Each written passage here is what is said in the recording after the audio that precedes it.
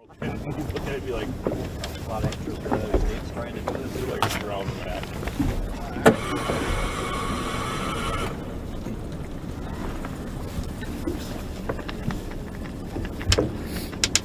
Are them all 4 strokes?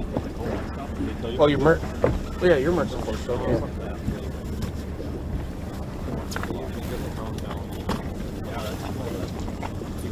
Good and it's bad. Hopefully before I get to the point, I'll have 2. People, funds, sure is tougher, but I tell you what, advertising wise. Well, they're seeing what's happening, so next year we hope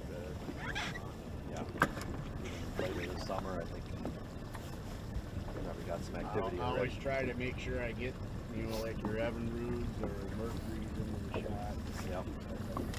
Yeah, we caught like that Friday night. We caught on. Yeah, probably like 38, 39 on muskie and U-Bay. Right. That was the first muskie, yeah. Don't get totally wet. First muskie I've caught in a long time. They do a lot. Well, Captain Kelly.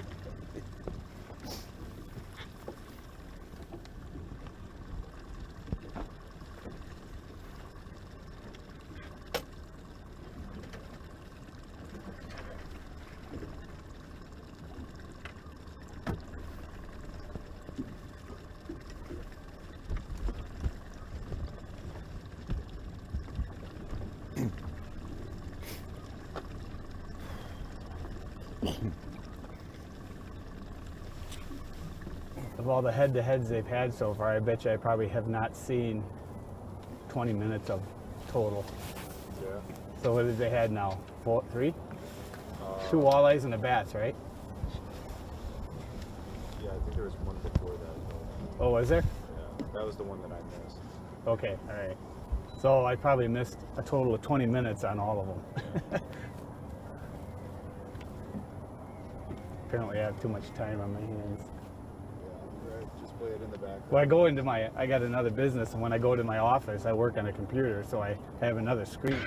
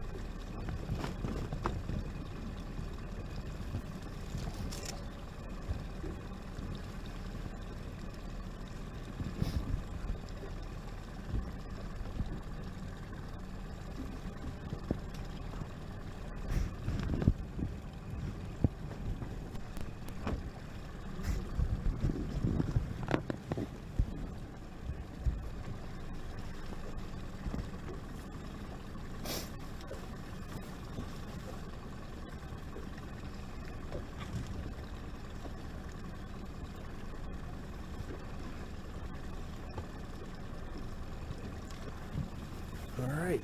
We're getting close here.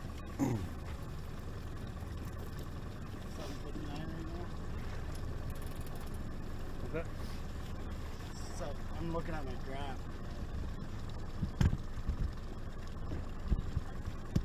Say less than 1 minute.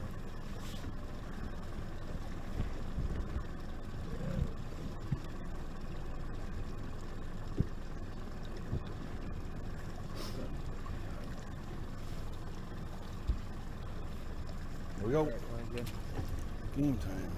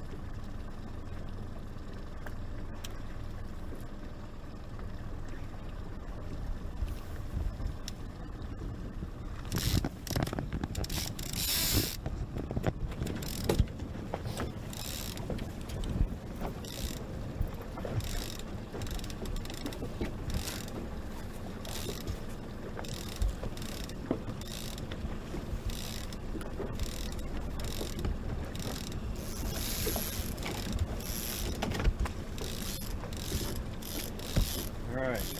Little flicker shads today.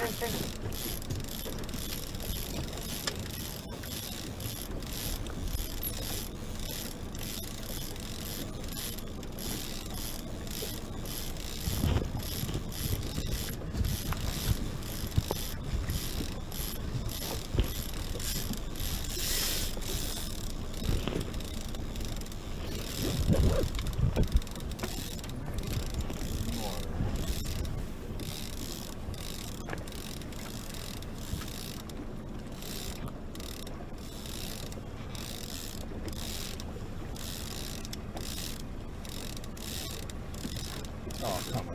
Not the red. All right, good morning, everybody. We are looking live at the head-to-head opening day of the Marbleye Madness on Lower Green Bay.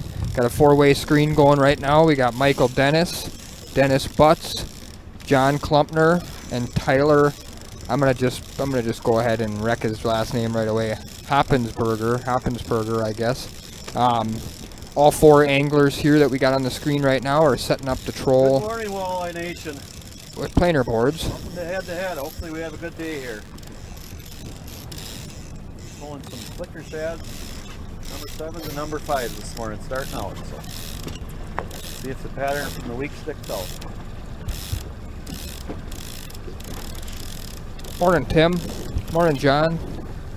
Looks like we got rain on the way. We just heard Dennis Butts, Matt, tell us that he's fishing flicker shad 5s and 7s he's starting off with. I heard that. Good morning, Russell, everybody. Thank you for tuning in. It's Monday morning. That means there's another head-to-head battle. This one's called Marbleye Madness. Should be a good one here. A lot of the debris with my board. Yeah. Bait got hit. trolling reels getting fired up already, Russell.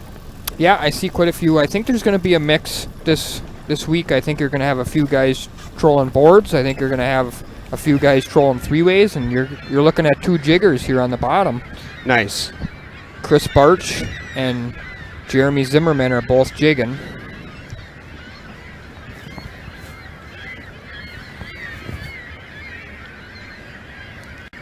Yeah, if I was Chris, I'd definitely keep my hood up with all those birds flying over. Chris is a second-time angler. At the top of your screen, we got Scott Hausuer and John Hines. Scott Hausuer is also a second-time head-to-head angler. Yep. We've got some repeats. We've got Santa Claus's cousin, Robert Claus. I think he's coming back tomorrow, right? Ooh, yeah. He's going to be a second-time The other angler. thing, too, is some people were asking when Jesse Brady fishes. He fishes tomorrow. There's another one. Yep, so Yep. there's another second-time one. Corey Clark, Russ, Matt, have you been asked for autographs yet since H2H? No. No. Oh, here we Hooked go. up. Right Hooked away. up. Looks like John Hines might be hooked up here. Oh, yeah. Whatever he's got on there is nice.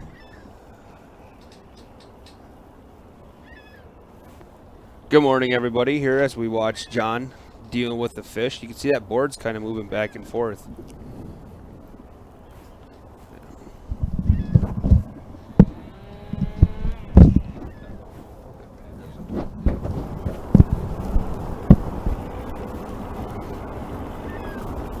All right, we're watching John Hines here working a Didn't take fish. very long.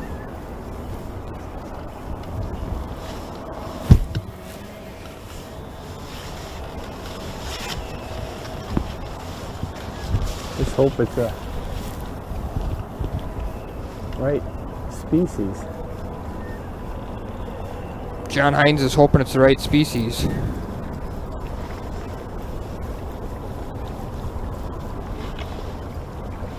Rob asked if they're using the trolling motor or the kicker. Sometimes they use both. I like in the lower bay the electric trolling motor if I can, because I feel like it's a lot of shallow water there and I think it can spook the fish. See John grabbing his offshore board there. Gonna take that off and hopefully catch himself a walleye in the mouth. Yes, we are.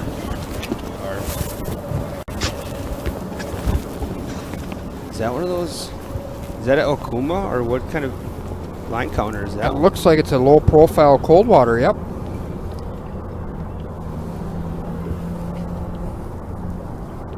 Fish appears to be staying down. I think that's going to be a nice walleye start to the day for... Sheephead. No, sheephead, darn it. That even had me fooled. They're going to deal with some of that here in the lower bay. They're going to deal with some sheephead. Maybe even a carp. But that one kind of had me fooled. It hit like a walleye, acted like a walleye.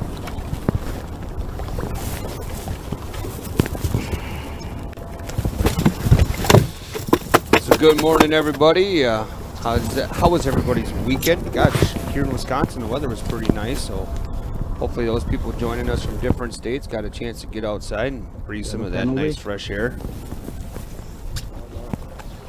You ever eat a sheephead? I have not.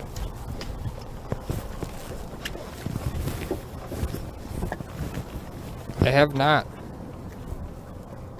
Hey, that's not a penalty if they drop in non-species.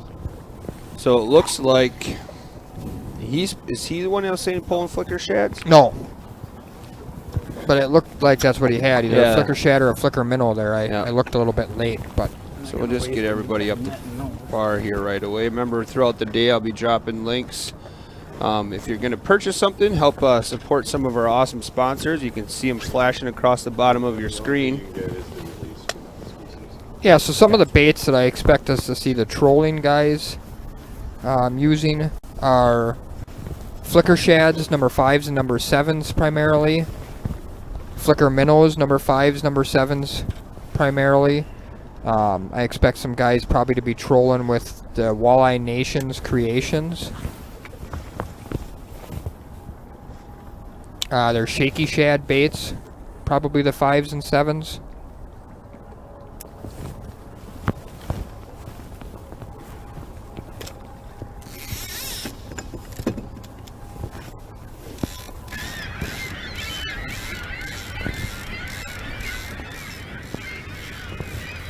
You can see one of our awesome sponsors for this week, Meg's Custom Rods. Yep.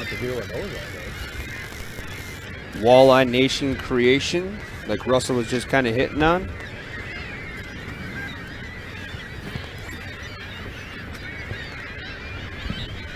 Join the fun on Facebook, YouTube, or head to Head Fishing, H2HFishing.com. Chris says he likes to use sheephead as cut bait. There's a nice battle between Tyler and John.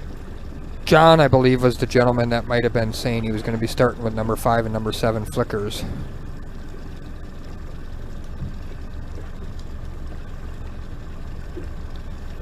Looks like John's got a Sportomotive Nitro there that he's fishing out of. Who was another one of our sponsors again. Sporto did a great job for us last week. We'll share links to them. Yep, we wrote it down here. House Hour is how you pronounce it. Yep, got it written down so I can try to remember. Yeah, Matt ran and got me a notebook so I can first names keep track. only on this basis. We're all friends here. Well, tangled up. Ike, how did you like your Meg's custom rod? You said it's very nice. Were you happy with it? Typical line size, Corey, I would say is 10 to 12 pound mono or 20 pound braid.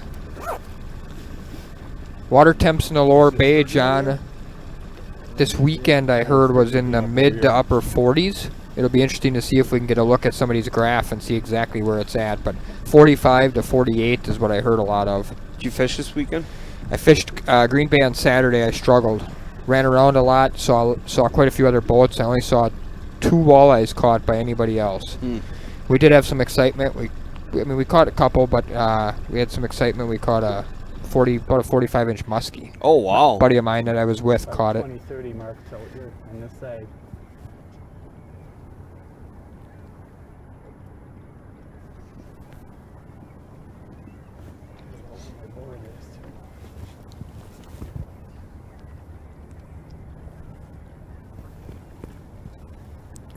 Brad, it depends on how far they want to get their bait to dive down, but a lot of these guys are going to, in this real shallow water, are going to be running real short leads behind their boards. Brad asked how much line out before attaching the boards. I'm guessing a lot of these guys are going to have anywhere between 20 and 45 feet back only. So Robert says, so Russell and Matt, when I'm fishing tomorrow, you can refer to me as Captain Bob instead of Santa Claus's cousin. Raymond. We could do that. No. Josh asked, who would I talk to at Sportamotive about a pontoon boat? Well, I don't think they reopened yet. I'd have to get confirmation on that. So here's a link for you right away. Just send them this information and they'll probably reach out to you right away, Josh. I think, you know, we're still dealing with the COVID stuff. So send them a contact information here that I just sent you, and they'd probably be happy to get a hold of you and figure something out. I'm going to double check and confirm that if they are open or not. Again, we're kind of dealing with some of that still here at the point with, you know, getting new baits in, getting restocked on a lot of stuff. Some of these companies are still going to wait till that 1st of May-ish to open up. Normark is still that company, right? I think Yeah, Justin I think said May 4th or May something. May 4th, yep. So we're still getting a lot of requests about the number 6, you know, ripping wraps and all that kind of stuff. So just be patient. The warehouse, though, is getting rather caught up. So anything you order off the realshot.com should get shipped out pretty steadily. Dante says he was out yesterday. The water temp is 49 degrees. The boundaries for this week, Russell, are pretty much the same they've been for the other things, except the river's cut off. cut off, yeah. So we're talking the lower bay, Brown County only. So basically it goes up to Little Tail Point across to Point Sable. Thank you, Robert. We appreciate it. Good luck tomorrow as well. We had a fish on.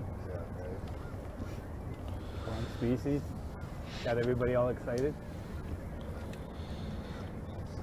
So in the top corner of our screen, you can see some of our amazing sponsors that are trickling in for this week's event here, Walleye Nation Creations. I'm going to let Russell kind of elaborate more on their stuff throughout today's 5-hour show. Sportamotive.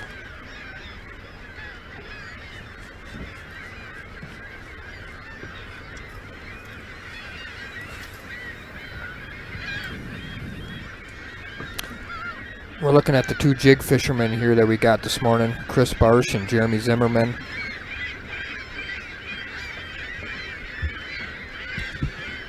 So I didn't get a look at either one of these guys, what they're jigging here. Are they slow finessing something like a jigging plastic, you think? I haven't seen either one of them yet, but that'd be my assumption, yeah. I mean, they're definitely not throwing like a rip and wrap or anything. Nope, I'm guessing they're both throwing jigging plastics. And I'm thinking that, I don't know this, but I'm guessing that in the back behind Chris Barsh is Jeremy Zimmerman. That would be my guess. Hard to tell because you're looking out the back of Jeremy Zimmerman's boat, but I'm pretty certain that could be the case. You know, I think I'm happy, and I think a lot of the viewers are going to be happy that Chris is rocking those Crocs again. Yeah. He's got confidence in that setup. Makes him feel good. Marianne believes they are throwing a rip and wraps.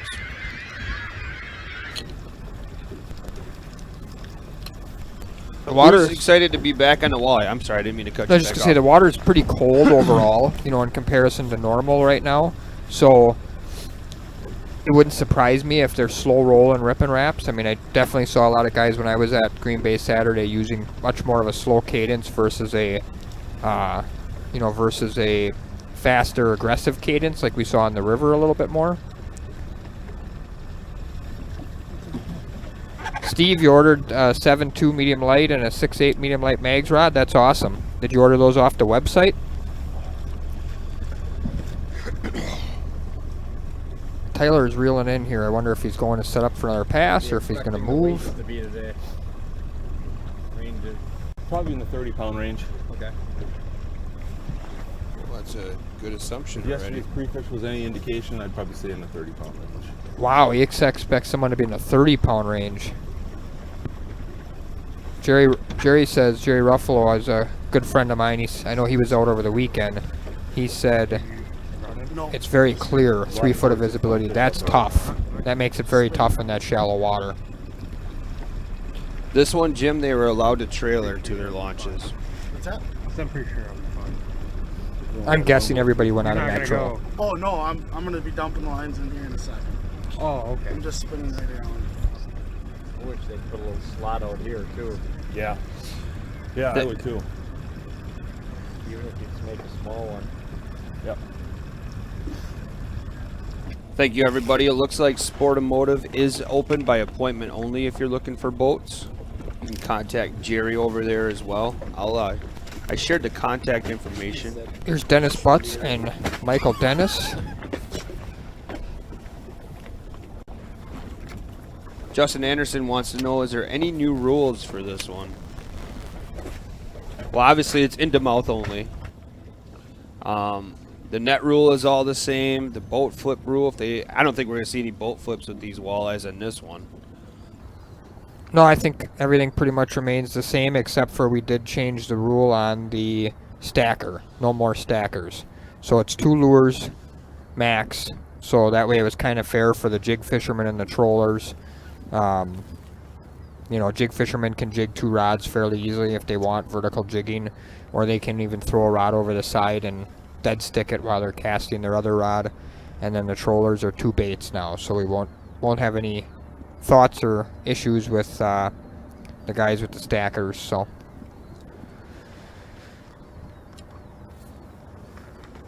you see a combination today of guys, a lot of the guys trolling more open water spots with a board on each side, but I have seen already 1, if not 2, guys trolling with both of their boards on the same side of the boat trying to work a structure area.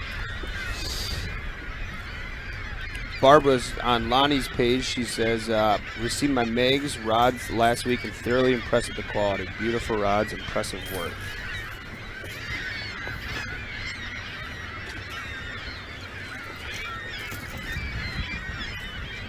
Yes, same top 5 payout, Jordan. So this will be the first tournament on the new format, bracket format for walleyes.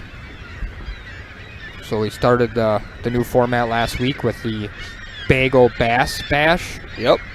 It worked out really well. It was entertaining throughout the I agree. last couple of days, and especially if we're going to see a lot of trolling in this one this week, having that new one is going to be, the new bracket format is going to be entertaining for sure.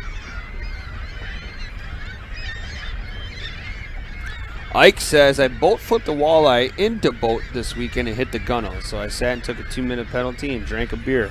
There we go. There we go. You know, I fished a little bit on Saturday, and my son caught a 2-pound 9-ounce largemouth, and we weighed it on the official Rapala high contrast scale that I had, and I tagged it on Instagram saying it was a head-to-head legal fish. Caught it on one of those Omega bladed jigs. That thing like choked it. Really? Oh man.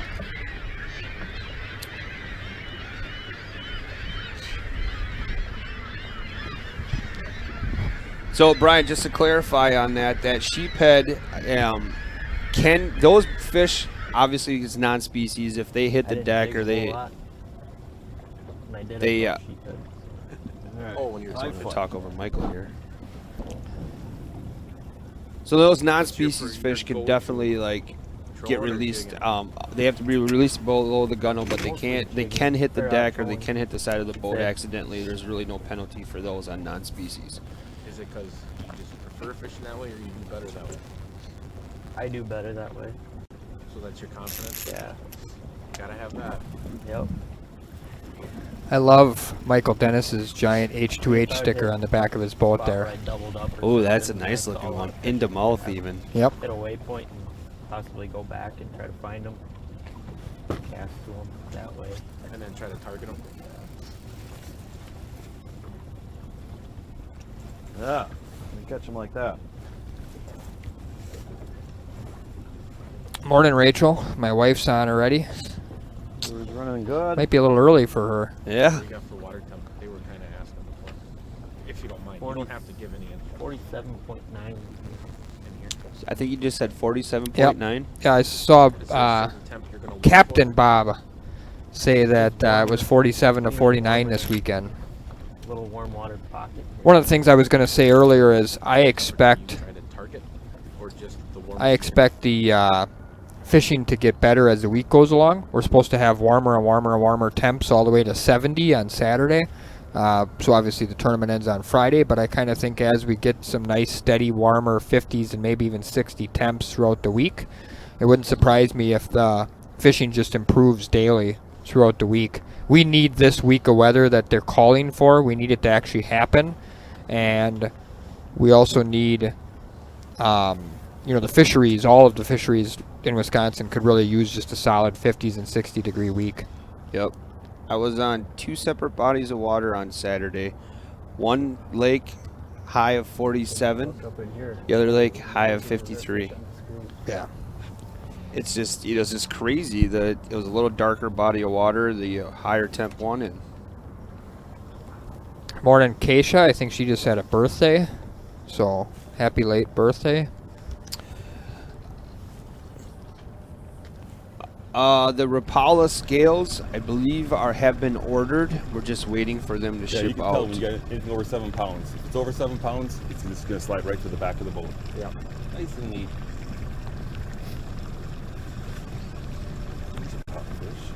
I think the rain that somebody asked about the rain, if that's going to hurt or help the bite. I think the rain will help because I think it'll flush more fish out of the river, and it'll just get that spawn, post-spawn situation even going even more. A lot of them fish that are hanging in there, if that current really gets pushing, Matt, it'll get them fish flushing right out of that river and into the lower bay here. Guys that are fishing the channel are gonna, I think, tend to be the guys that might see a big benefit out of that rain. Put both my boards out on the same side. It's easier to watch. A lot easier. So the general areas that I expect you to see a lot of the guys fishing is I expect to see some guys fishing the main river channel, Matt, that comes out of the river, Not getting the line screwed up. and out into the bay. I expect guys to be three-weighing that or jigging that, which is basically what Chris Barsh and Zimmerman are doing. They're fishing just off the edge of it. And I expect guys to be fishing that whole east shoreline, which a lot of guys will call that Eagle's Nest, which is a restaurant that's on the northeast corner of that shoreline in University Bay. Could be some guys trolling Kidney Island, which is the first island when you come out to the east. And then I expect some guys to be trolling Dead Horse. That's also an area that I think that's on the west side. It's a little bay there. Look at it this way. You haven't got a penalty yet. Right. You're doing good. We don't want no whammies. No. I've been practicing everything. Dale Rosner, I suggest a hummingbird. That's good. Just because I think they have the best side scan right now of all the units. And I think if you're going to walleye fish, having side scan is really important. Their Mega SI is pretty good technology right now. Good morning, Coot.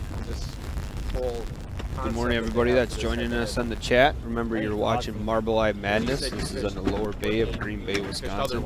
Yeah, small bar tournaments and stuff like that. I think it's awesome.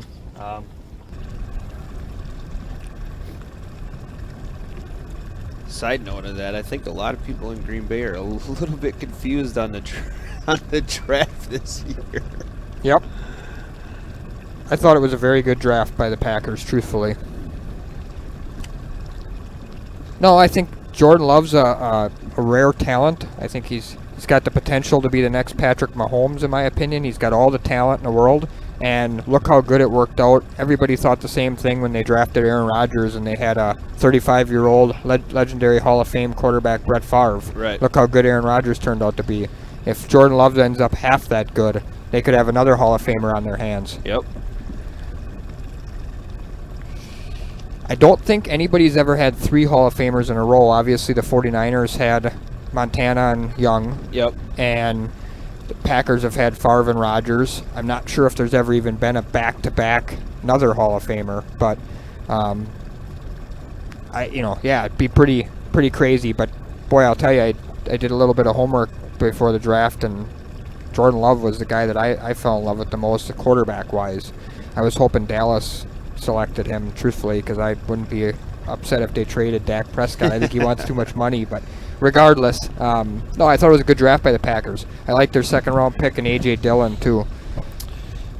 How many times did the Packers last year have 3rd and 1, 4th and 1, Right. and couldn't seem to get a yard? So Gus asked here, can you give a birthday shout out to my buddy Taylor Jensen?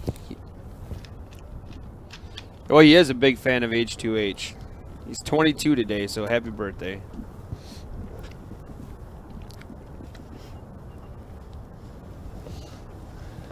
Yeah, it's like this local radio stations here calling and give your birthday shout outs.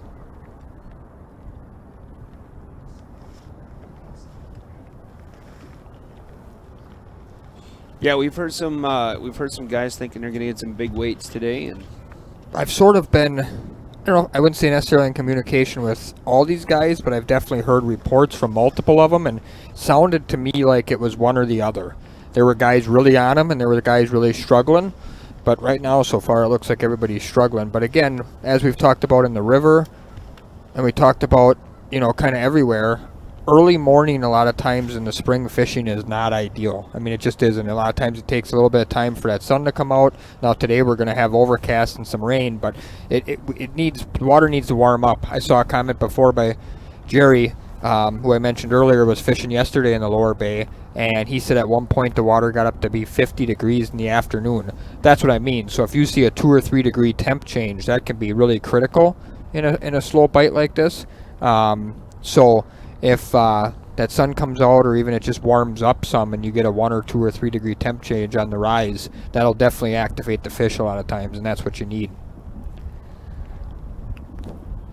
good morning, Todd. He says, good morning, Russell the Muscle, and Matt, favorite commentators.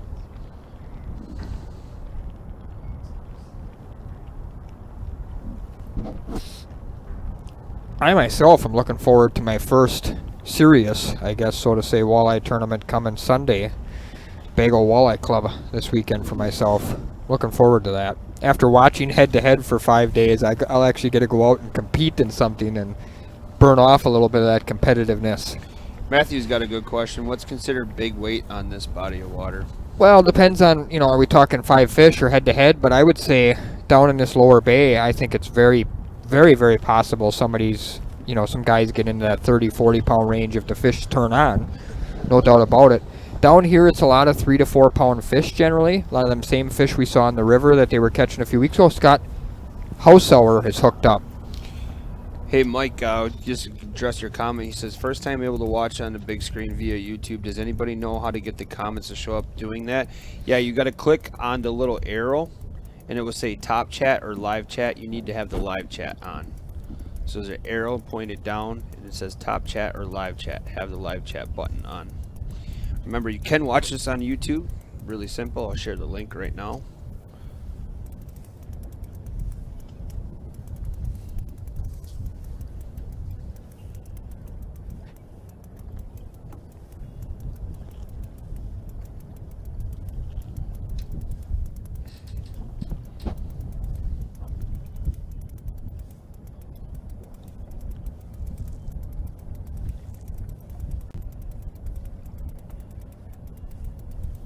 Scott would be one of the favorites in my opinion. Very, very good stick, but he's a very, very good lower bay fisherman. Whatever he's got there, pulling pretty good. Did that work, Mike?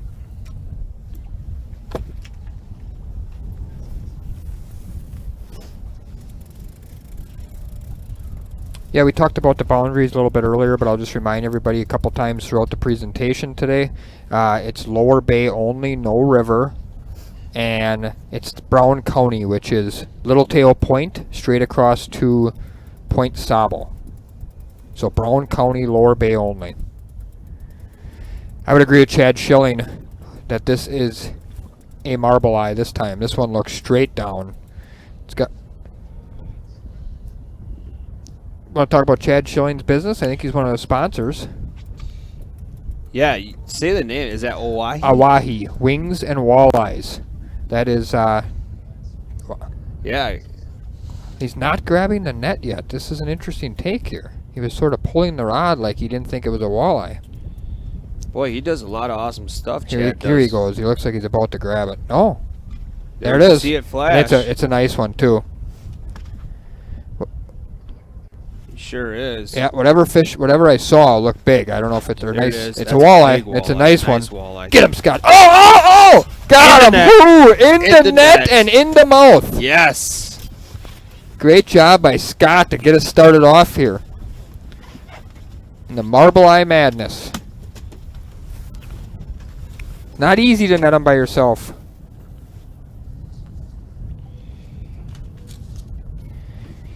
John, that's a good question. Brian, John just asked how far north in the bay could we expect a head-to-head tournament with the reception? You have any real thoughts? Yes.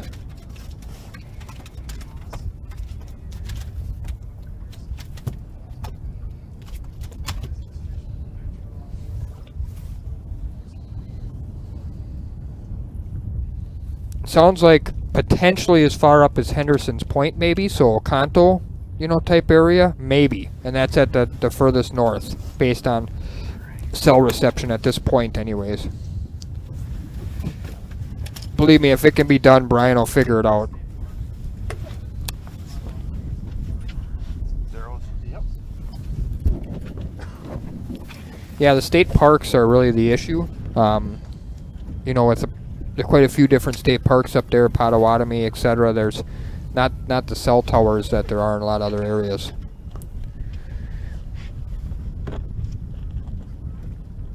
3-4. 3-5. 3-5. So our first fish on the board this morning is by Scott Hausauer.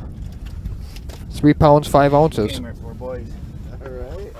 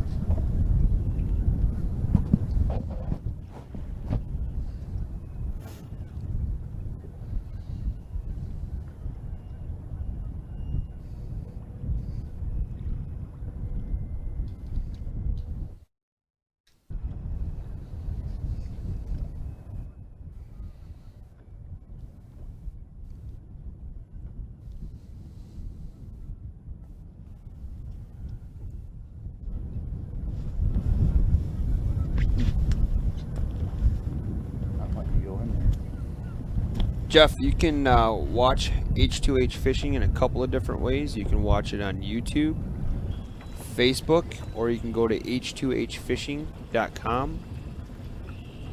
Watch it over there.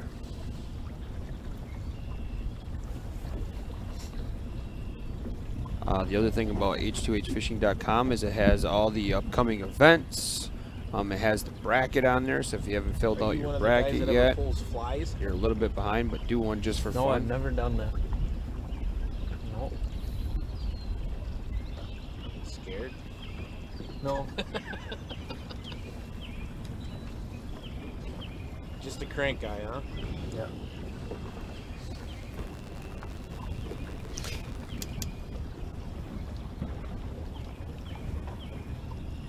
You prefer stock colors, or do you like them custom made to cater to you? The cranks, I got a lot of just stock colors. You're not one of them custom colored No. guys that go crazy over a purple nurple or No. Rip and wraps I do. Purple I got a lot of nurple. custom colors. Cranks, no, I haven't gone too crazy on this.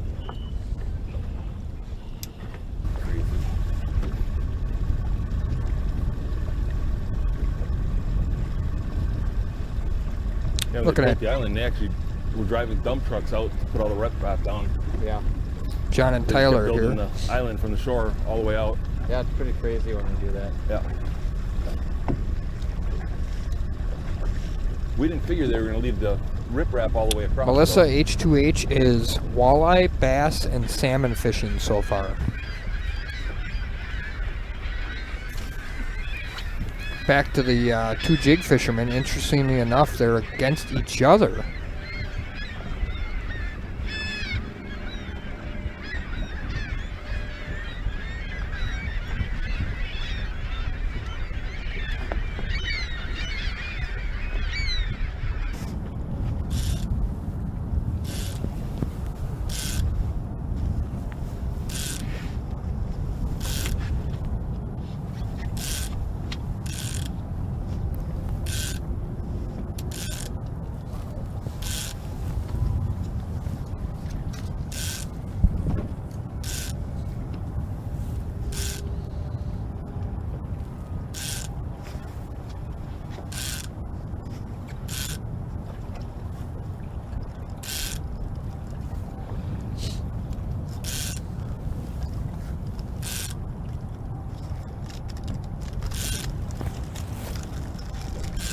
You ever fish this lake, Russell? Lake Oahe, I have not. Nope. Lake Oahe? Oh, Scott Hausauer is hooked up again on the same rod. Oh, I missed him.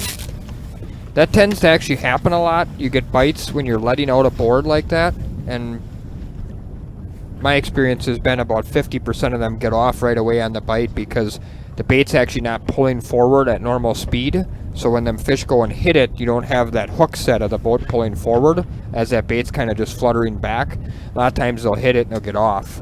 Huh. Hooks in them too well and the board's going out yet. Yeah. Scott just reiterated what I just said. How often do you think those fish come back and hit then? Quite often.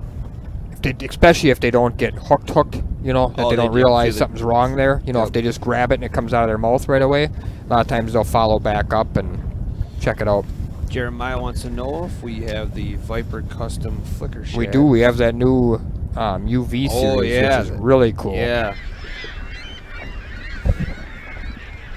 Right there. Here's the link right here. Those are hot. I might Yeah. know a guy that helped come up with that idea.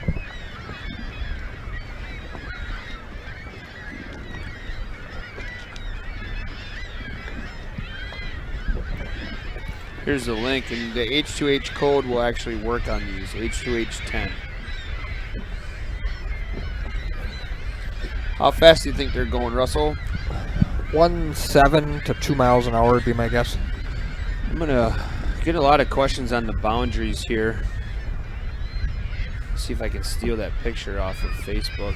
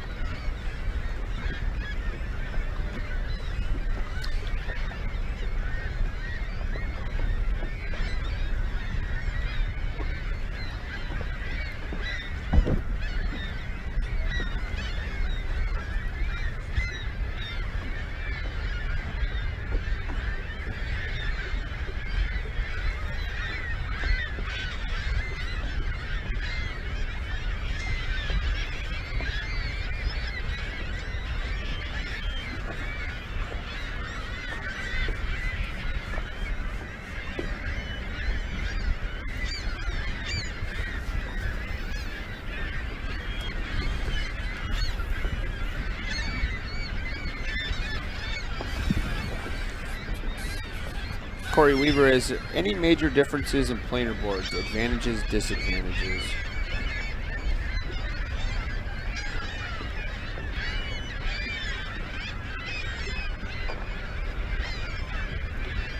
You're an offshore guy, right? You like the offshore stuff? Yep. But are there advantages running from like the gator boards or the church boards to the offshore stuff? You know, I think it's personal preference. The gator boards, the church boards, the offshore boards still all pull your baits to the side. Opti boards, I've seen a few guys have. You know, a lot of it is the accessories and all that kind of stuff. You know, that definitely allow guys like, for example, Church makes a release called the Lockjaw. Some guys Yeah, I'm prefer guessing those. As bad as they're predicting. Offshore makes the We're gonna end up in OR18, the which woods. is similar but a little bit different. So, in my opinion, it just totally depends on what your preferences are. Offshore was kind of the first to the walleye board market, so in a lot of ways that's the standby. Yes, Mike, we do have Scott Allen's coming in this morning, I believe, right? Yeah. Going out of the Yep. northeast into here. I believe Captain Keller's coming today. Yep, he'll be rolling in, I'm sure, around that 10 o'clock time frame. Scott, I think, is supposed to be here around 9 o'clock.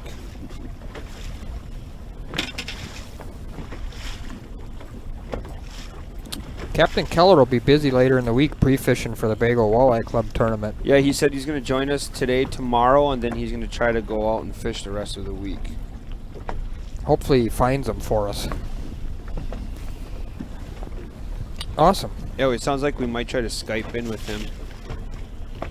He just downloaded that fancy app as of last Did he? week. Oh, Did he? yeah, he's getting tech savvy, that guy. So right now, for those who are wondering about the boundaries, I'm actually putting together a post for Instagram and Facebook. The boundaries are on the Facebook, head-to-head Facebook page already, but I'm going to share them again here so they're more current to the top of the list. Yeah, I was in a full immobilizer for 6 weeks. Let me tell you what. Next time if they think they're gonna.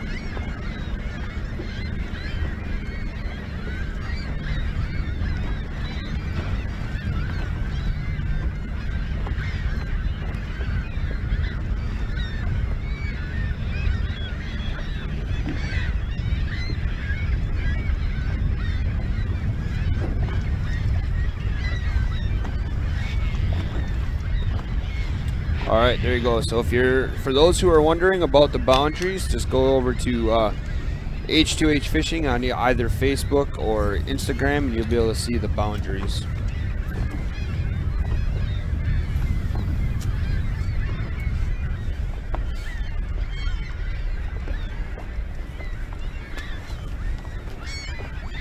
But again, it's the river is off limits on the lower bay here for Marbleye Madness, and then it's Little Tail Point to Point Sable.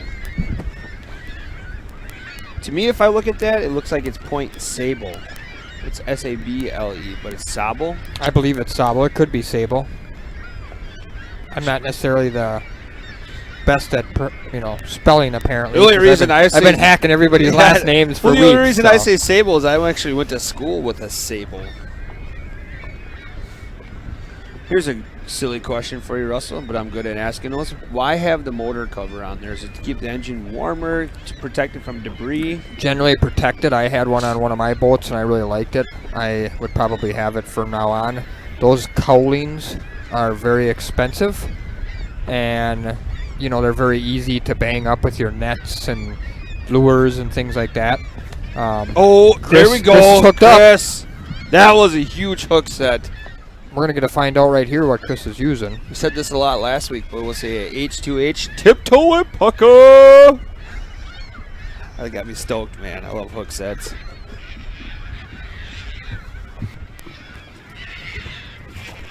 That's a nice one. Yeah! That's a nice one.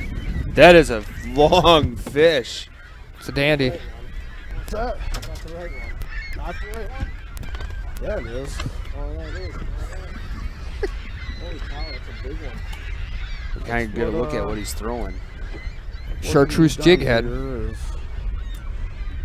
there's that paddle tail there. Yep. Goby colored paddle tail. Not bad, sir, not bad. Kind of got a chuckle. We heard our cameraman thinking he was bass fishing for a minute there. He said, "Not the right one," and Chris goes, "Yeah, that's the right one." The weeks are all blurred yeah, together. everybody's got the weeks wrong now. Cameraman thought we were bass fishing. That's awesome. That's a big fish. It's a nice one. That should 5? be, yeah, I think it's gonna be 5 pounds. Skinny, Long, but it's though. long. Is that about 27 inches, How you much think? lockjaw they got this morning? I said that's how much lockjaw they have this morning. Jeff, I used the offshores with Sam's Pro releases for walleyes.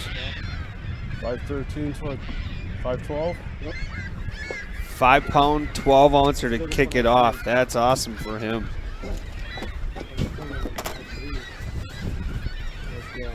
Yeah, Pulsar, I think that's a really good guess. 512, correct? And then just show me your phone and then you do it. Yeah.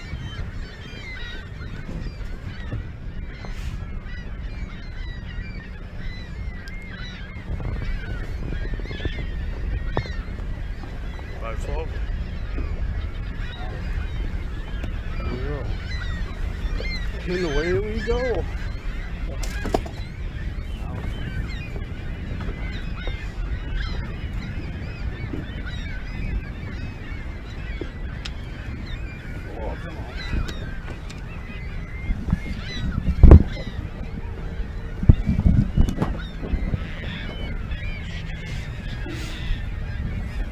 Now, hopefully the window's opening.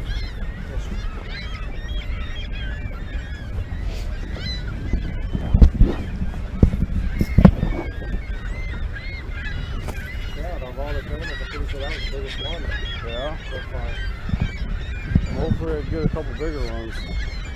You should do a cash price for the biggest one possible.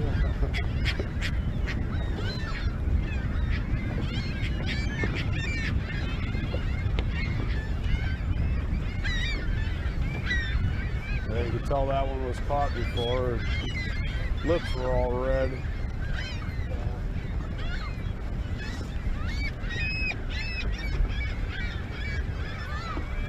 Tight lips. That was one of the biggest ones there.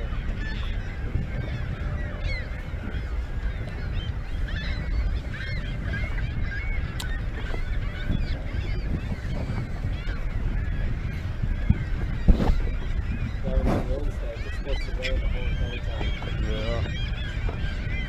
Yeah, we'll be getting wet. Hopefully it'll trigger a good bite. Get a good power window going. How does that work? Fish go high in the winds?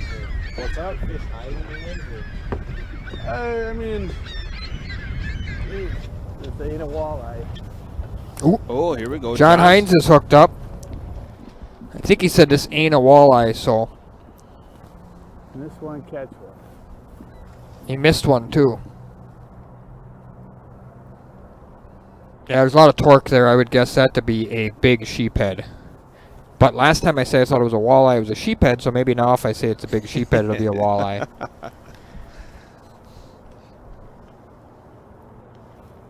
Yeah, that's pulling awful hard for a walleye.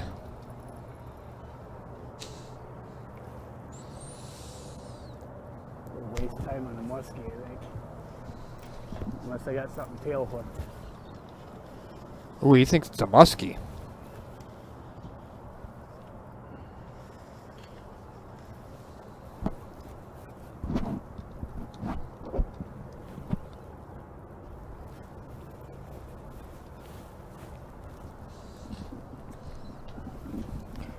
One of the baits that guys, if you're going to fish Green Bay or Winnebago, should probably have, that's I think going to be a dynamite bait for something a little different, is the Walleye Nation's creation Shaky Shads. That definitely is a bait that to me looks like it'd just be a killer for both Green Bay and Winnebago. Actually, funny story, when those first came out, I saw them at the Columbus Fishing Show a couple years ago, and I bought some plain chrome ones and had them custom painted for Captain Keller. I think he's been sneaking some fishing on those. I'm not sure he's been telling me all the fish he's been catching on them for the last year or so, but I know he's got them, he's ran them, and he's caught fish on them because he sent me a few pictures. Here's a question for you from Wayne. What are the guys that are jigging using for line? I will take a look. I didn't pay attention, but I'm guessing they're using that same kind of 10-pound high-vis braid, but they might be using mono. Wayne, I'll take a look and see if I can figure that out for you. Whatever's got on here is big. Yeah, he thinks it's a muskie, and it might be.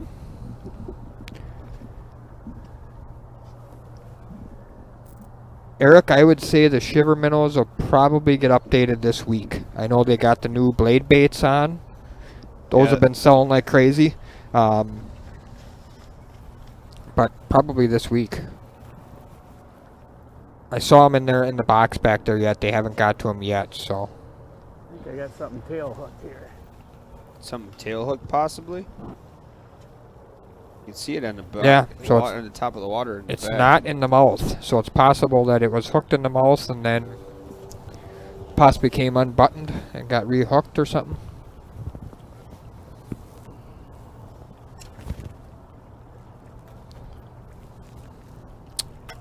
What is the best shallow water crank? It totally depends on time of year. Right away in the spring, I really like Perfect 10s, shallow husky jerks.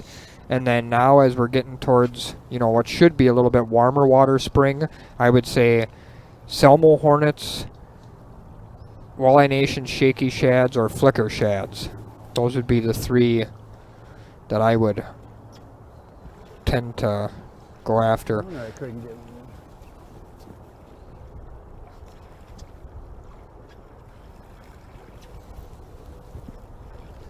What is it?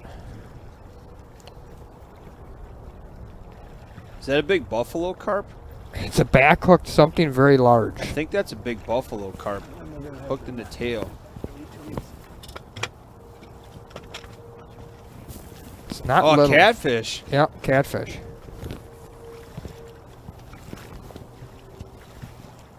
Yeah, somebody mentioned earlier, this is basically a penalty right here. I mean, channel cat? There's a good look at some bait sitting right there. Yep. Looks like a custom purple head Wonder Bread.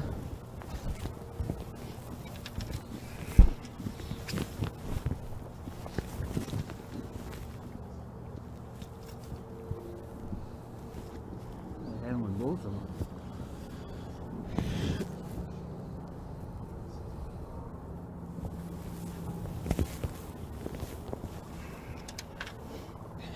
Dylan Williams says, in the butt.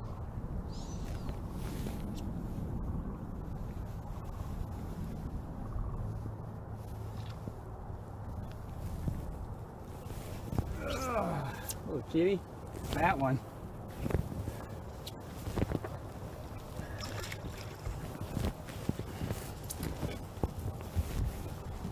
This one on the other rod. I don't know what that one was.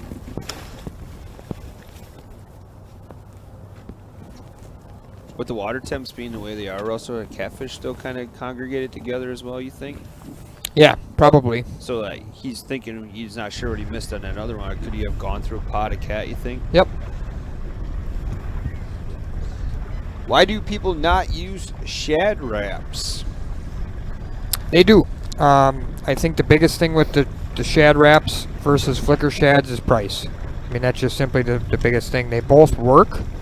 It's just a matter of the fact that shad wraps are, I think, $6.99 or $7.99, right around there, and flicker shads are $4.99. You know, on sale sometimes even less. So what conditions, Russell, would you switch from like a standard bait to a jointed? For me, jointeds work better in warmer water and or river conditions. Matt Smith says that Chris Barsh is using Seagar Smackdown, so braid. Thanks, Matt. I like flicker shads, or jointed flicker shads, or jointed shad wraps when the water's warm and the fish are a little more aggressive and you want a little more action, and or they seem to really work well in river situations on like lead core and stuff like that. Okay.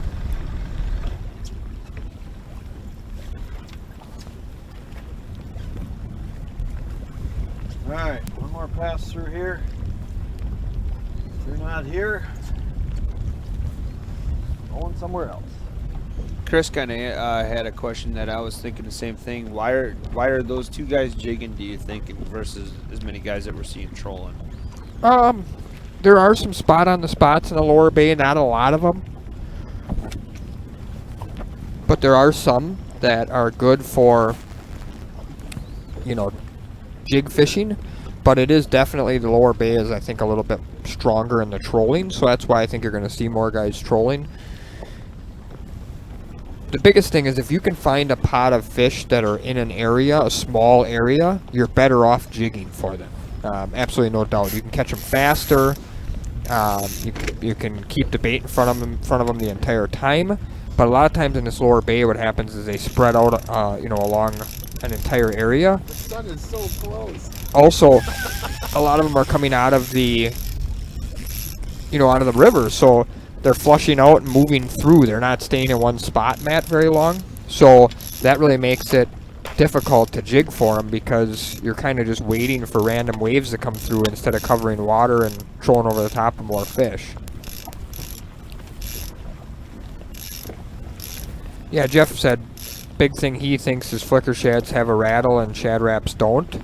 Also the shaky shads, I think you have even a louder rattle than a flicker shad, so both of those are great options.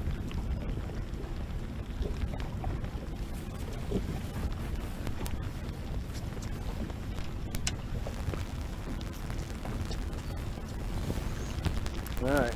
Guy went out in the deeper water. We were hanging out deeper. Yeah. So I'd asked you before, Russell, you said you had fished at Oahe. I have Lake? not. No, I have you not. have not? Nope. Brian said he fished it. He said it's an outstanding area. Yeah. I believe they get salmon in Oahe as well. Really? And obviously being in South Dakota there, you can see on the picture on his website, look at the pheasants that they get too, which is really my deal. I love pheasant hunting.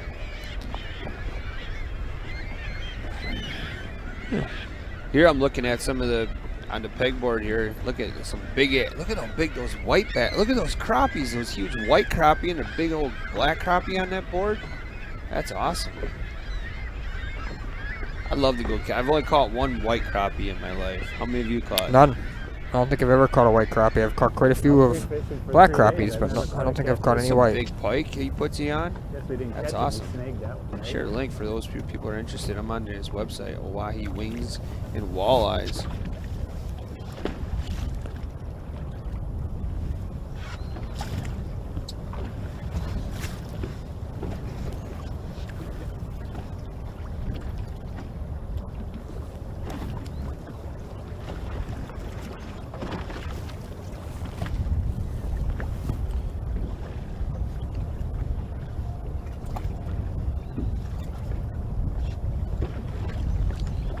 Oh, Mr. J. Muntz in his house.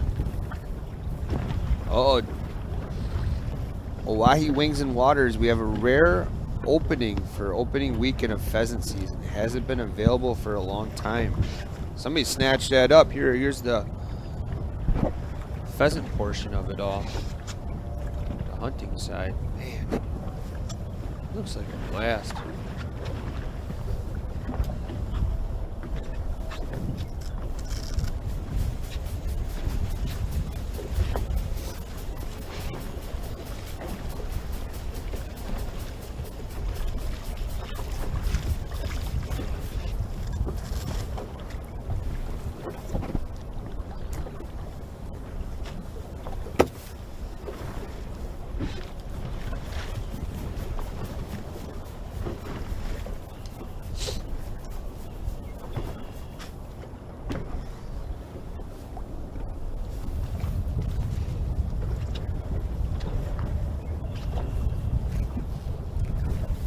I like it when the owner of the operation is on here for Oahe Wings and Waters. He can address a lot of the good questions people are having. Here, right away, Nick's like, we should do a head-to-head pheasant hunting. That would be a ton of fun. That would be a blast. I did see, though, Brian sent me something over the weekend. Somebody is out there doing live streaming turkey hunts. Oh, I believe it. Yep. There's so many things that are getting live streamed nowadays. Shut that rain off. Make it run back up.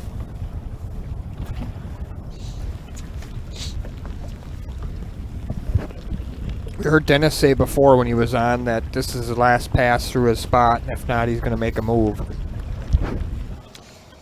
Oh, here we go. Back to John. Oh, he had one on it. Came off.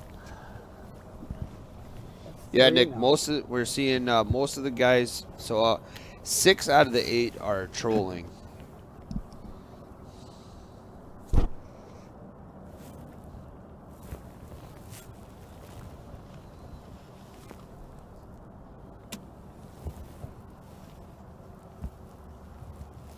Donald, you cannot use live bait during any of the head-to-head events. Well, potentially the salmon you can use. It's dead bait in a way, but it's not live bait. Correct. Pick up the speed. Cut bait. It's a different animal. It's. I mean, Alewife? while Is it that is, what it is? no, it's usually herring or Herring. ballyhoo. Some Okay. guys will use alewife, but it's really not even a bait necessarily either. Because I mean, we don't even leave it full. It's cut bait. Yep. So it's totally different. Because I know guys are gonna say, well, why don't you allow the walleye guys to use dead bait then Right. or whatever? Yeah. And it's a totally different It's cut animal. bait. And the other part about it is we've talked a lot about the innovation. You know, there's a ton of innovation in the salmon industry for cut baits. You need an entire rig for it. It's not like you just throw it on a hook and put it down there. It's a completely different deal. So Russell, when will you kind of pull off the walleye portion of it and start fishing more salmon trout? For me, it's pretty much mixed all year. Okay. I got tournaments for walleye throughout. Last year was August. This year it's through July. But I mean, I have not gone on a lake brown trout fishing yet just because the weather's been so terrible. It's been hard to get. It's Yep. been limited time or I've already would have been out. But basically, you know, starting here pretty quick, I'll start salmon fishing just as much as I have been walleye fishing. So it's hard to go back and forth. I feel like at times I'm not as good at either one as I could be, but I enjoy them both so much it's hard not to. What are the reports coming from over your neck of the woods? It's pretty good for salmon and trout fishing when the weather's played nice. The brown trout fishing's been good. There's been some kings being caught already. I see that there's, you know, all the way up to Kenosha already. There's a decent coho bite that's really good. So, all exciting stuff. I saw Brandon ask before, how much of a benefit is it to upgrade your kicker from a 9.9 to 15? Brandon, I would say it depends on the size of your boat. You say a 20-plus footer and how heavy it is.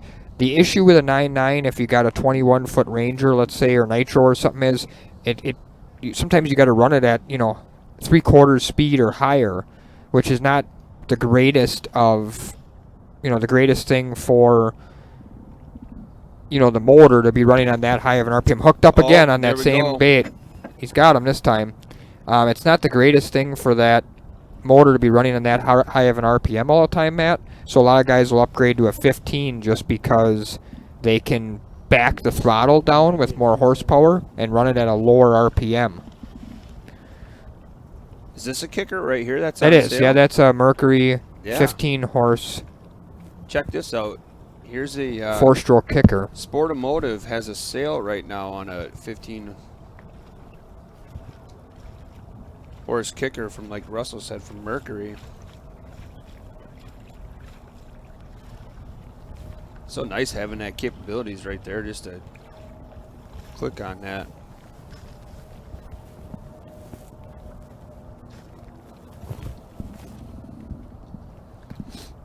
Another good point made.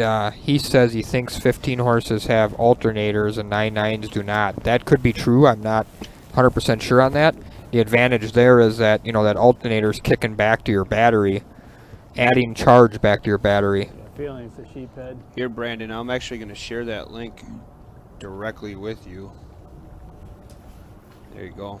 I'm getting the feeling that John thinks this is another non-targeted species. And he just lost Yeah, it. you just got it off. He's spraying it with some scent there.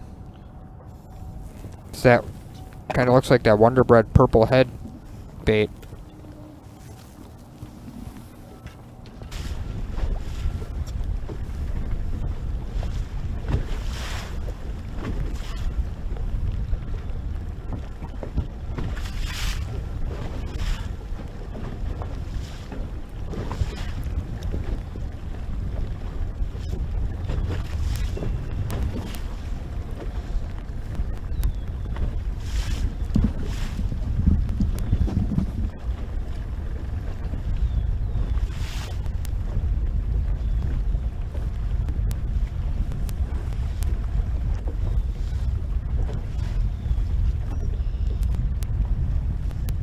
That's where it comes nice when you put the bow mount on.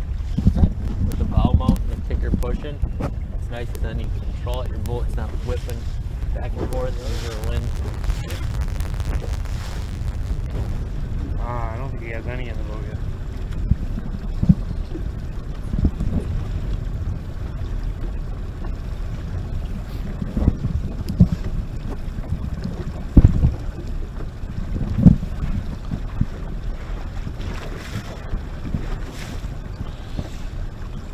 Yeah.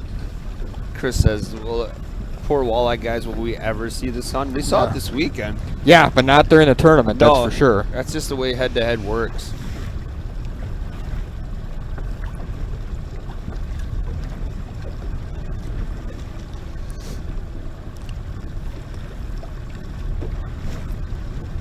Cooper is not a bird. Can you please say hi to my buddy Nick? Well, we just did. Eric, I should have got in the May Bagel one. That was the one I really wanted to get in. But yeah, I agree. At some point, I'm gonna have to jump in one of these walleye tournaments just to participate in one. So Randy has a question, an all too familiar question that we get quite a bit here at H2H Fishing, head-to-head fishing, the original head-to-head. When are we going to come to this portion? When are we going to come to that portion? Well, first of all, we got to have COVID stuff settle down, which is kind of easing up a little bit. Yes and no, not really. But the other thing too is probably 2021 we're going to expand again from where we were at. 2020 we had some bigger hopes to branch over to Minnesota. Then this whole COVID stuff came about. Big thing for head-to-head is we got to have, we're going to call it cell connection, and it's not even cell connection, it's more of an upload speed. So if the Missouri River is a good spot, we'd definitely be interested in coming there. We just need to have somebody scout the upload speeds ahead of time. Yeah, I think the biggest thing to understand is I think head-to-head's taken a little turn on its approach, in the sense that, you know, last year going into this year, the thought process was Wisconsin and Minnesota and have like a state type tour, right, Matt? And now I think it's probably going to be more like spot and spot and spot. In other words, I'm going to give an example, and it by no means this is the case, but maybe we would go fish Oahe and Erie and Mille Lacs and Winnebago and Green Bay. Not necessarily the Dakotas and Wisconsin and Minnesota. Like, you know, there's other circuits that AIM comes to mind that has a Wisconsin AIM series, Dakota's AIM series, whatever. That's not necessarily the case. You know, I think we'll be more of that spot, lake to lake to lake type thing.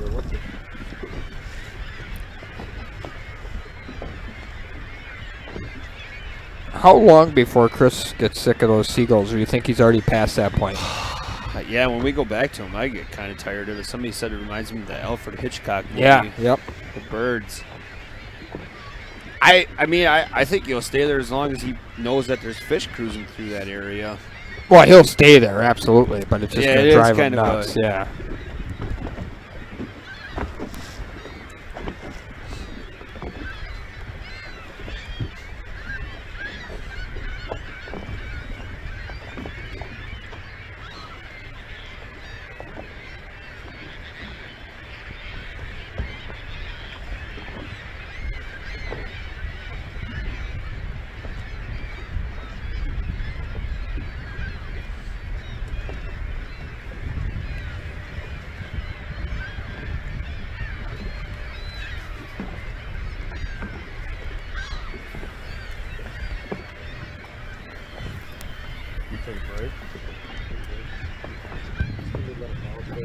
All right, so it's 9 o'clock, and our special guest is here. I'm going to let him sit down with Russell, and they can talk tactics.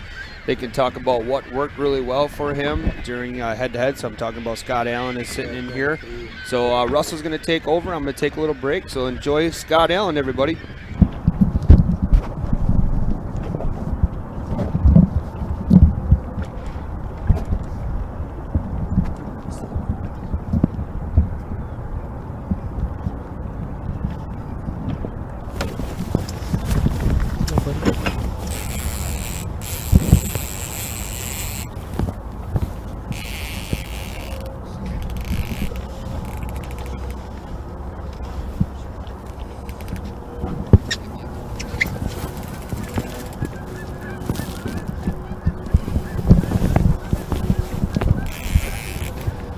Who wants a giveaway?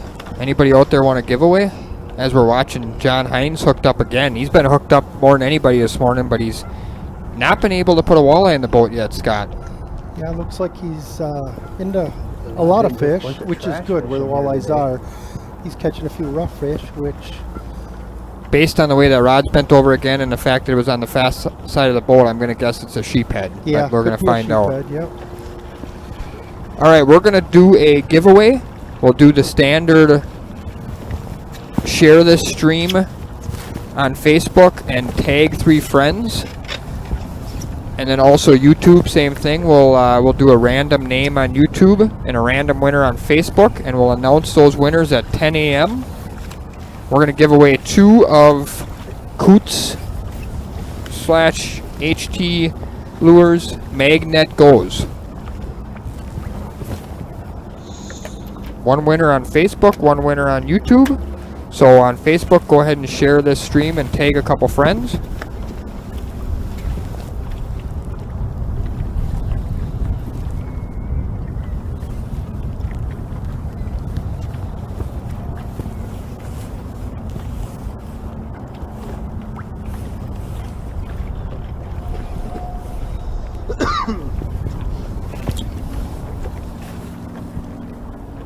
All right, Scott, while he's tending to this fish, looks like he's got a pretty short lead there. I saw that fish boil right away almost after he took the board off. Yeah, you're only dealing there with that lower end of the bay is anywhere from 6 to 8 feet. This looks like a nice walleye. No, sheephead. It's also underneath in the throat there. Looks like he's using a Wonder Bread purple head crankbait there. There's a lot of action on that, but that's also a very bright, gaudy color. Tends to be liked by the sheephead white bass type species.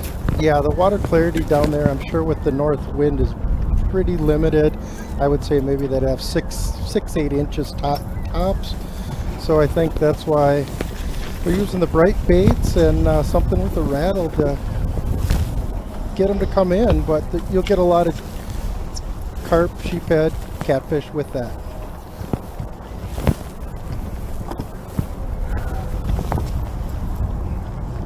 The majority of that, like I said, is 6 to 8 feet of water, maybe 9 at the most. So everything's short here.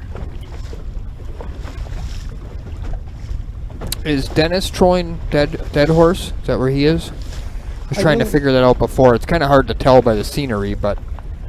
Yeah, I really haven't taken a look on the big screen. I don't know where those guys are fishing.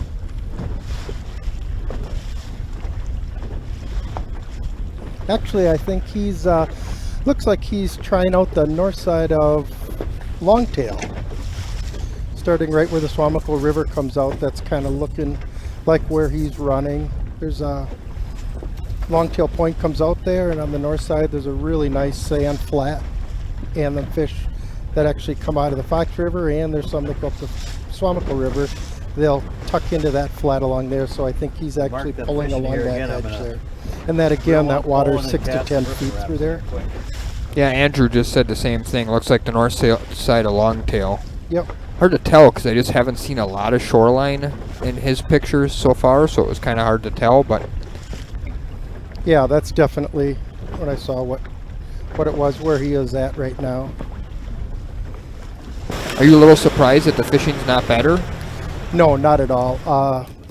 The cool nights yet, because we're dealing with such shallow water, these cool nights, as we saw 2 weeks ago, the morning bite just isn't there because of the cool nights. Those fish will pull down off of these feeding flats into a little bit deeper water, in my opinion.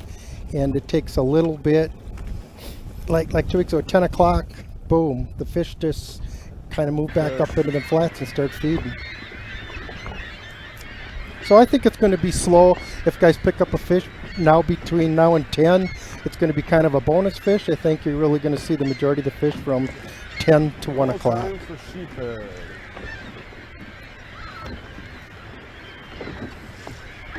Chris here, he's just working the wall that they put in for the Cat Island project there, and he's just jigging along the flats there where the main river channel cuts through. He's kind of working that current break there.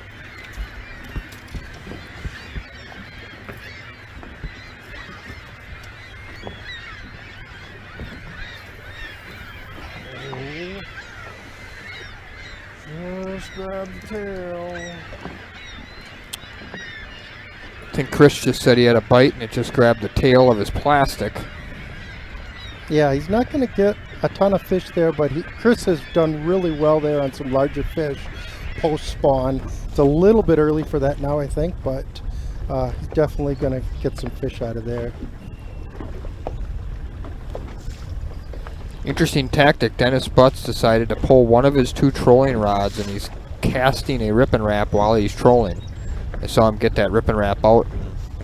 I mean, that's not an uncommon tactic now. People seem to do that, especially in 2-person tournaments where you can run 6 rods. I see guys do that a little more often than not, but it is sort of interesting when it's only a 2-rod tournament. I feel like taking that one of your 2 trolling rods out really is tricky. Yeah, it's tough, but you can do it a little more effective here because you're dealing with such shallow water. I think, you know, if you're deep, if you're in 10, 12 feet of water, it takes a little while longer, and I don't think it's beneficial as where he's casting up now. He's looking at that 4-foot range, which I think is a little early right now, but you never know with that warm water coming out of the Suamico River and a north wind, it can really push that warmer water in there. This time of day, the water temp is just 100%. What you gotta key on is a little bit warmer water, and he could have a little warmer pocket of water through that, and that's why he's casting that rip and wrap to see if he can catch some aggressive fish in there. No, I am. I think the rain this week will definitely help flush some more fish out of the river. There appears to be a ton of fish in the river, yet I saw multiple videos and reports from guys that were in the Fox River in the Deep Pier area, still almost all the way up by the dam, trolling this week and catching fish. This weekend, I mean, during the daytime. So they're, you know, same areas like you were fishing during that tournament. There's still guys fishing there and still guys catching fish. So there's still a pile of fish in the river, and there is year-round there, but there seems to be a lot more than normal yet there. So I think this rain could push fish out of there. Definitely. I think a lot is because we had kind of a nice warm-up. I drew a lot of fish in, and then we had the cold, so the fish that didn't spawn just kind of hung around, and it really kind of dragged it all out. So I think that's why there's so many in this time of year. It's more because of our weather. We just didn't have that warm-up, where the rain, I think, will help, especially if we got a nice warmer night here. We're going to get some warmer water flushed in, and it's going to draw those fish into those flats.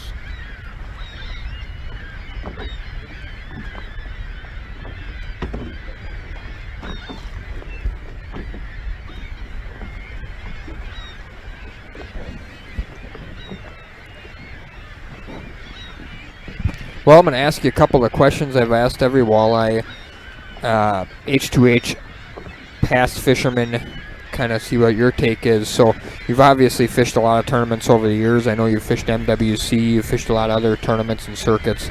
Give me a little rundown of the format, how you like the format. You know, take away the fact you won, that's always obviously a positive, but take that away. What were your thoughts of the format, first and foremost, and then second of all, what about the app? Did you find yourself really paying attention to how your competitor was doing? Did you ask the cameraman for a lot of updates? Were you looking yourself on the phone, or did you pretty much do your own thing and not even pay attention? With the bite being, first of all, the format I think is absolutely unbelievable.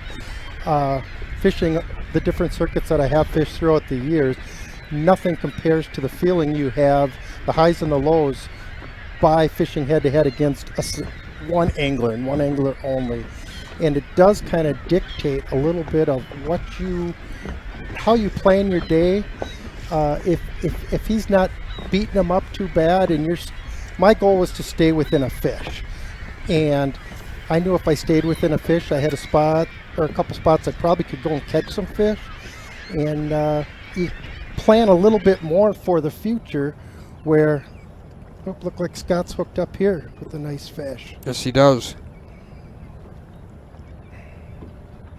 Yeah, I think as it warms up here, you're really going to see this trolling bite today pick up, and all week. It's just going to get better and better with the colder mornings. Overnight temperature, like I said, definitely pushes them out a little bit into some deeper water, but if you can find them right when they're moving back up, that's their prime feeding, and it's usually lights out when you get on them.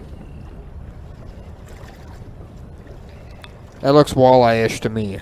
Definitely walleye-ish. Although the first fish John Hines had on this morning definitely confused me. It looked perfect walleye, just like that. Wasn't jerking around, just slow, steady, pull back.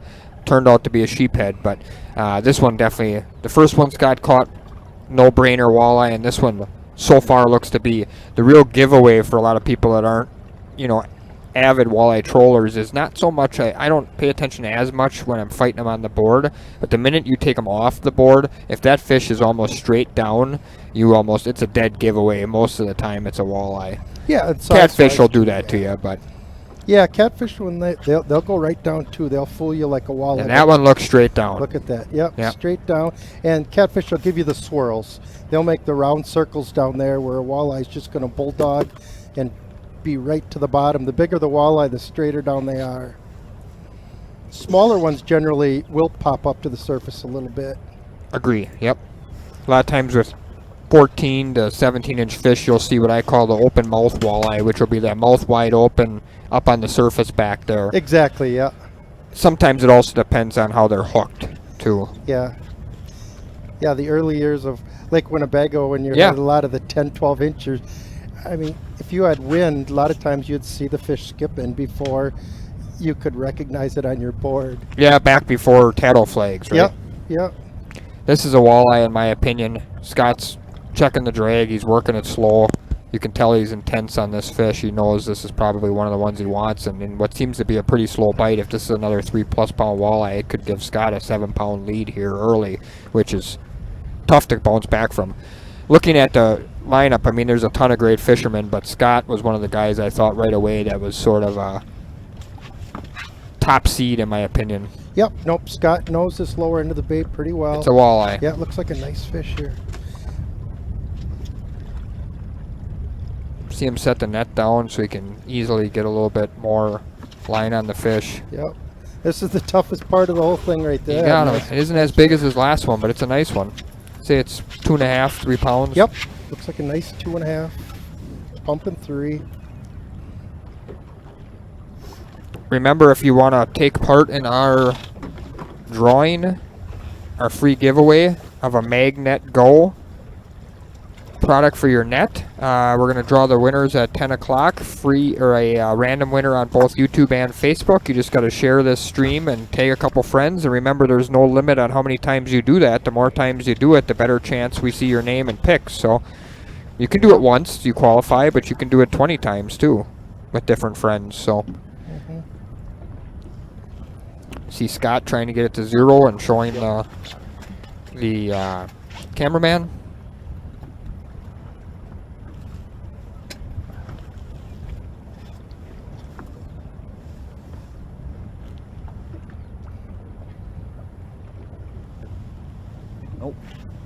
Oh, just shy. Wow, not even 2 pounds. That was a little bit of a surprise. It looked bigger than that to me. Yeah, they're definitely not as aggressive because of the cooler water, where a smaller fish generally is really going kind of bonkers. It definitely fooled him, and it fooled me. I thought that would be a nicer fish there.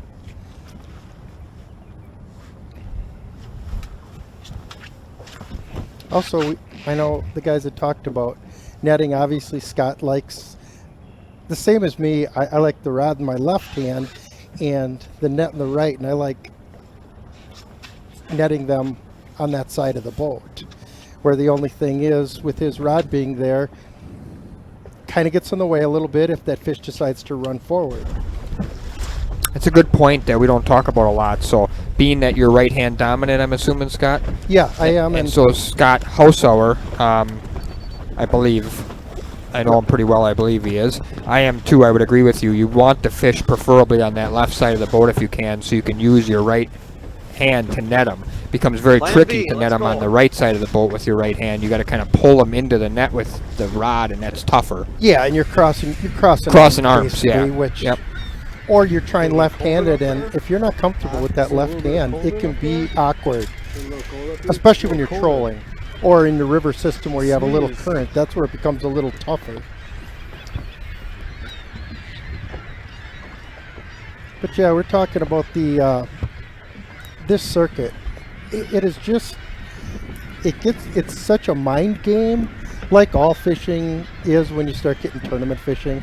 I mean, doing the guiding, you're looking at going out predominantly catching fish for your customers or keying in on, larger fish, but you don't have the pressure put upon you quite as hard as when you're fishing a tournament. And this, knowing those guys that you're fishing with, I think it really depends. We were all going out in the same spot the first day. So I knew if I went out to that spot, I wasn't going to miss out on that bite.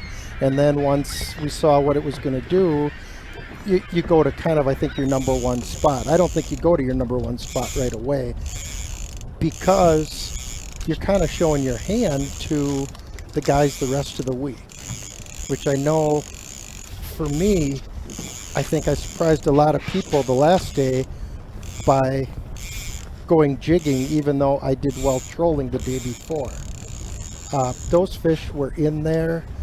I really feel comfortable if I would have been there the first or second day, I would have probably weighed 15 fish that were legal, jigging. Those fish were hanging in there and they were getting caught. I had knew some people that were fishing in there, and those fish were there every day, and I'd always go by it. They were there, and you kind of save that for if you need it, because otherwise you're kind of showing your hand. Absolutely. So it's a little bit different on this 5-day tournament.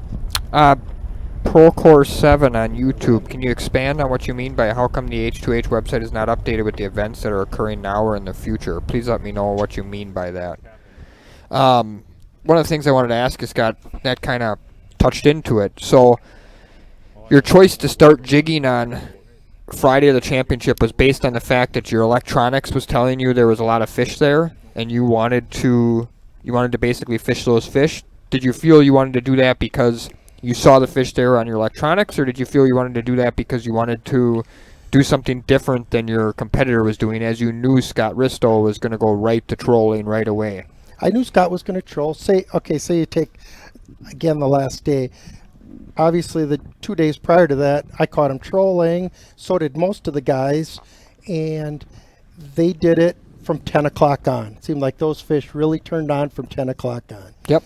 The spot I was fishing was within sight of there, and there were other anglers fishing that area too, and it was the same thing. All of a sudden, it seemed like 10 o'clock came, boom, boom, boom, you'd see nets go. It's a time to go over there.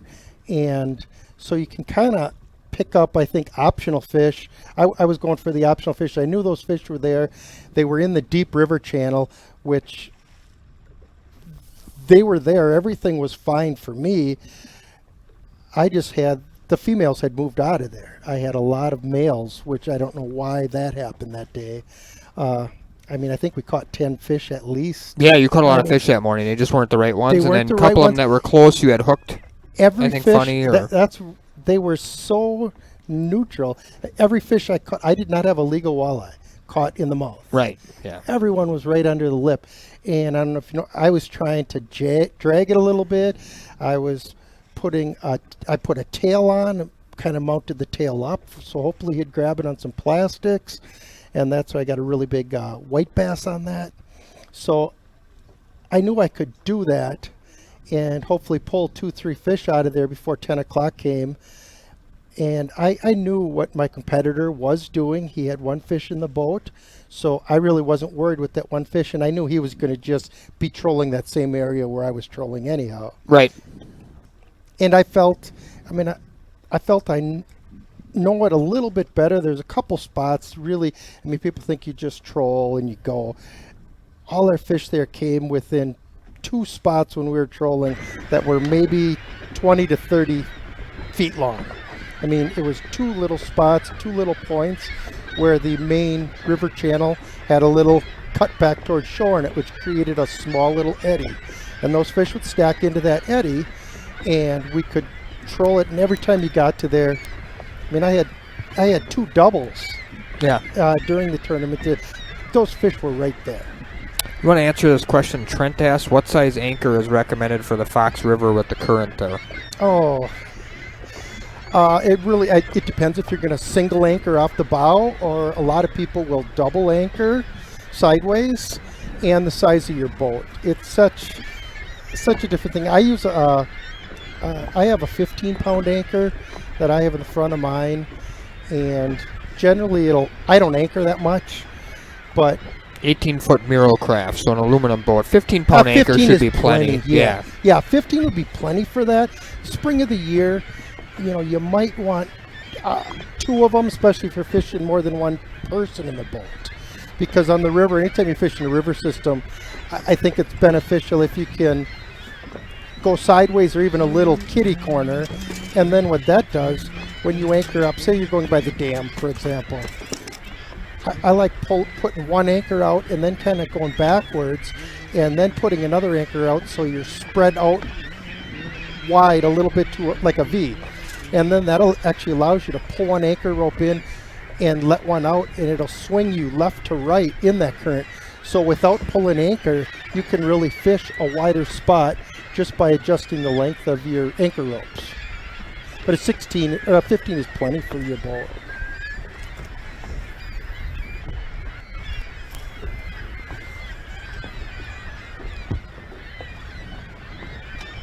Looking live here at the 2 jig fishermen we got fishing in this on Monday here. 6 trollers, 2 jig fishermen to start. Chris Barsh got the big fish of the morning so far with a 5-pound, 12-ounce fish, and Jeremy Zimmerman still looking to get on the board here. I believe they're fishing the same general area. Earlier I could see in the background of Chris Barsh's camera angle, I think I could see Jeremy. He was on the, what I would guess would be the north end of that same rock or that same wall there. It was hard to tell for sure, but that was kind of just my guess. Yeah, it looks like he was up on that north end and fishing kind of, there's a reef that, I'd say a reef or sandbar that parallels the river channel through there, and it starts at the end of that wall, and then that goes up quite a ways to Longtail. And find a lot of people that will troll up and over that little sandbar because it's so adjacent to nice deep water of the main river channel. So those fish, all they have to do is sit in that 28, 30 feet of water. They come right up, and he's jigging in 8, 9 feet of water.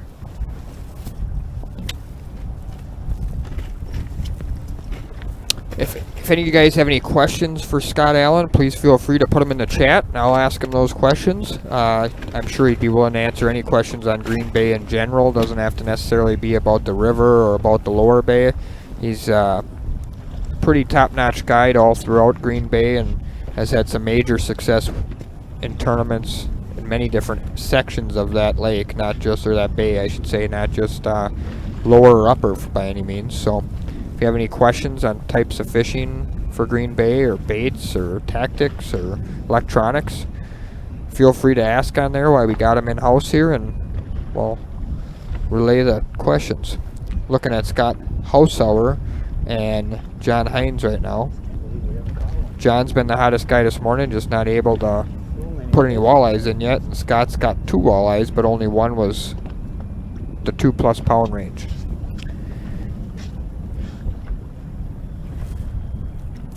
Dylan says he was surprised you didn't get into this one, Scott. Did you have thoughts of getting into this one, or were you kind of wore out a little bit from the last one? 5 days in a row is a lot in a tournament aspect, for sure. 5 days in a row is, but it actually is nice. It starts a little later, and you're done at 1 o'clock, which definitely, it was, I've never fished a circuit or a tournament like this. It's kind of like you're guiding for a half-day trip. You don't go out early, and you're done kind of early. So I like that format of it. As I'm getting older, I can still get my nap in the afternoon. Yep. But these guys, I would have been in it if I kind of looked at the weather, and I knew it was going to be a tough bite. And I also had my turkey tag this season. Gotcha. This week. That makes a big difference. Yeah, Yep. my son and I both got our turkey tags, so I will be heading up to the Crivets area doing some turkey hunting for the next 2 weeks. A couple good questions we had, Scott, is Charles asks, any trick to keeping debris off your lures while trolling? Yeah, Charles.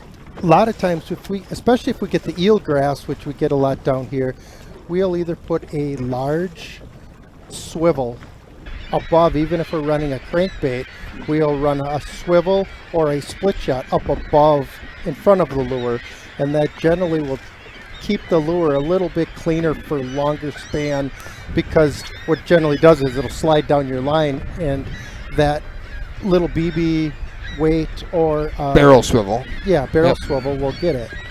You know, split shot works great. I like running a split shot up above, and that'll keep some of it from sliding off. Good.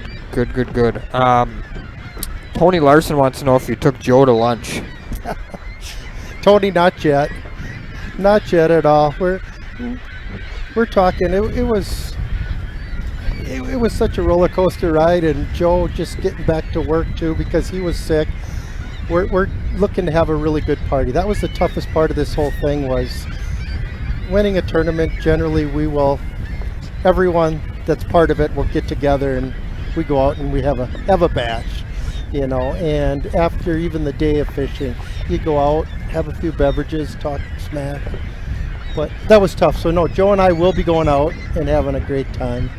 Trent asks, any tips for keeping bass or walleyes alive in your live well during a tournament? I know you've obviously fished a lot of tournaments on Green Bay where you've kept fish. What did you find worked to keep those fish in good shape? Did you add anything to your live well? What do you run your pumps on or off, or what do you do kind of there? My recon set up with basically, first of all, my live well is completely spray foam insulated, which helps keep that water temperature most of the time cooler, because that's what we're trying to do, is keep that water cool when we start getting into June, July, August tournaments where that water is warm. I don't do a lot of ice in them, but I will run my recirculating pumps almost all the time continuously. On a warm day, I will run my recirculating pumps the whole time, and my aerator pump I have on a timer, so I'll try to split that up. And if there's days where we have some big fish in the boat, it's almost running continuously. And for that reason's why I run two 12-volt batteries that are hooked in parallel, so we have a little bit more to draw off of if I'm not running the big motor, because I run my electric most of the time. So if we're not running that big motor, you run pumps all day for 8 hours, you can drain your battery, especially if your electronics are pulling off of it. But that and additives, I think additives are really a good thing for the water. You guys carry additives here? I think we have some, yeah. I'd have to take a look for sure, but yeah. You know, the additives that we've used in tournaments seem to make the fish a little bit more docile. They just, it calms them down. I don't know if it's a calmer or what, but it seems like it calms them down a little bit. And we do that. We'll add that in our live wells also. So that works really well. Speaking of batteries, somebody asked how long he can expect his batteries to last on his trolling motor. I think he said Ultrex, but I don't think it really matters. Yeah, Ultrex 24-volt last. Obviously, that's going to be based on how high you're running that thing, but I'm assuming he's talking probably more if he's using it for trolling spinners or cranks.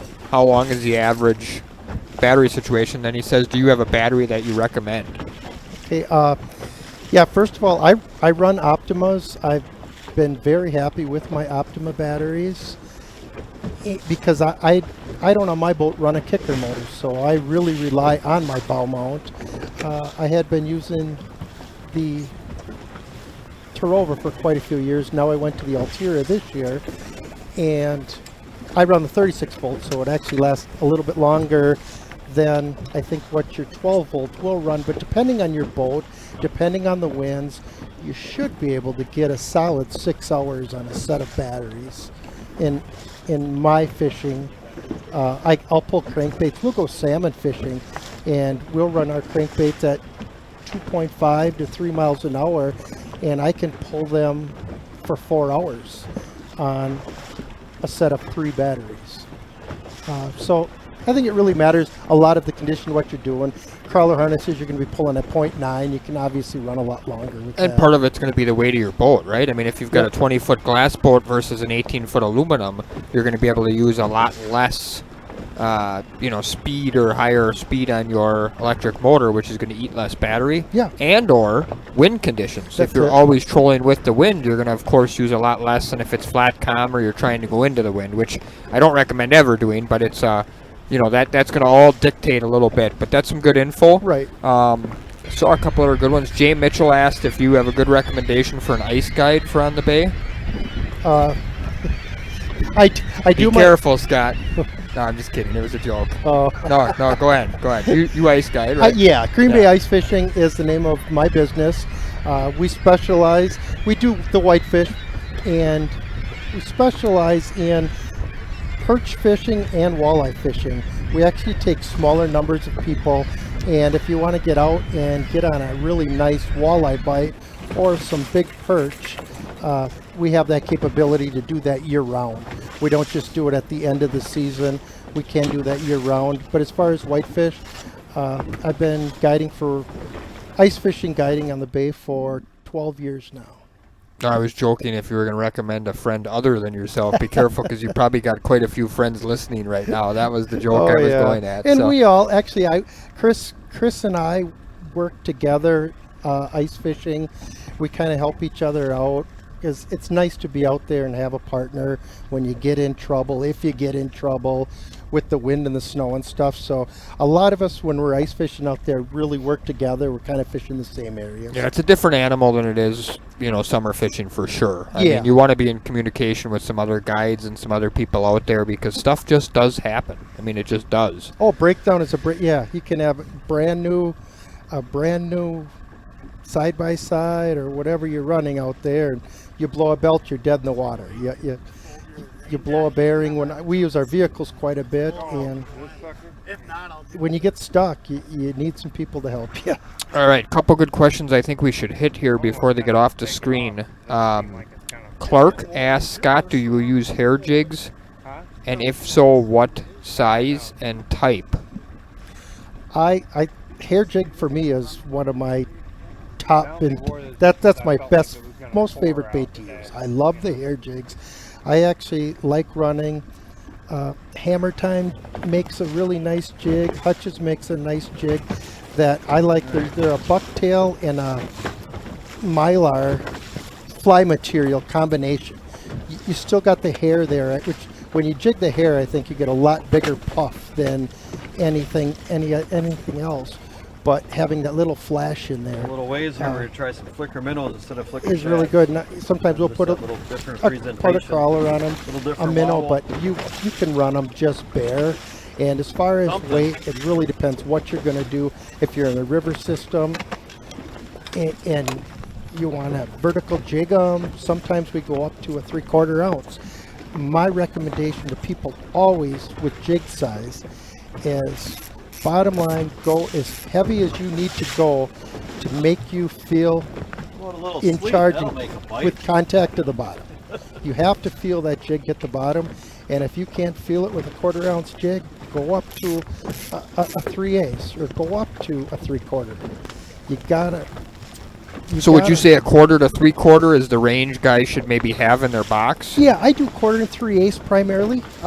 I do, and I think for my customers when they're going out, we're definitely doing 3/8 to a half, because they'll usually have to upsize. And if you're casting and it's really windy, sometimes we're all the way up to a 3/4 without a doubt. Or we're fishing the Detroit River with a 4 or 5 mile an hour current.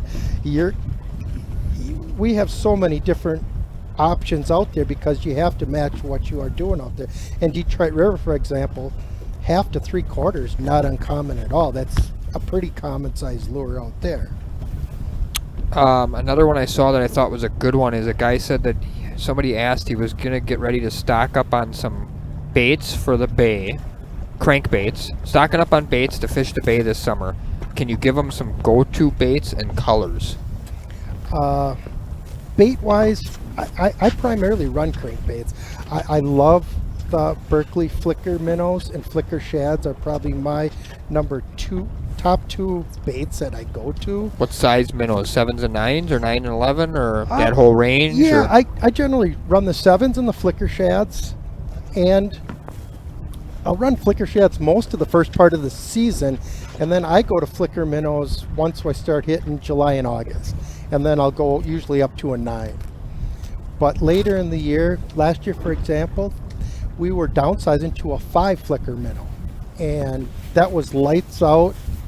The bait to go to last year was a number 5 flicker minnow. And color-wise, you can't miss with Fire Tiger. Fire Tiger, I think any place you go is going to be good. And the bay purple is a very, very good color on the Bay of Green Bay. If I had 3 baits, it's going to be a Fire Tiger, it's going to be a pearl, and it's going to be a purple. Like the Uncle Rico, for example, is their stock purple that they have. Fish that quite a bit. At least I got to watch a Super Bowl with the pack in 2010. And then I like running my smaller baits like the Hornets. Those give you a little bit more shallow water presentation. Yeah. And over the weeds and stuff. Yeah, I think the Hornet is, you know, ultra popular bait obviously on Winnebago. I think it's a little overlooked on the Green Bay system just because of how big. It's over here. You just got to slide it over. There you go. It's just because of how big the fish are. I think people think big fish, big baits, but the Hornet definitely works well. Yeah. Hornet is very unused here on the bay, and when a lot of guys will fish and they say, well, now the weeds have gotten up, I can't run crankbaits through there, especially when you're fishing the west shore of the bay, because anywhere from Swamico River all the way up to Marinette, the weeds start going, and a lot of people are like, okay, well, now I can't run crankbaits, I got to go to night crawlers above that, or I have to go to casting. You can with that Hornet. That Hornet just runs with the nose down, really rattles above the cabbage weeds, and those fish will come out of those cabbage weeds and just explode on that lure. That's probably your most aggressive crankbait bite you're going to find, is running a Hornet over the tops of the weeds.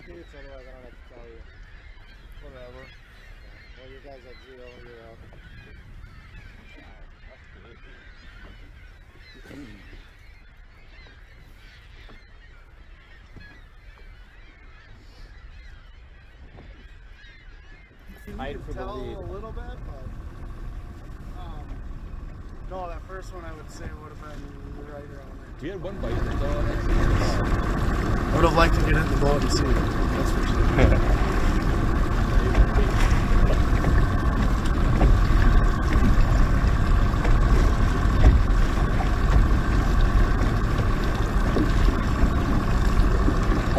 Really nice colors too if you're looking.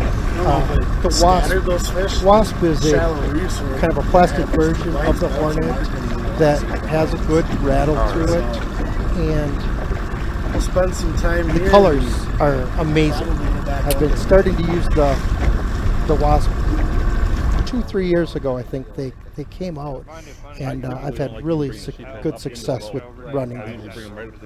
And I would say anywhere, even late season, we're running the wasp, but we're running them off snap weight. So we can run these wasp down 25-30 feet. People think that, okay, that's just a shallow water bait. You can get that bait down to any depth you want by utilizing either lead core or snap weight. Most of ours are replaced. I would agree with you. I think the Wasp maybe even has better colors than the Selmo Hornet. Or at least it has some colors I really like, for sure. Me too, yeah. I think the color selection is a lot more tuned up for the bay here. You go to certain areas, we fish up in Sault Ste. Marie, that's almost all anybody uses is the Hornets, because they're fishing weeds, and that is the #1 go-to bait. And that's what I've learned throughout my fishing, is that you go to different areas, you learn something, something that the locals use, and they get so locked into that's the only bait they use. You can come in there with something you're used to using and catch fish, but you take something that they use, bring it back here to the bay, salad. And it knocks them out. It really does, because they're all typically the same. Your Saginaw Bay, for example, you have a river, runs out into the bay. Detroit River, same thing, runs into the bay.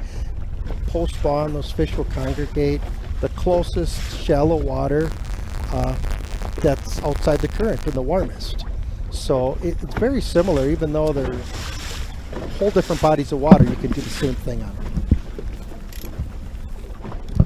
Yeah, I see here, you guys have the hutches, and that has been my go-to hair jig forever, is the hutches. I've been fishing those hutches for over 25 years. And now they've come out with so many different variations of it. Bottom line with the jig is presentation. You have to have that jig on the bottom or in contact with the bottom. Absolutely. Yep. Marking a few more fish out deeper. 8.5 feet. Let's see. Give me a little. Come on.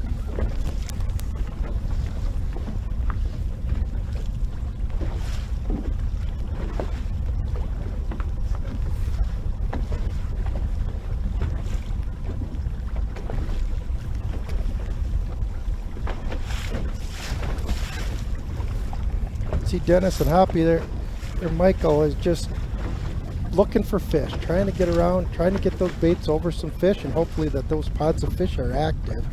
You're definitely going to find little pods of fish all over these flats that they are pulling through. Again, we got Scott Allen from Allen's Guide Service, and also the last head-to-head walleye winner from the Deja Vu on the Fox. In the studio right now talking walleye fishing on Green Bay, and we're kind of watching over the Marbleye madness here in the lower bay of Green Bay. It's been a slow start to the morning. We've seen Scott Hausauer boat 2 walleyes, but only one was weighable. There's 2 of them down here. And Scott Barsh is Chris Barsh is the only other. I'm so used to all the Scots. There's so many Scots. A lot of Scots last time. Chris Barsh is the only other angler to boat a walleye. He's got the big walleye of the tournament so far at 5 pounds 12 ounces, or 5.13 maybe, something like that. Mm-hmm. He's jig fishing though. Yep, he's just jig fishing up to the flat that he's working, kind of a current break flat, and just watching Chris here, he's just barely moving that jig. He's just a little bit of a pop on the bottom, letting it sit, more of a dragging across the bottom. And because those fish are laying up there, and they will turn on and bite. You know, he knows the fish are there. And I think now he just missed another one, which I think is about the 3rd one I've seen him miss. The bite's so subtle. I really thought Chris would light him up early here with the light winds today. Because if you get a light wind and you can feel that bait down there, Chris can usually put those fish in the boat. Well, you know, one of the things we had sun over the weekend, and now these guys are dealing with cloud cover. And even though it wasn't high temps over the weekend, the sun was out. That might be making a big difference for these guys. This time of year, sun is makes a huge difference. I'm almost, in a lot of ways, would take 50 in high sun versus 60 in clouds. Oh, definitely. So, you know, it's a situation where these guys might just have to wait until the temperature warms up enough to sort of counteract the sun. Yeah, because we're not going to get much sun here till the end of the week, it looks like. So they're going to have some cloudy skies, and I don't think that the fish are going to turn on as rapidly as if your sun pops out. I think it's definitely going to be a grind with this weather, and tomorrow I see we're going to have, I believe, some higher winds, which it really depends on if it's blowing. Looks like John's hooked up here. John is hooked up again. This has been a common occurrence for him. Ooh. Looks like we're maybe even late in his hookup here, and we are, and it's not a walleye again. Another sheephead. I guess a great question that I'm sure a lot of guys want to probably know already that they haven't asked yet is, if you were John and you were catching all these sheephead, would you move, or would you stay there knowing that the walleyes just might not be biting yet, and when they do, you're gonna start catching them? They're in the right area.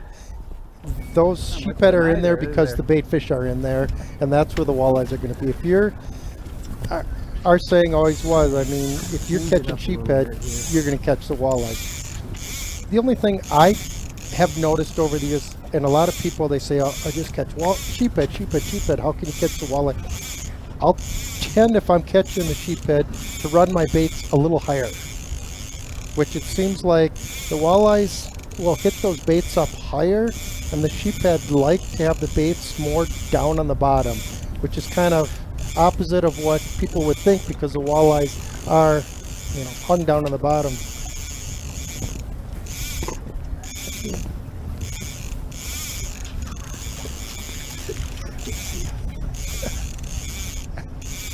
Great question here by Dustin Scott. Do you ever use attractant on your jigs or cranks? Any kind of scent or anything, or? Yeah, actually, not much on my jigs. I do on my blade baits and on my crankbaits. I do. I like the ones on the crankbaits. It's bait mate that's in a stick. It's actually like a chapstick, and you can rub it on your crankbait real well. You can rub it on your blade bait well, and I feel it doesn't hurt. Do I feel that it's better than the other one? I think any bait here is, if you got more confidence in it, you're going to stick with it longer, and you're going to catch more fish with it. So I do like it. I'm going to share a link right now, Scott, to your winning, in a lot of ways, moonshine blade baits. I don't know if you know we got those in or not. But yeah, I heard you guys finally. Yeah, they came in. I know they've been slow on the. Well, they're a new bait, and they're just coming out. So we did get those in. I just shared the link. Looks like we got one full page of them. I think we got all the colors he's making. It's like Thumper, Tangerine, Pink Goby, JJ McMuffin, Wild Perch. So we got them in two sizes, I believe. Half ounce and 3/4 ounce. So we got those on the site. Shell Bell, that one looks really good to me. Yeah. So we have those on the site, and if anybody's looking for that, some of those blade baits that Scott was, pretty much the winning fish. It ended up being the winning fish when you stopped there, were marking a few fish and made that cast and caught that fish. That was the one. Oh yeah, for sure. Again, what these guys are doing with their electronics, I run the Garmin, the new Garmin they came up with this year with the side scan. And is that the UHD model, or? That is the Ultra. Yeah, Ultra HD. Yep, UHD. Yep. And I've compared it between all of them, and to me, I think that is the most detailed side scan that you can have. I can read them. I really like that. But when we trolled through there, every time I trolled through there, I could see those fish were just stacked up in that little break in the river channel. So I had kind of the faith that the fish were there and wanted to see what they'd bite. So yes, I threw that blade bait. I got that fish on the very first cast, and those fish were there. And could I get another? I casted that area. I couldn't get another bite out of that. That's how it is. Something just different flashes in there. You get one, and sometimes you. I tried ripping wraps in. I tried plastics. I threw a hair jig. I threw everything I had at them, and I couldn't get them to bite. But that moonshine on that first cast was unbelievable. You'll catch a ton of fish on the blade baits, and the moonshines. There's no glow that's comparable with the moonshine blade baits and their shiver minnows. I probably won the last 5 years, won way more money with those two baits than any other bait out there.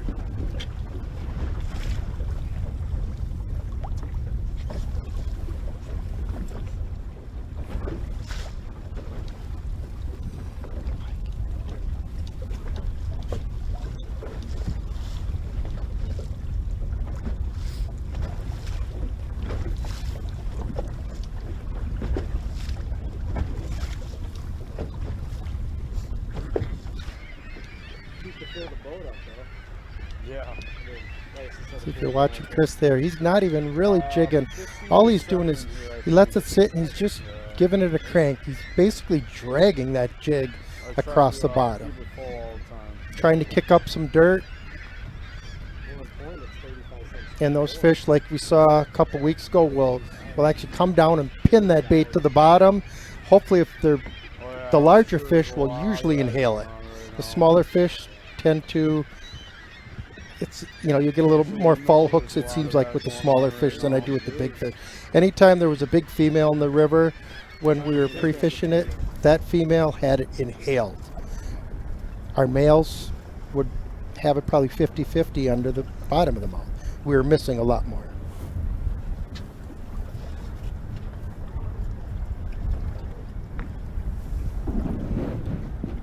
And this looks like it might be the same thing. Another, just a tough bite. That one fish is going to make a difference here for a lot of these guys moving on. Because I don't see us having some sunshine. The water, I think, is going to kind of stay what it is here. They're really going to have to grind today.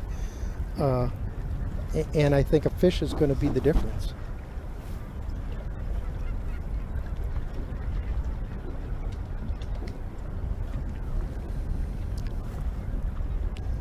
We're looking live here at Scott Hausauer and John Hines. And actually, last tournament, I was helping Scott pre-fish for the last tournament, and not knowing that I was going to be fishing it until the day before. But we were working together a little bit to cover some areas, because Joe and I had a tournament the Saturday prior to the head-to-head starting out, where we ran into a little difficulty. We got to the landing and the motor wouldn't start. On a brand new boat, we had a little issue and we could not get the big motor started. So we got that fixed, and I'm glad we did for the head-to-head. Stable weather is everything in the spring. We're hearing John talk about stable weather, and that's what we haven't been hearing, or that's what we haven't been having, excuse me. Right. Yeah, when you got these cold fronts and these north winds, generally on the bay you can almost set your calendar to 3 days after we have a big cold front come in. The day of, the day after, it usually takes 3 days for those fish to pick back up. And that's what these guys are running into now, but they're not.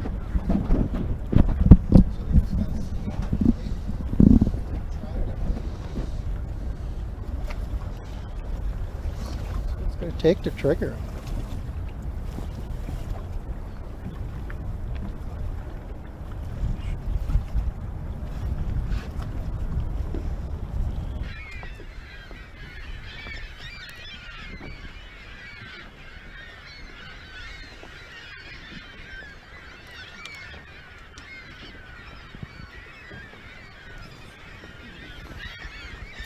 Jim, I see you came in with a question here regarding my three-way rigs.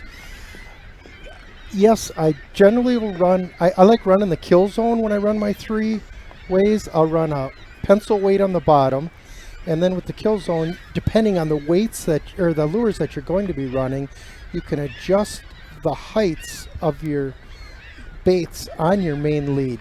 And I'll generally run a 6 and then a 12-foot leads, and usually I'll run a smaller floater on the front and then a larger, either a floater on the back, or a lot of times fishing the Illinois River, we'll run like a flicker shad or a shad wrap in the back hook, because we want those baits to be digging in the bottom. So we'll run the shad wrap off the upper line, run it back farther, but with that bill it's still digging down. So what's nice about that kill zone, you don't have to retie. You can slide them up and down, and all you have to do is to change your leads, just snap it on and go. All right, everybody. How's everybody doing in chat here? We're going to kind of wrap up our visit here with Scott. We're going to bring Captain Jim in. Thanks so much. It sounds like you got a lot of people with some great information on here. Awesome. Yeah, and if anybody has any other questions, feel free to message me on my Facebook page. Shoot me a text. I'm out there almost every day, and I'll definitely put you on some fish, tell you what we're getting them on. A lot of you guys just come for the day up here, want to take the family out. You know, I can point you in the right direction on that. Be more than happy. Cool, and where can they find that again? Allen's Guide Service on the website. I have a website, I have a Facebook page, and my number's on there. Just shoot me a message, and I'll definitely get back to you. Awesome. Well, thanks so much for joining us. Thanks, everybody, for the nice comments. Captain Jim's in his house. Russell, take a look. eye for a while.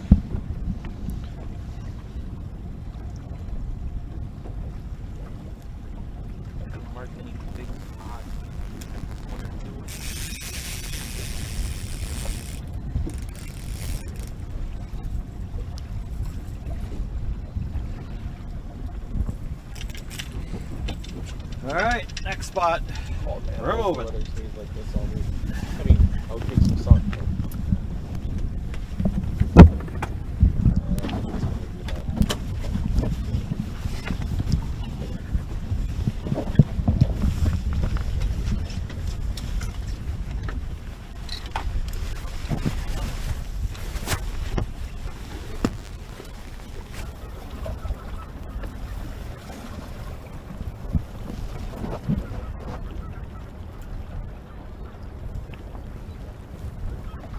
All right, I should be back on the right mic, Zach. Yeah, I switched him. All right, everybody, just we wait for Captain Jim to get in here. Sitting there chatting with Scott Allen. Great job with Scott Allen. Lots of awesome information. Remember, hit him up at Allen's Guide Service if you're interested in fishing with them.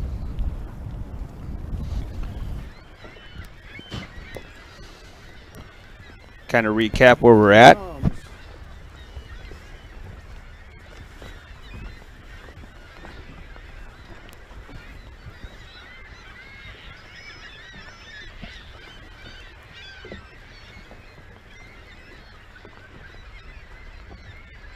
You hear Jim cleaning off his headset.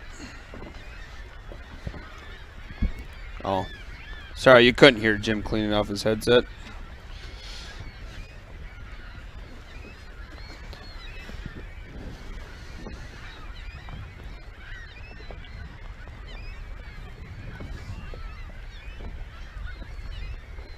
Yeah, just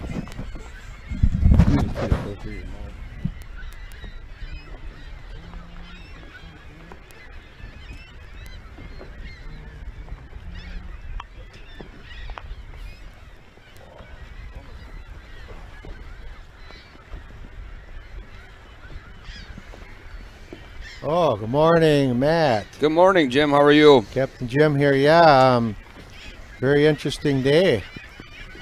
We still got some zeros on the board. We got a nice 5-pound, 12-ounce fish by Chris Barch.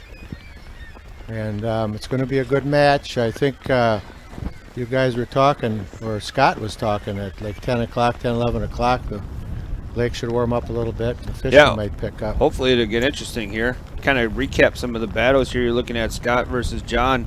Scott right now has one fish for 3 pounds 5 ounces.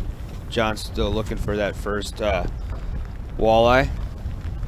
Then we got Chris versus Jeremy. The guys are out there jigging. Chris is at 5 pounds 12 ounces with that first fish.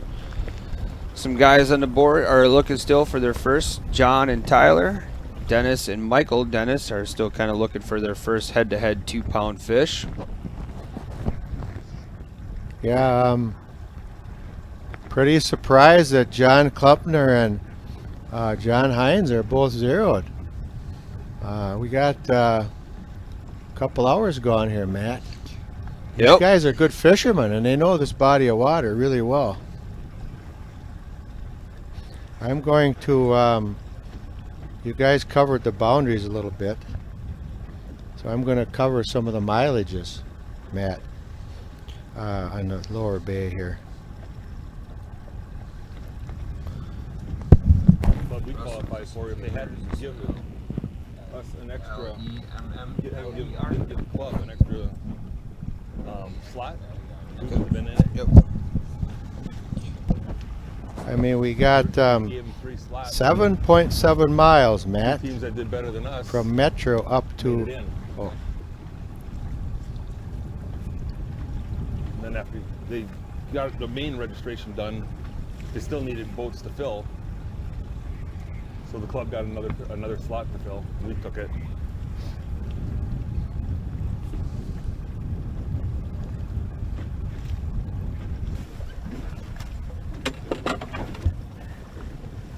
All right, ready.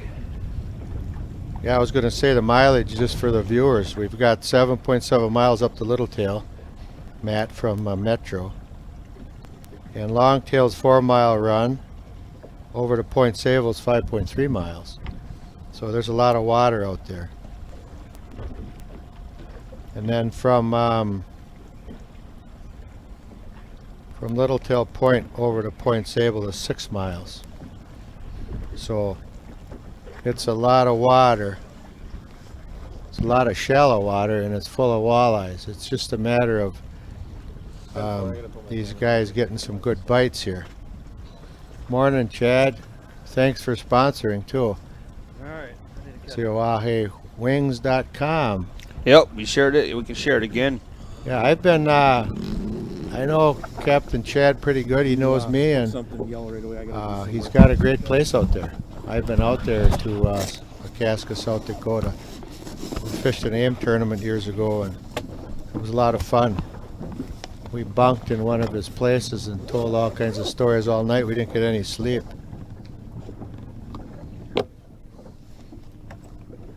Matt's going to put it up on the screen right now.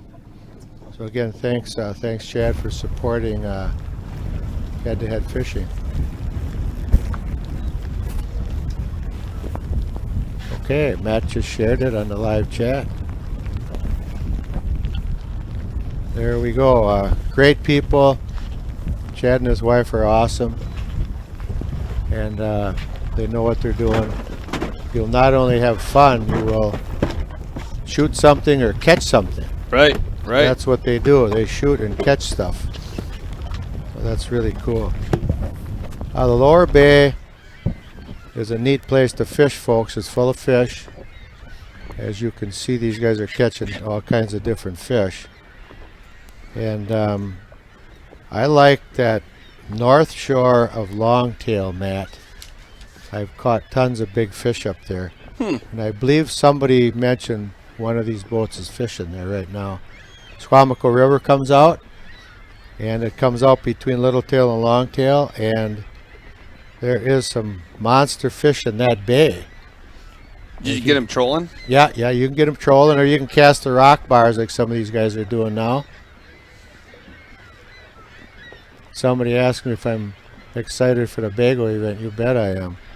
Matter of fact, I'm starting to pre-fish this Wednesday with my partner Larry for the Bago Walleye tournament on Sunday. So we can't have Larry as a cameraman the rest of the week, No, huh?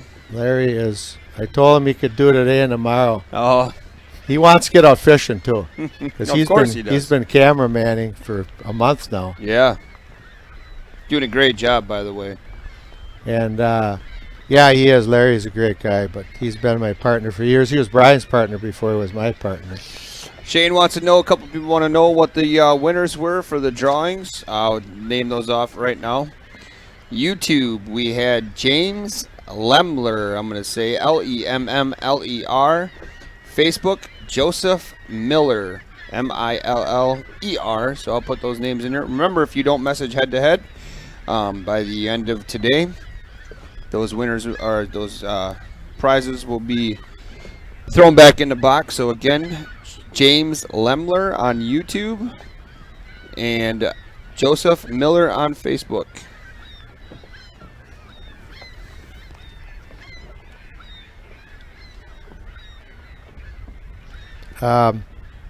One other thing too is there's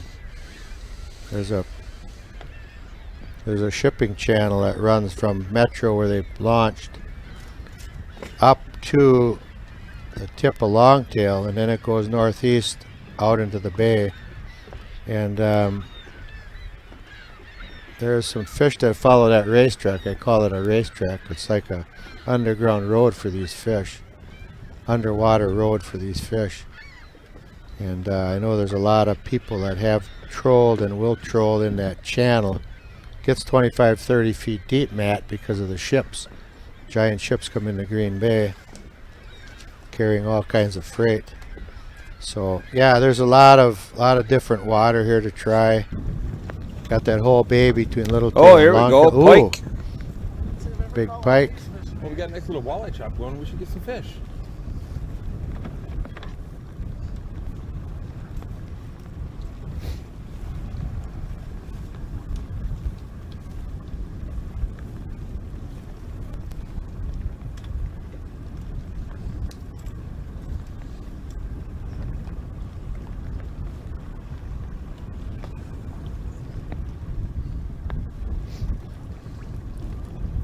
Yeah, like I said before, lots of different fish in there. I wouldn't be surprised if somebody hauls in a big muskie today too. So stay tuned. You'll see some interesting fish caught.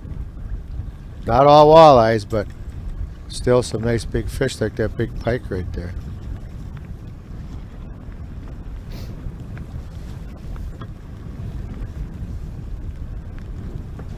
I like pike, Matt, until they steal my favorite lure. Good eating. Yep.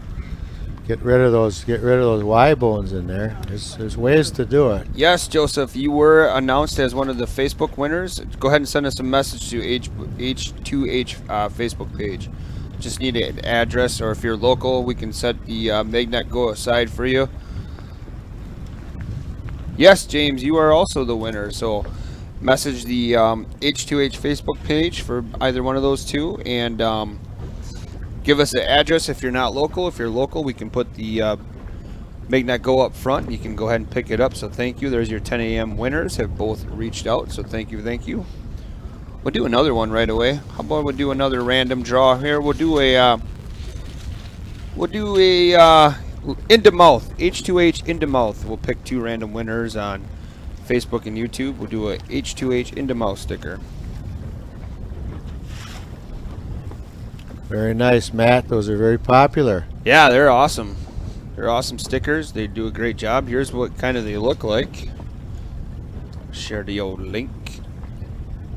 We're getting closer to those awesome patch hats to be arriving here. It sounds like the shipping process is picking up for that. So that's just fun and exciting stuff.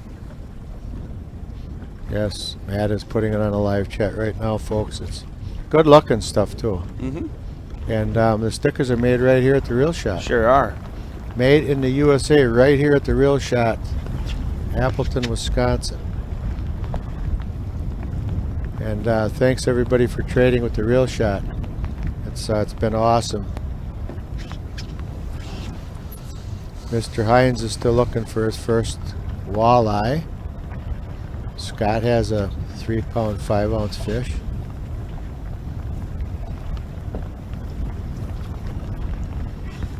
I was going to mention too, there's off of Point Sable, there's a bar that runs about 4 miles called Frying Pan Shoal, and sometimes the fish will lay up in there, Matt.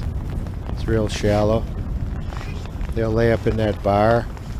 And also there's an Eagle's Nest, which is on the Eagle's Nest Marina, which is on the east shore.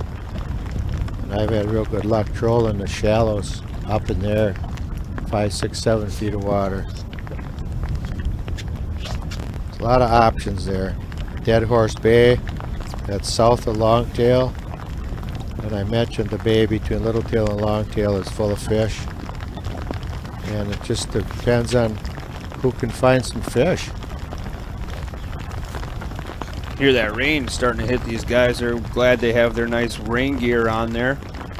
AFCO rain gear. We got some Sims, we got some hook, but here at the, all right, not here at the Real Shot, but at the Real Shot you can get some AFCO gear.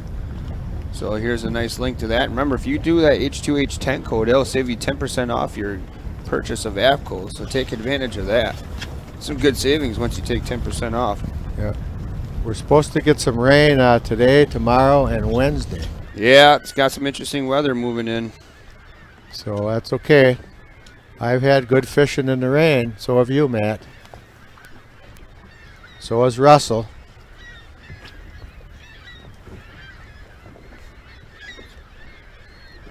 One thing I wanted to mention too for our viewers, Matt, is the Real Shot staffed with professionals in different departments. Like you're a hunter and a fisherman. Russell and I and Brian are all captains.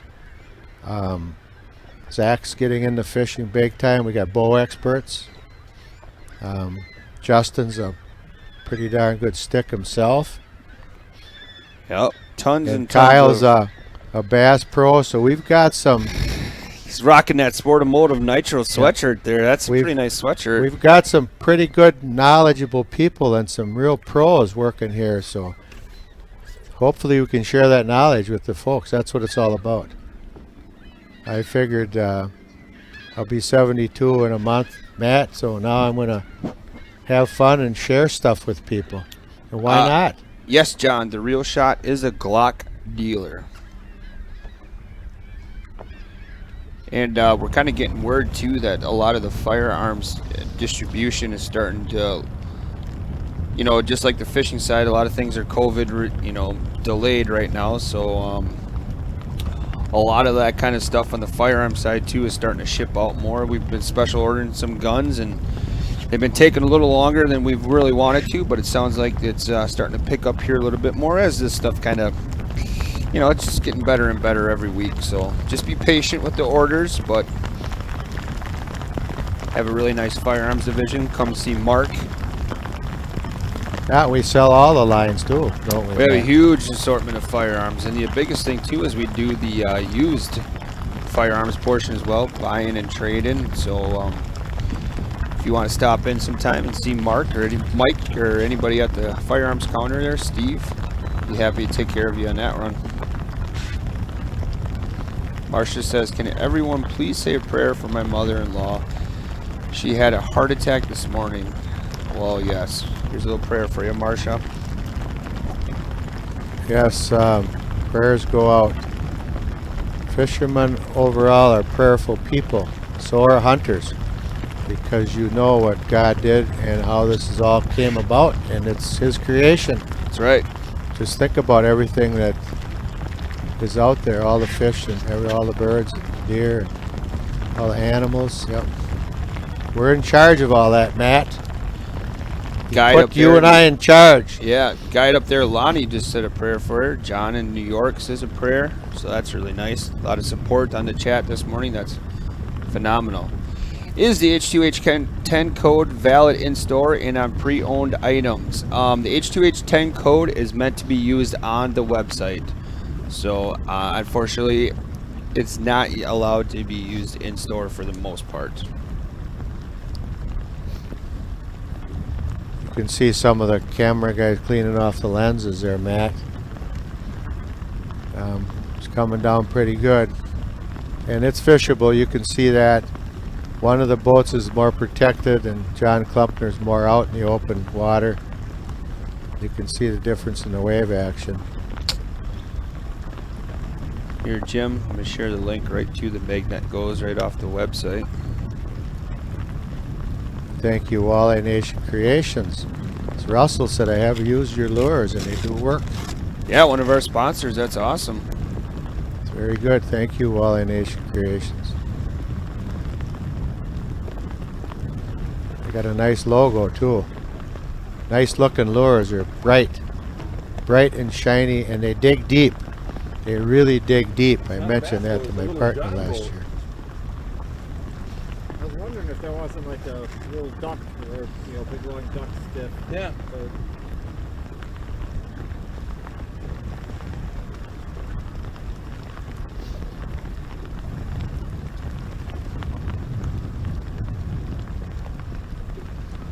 Fishing's a little slower than I thought it would be this morning. So Joan said she came from our end-to-mouth decals shelves. The end-to-mouth decals, it's Conditions, isn't it? they are available. Yep. So Nice send me a little message walleye to the H2H page. Shelves are kind of empty right now just because a lot of companies aren't shipping. So we're trying to restock daily. Morning, Coot. Although I don't think the book calls for an east wind at 50 degrees or 45 Just degrees. put your magnet go stuff on the live chat. No.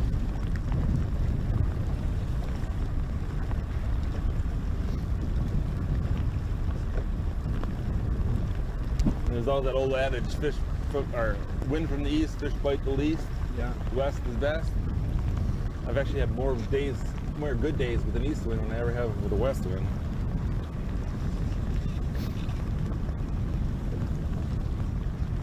That's John Klumpner talking. He's a very experienced fisherman out on the bay. Loves to troll. He's caught some dandies, but he's zeroed so far today. Jim, Joel Thomas has a question. Can you guys recommend mounts for my Lowrance unit and his Helix unit? Mounts. Oh boy. Lots of variations out there. Ram mounts. There's Cisco mounts. There's the mounts that come with it.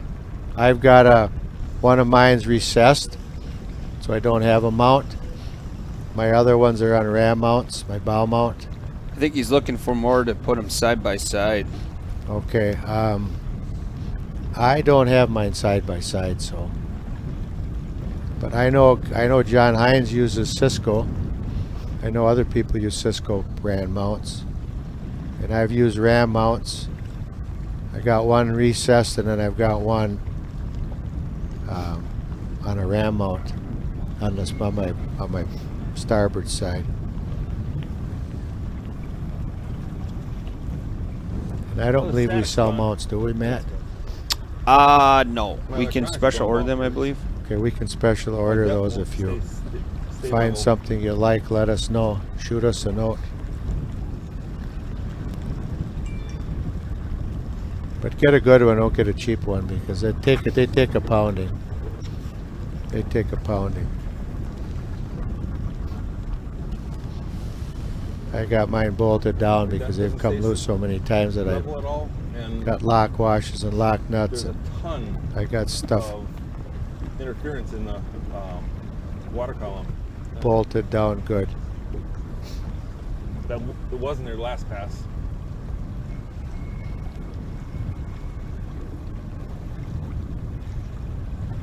I got a little dry pack on the floor down there. Would you mind grabbing that for me? Matter of fact, I do think mine are Cisco mounts, Matt.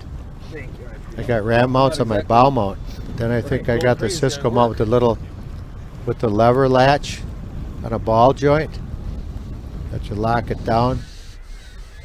But you got to make sure that that's screwed in to wherever really good and locked down with some washers and nuts that can't come loose. Because you take a pounding, that vibrates those screws, those bolts. I had one almost come off on Lake Erie. I looked, my starboard mount was hanging off the side of the boat, Matt. Huh. I grabbed it and almost lost a $3,000 sonar unit. Good thing you're fast. Yeah, good thing I'm lucky. I think I'm more lucky than fast. Do you have a size and color recommendation on shiver minnows? Here's the link to it. Yeah, Matt's gonna put the link up on the shiver minnows. Lots of different colors. Do you have a recommendation, Jim? I mean, we're talking the moonshines, right? Yeah. I mean, anything with purple in it. There's a purple ease. Oh, Matt's putting it up right now. I think anything with purple in it. A lot of these are glow in the dark too now. So you can glow in the dark them. You can see them on the live chat and on the website. There's the that razor burn one looks razor like burn one looks good. Kind of goby color That to it. what's the color of that pink and that pink one, that pink and black one? What do they call that one? Thumper. The minnow thumper. Moonshine lures. I don't know. Did Moonshine invent these shiver minnows, Matt? If they didn't, I think they're close to it. Yeah, Moonshine did, I yep. think Moonshine, yeah. Jeremiah's trying to get the insight on where to fish this weekend, Jim. I don't know if you want to give that out right now. No, not on the Bago system. No, not right now. Not right now. I've got about 10, 15 spots on the upper lakes and on the west shore of Bago. I'm not going to venture over to the east shore. I'll leave somebody else do that because that's a lot of running. And you only got 5 hours in head-to-head, and Bago Walleye Club's 8 hours, but that's portal to portal, so your running time takes time.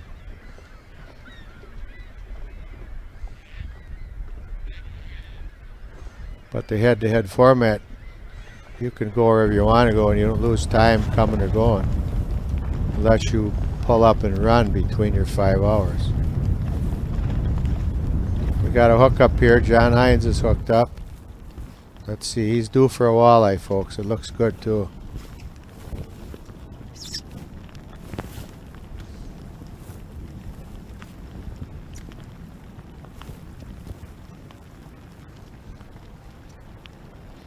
Yep, see ya, Blaine. Take it easy on us out there, please. Let's watch what John Hines has got here. He's caught a lot of walleyes. Flag's not back, but that doesn't mean that's not 100% accurate. There's definitely a fish on there.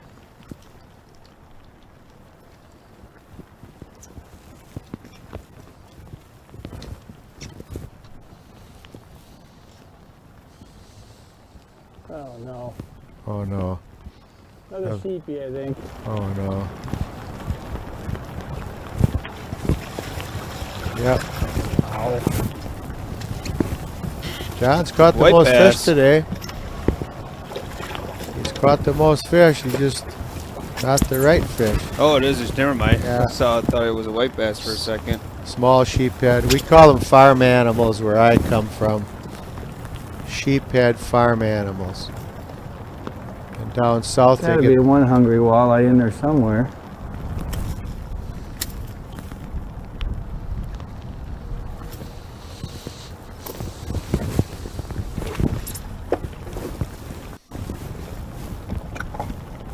my experience is when you're catching sheephead and when you're catching catfish, you will also catch walleyes. I've always caught sheephead and catfish and walleyes in the same area. Sometimes if the sheephead are so thick, you gotta move because you can't keep your lines in the water. They're like piranha.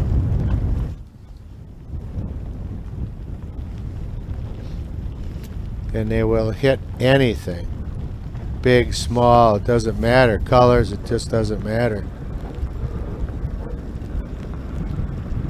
We were told years ago that sheephead were bottom feeders in the rocks, but they'll chase anything you put out there. Lay it down. What are you putting on there now, Matt? Just typing some stuff about Meg's custom rods. Matt's pretty good on that keyboard too. I'm trying. Look at him go to town. He's a, what, 100 words a minute guy? Yeah, no. No?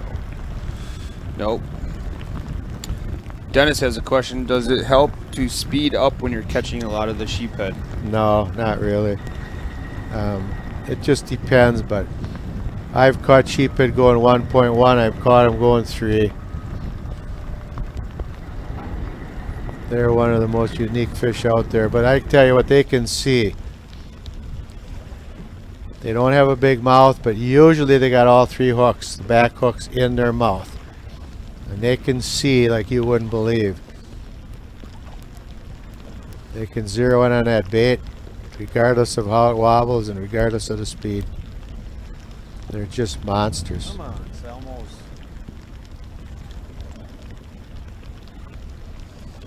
Yeah, they talked about a head-to-head sheephead tournament, Matt. Didn't you say you'd get in that one? Not too I many think fish I would up fish there. that one. I know some guys that there is a sheephead tournament out Only of takes one. Winnicott. Come on.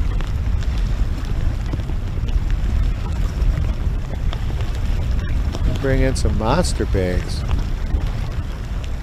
Matter of fact, one of my friends, Bo, fishes sheephead tournaments. Yep, Bo Hodgin. Bo Hodgin, yeah, Yep. you know Bo? Oh, of course I know Bo. Yeah, I figured you would. I figured you would. I've known Bo for just as long as I've known his brother. The last 20 years nearly. You guys are cut out of the same cloth. Yeah, we're You really are. great dudes. Great dudes, Bo and Great Judd. dudes, yep. But he's a drum expert. Oh, he's an everything expert. He's hooked on bass fishing right now, though. Okay, good. He was chiming in a lot last week during the head-to-head bass stuff. Okay, cool. But yeah, they do have a big sheephead. I was giving them some waypoints last year, Matt. Yeah. Giving them some of my favorite rock piles when we troll over and we get these giant sheephead. So I gave them 4 or 5 different rock points. I mean, you get the walleyes off those points too, but you sure get those big drum. And I mean big slobs, up to 20 pounds on the bagel system. I just can't deal with that when you're walleye fishing. It just drives you crazy.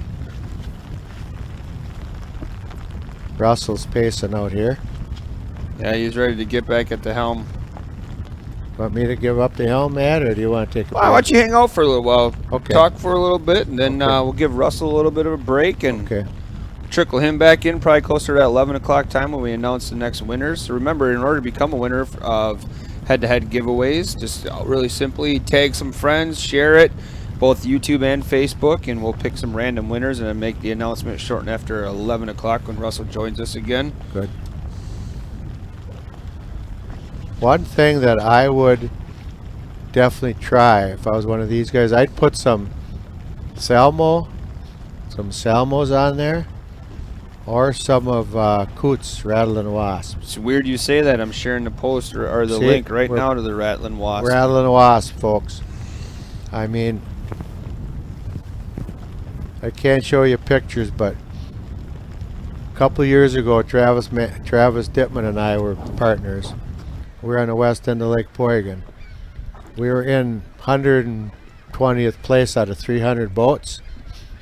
The nasty Sunday, the second day, I went up to the west end of Poygan in 4 feet of water. Gold rattling wasps. We put 2 5.5 pounders in the boat. We had the largest catch on Sunday. We moved up 100 and some places to cash a check, Matt. Booyah. Yeah, booyah. We moved up over 100 places on day 2. It was a nasty day, but we figured it out. Shallow water, rattling wasp. And both big fish came on the same bait. 35 feet back, trolling 1/8 into the waves.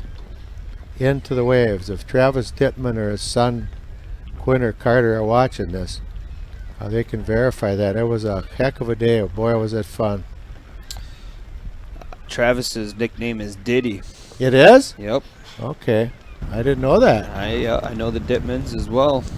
I know. Cut out of the same cloth again. Yeah, man. Thank goodness for good rain gear. What do we got here? Mr. Hoffensberger. No, just checking his bait.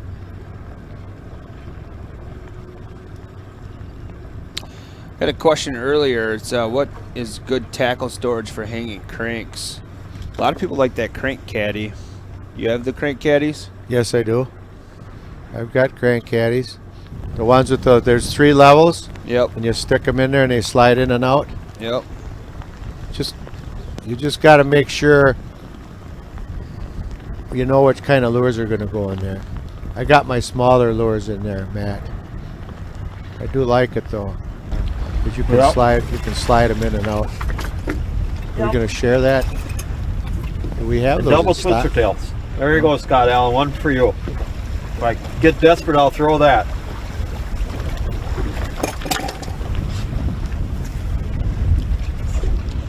Just got a shout out to Scott Allen, who was just in here. Did a phenomenal job.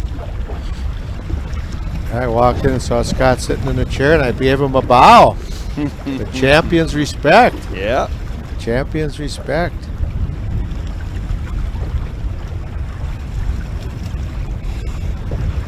And we do not have stackers anymore, Matt. No. No stackers. Because we're giving the... We figured it was more equitable to have... If you want to cast fine, you can drag a bait. But if you allow people to troll with 3 boards, which is legal in Wisconsin, that's just not quite equitable with the guy that wants to cast. So we kept it equitable with 2 rods, 2 lines per angler, which I think is fair. A lot of the circuits have that too. I'm used to it. I'd rather use 3, but 2 is fine.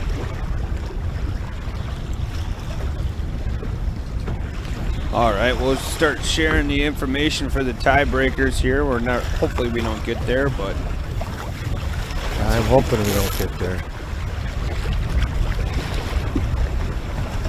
That would be a shocker to me to have a tiebreaker on the Bay of Green Bay.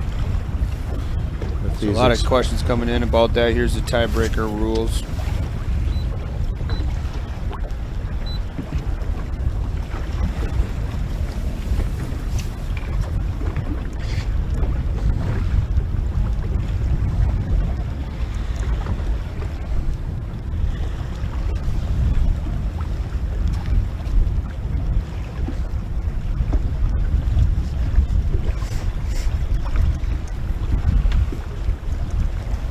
Again, folks, it's almost 8 miles to Little Tail Point from where they took off. Oh, there you go. Look at that. H2H into mouth. How Love it. classy is that? I'm getting some of those from my rig, Matt. Yeah, look at that. You can snatch those up right here. Yep, I'm going to get some, and I'm going to get one for the floor. Brian's got a big one on his rod locker cover. Carpet sticker, they're called. You can get the carpet stickers too. They're nice. They're nice. They got a nice rough finish, so you won't slip on them.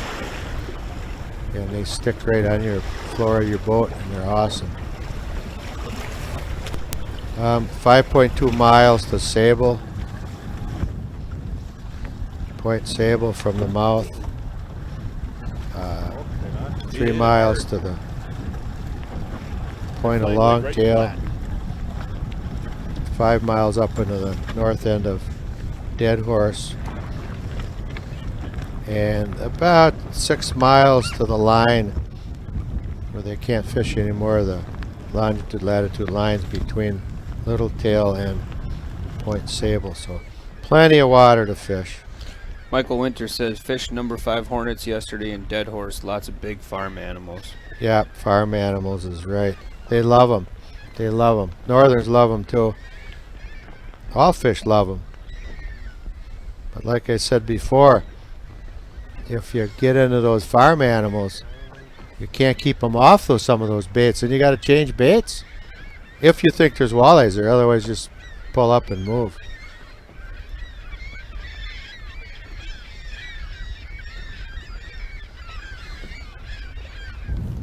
I drove over the big Green Bay Sky Bridge Saturday, Matt. Saw a bunch of boats out there pre-fishing. Went up to work on it. Dropped my 43 in the water on Monday.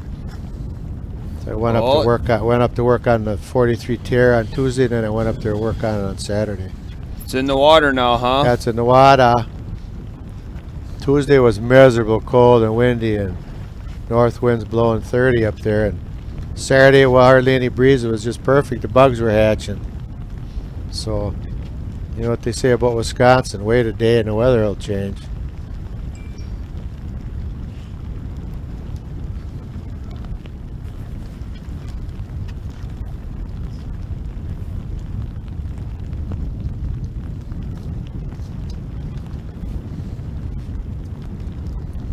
So Scott and John,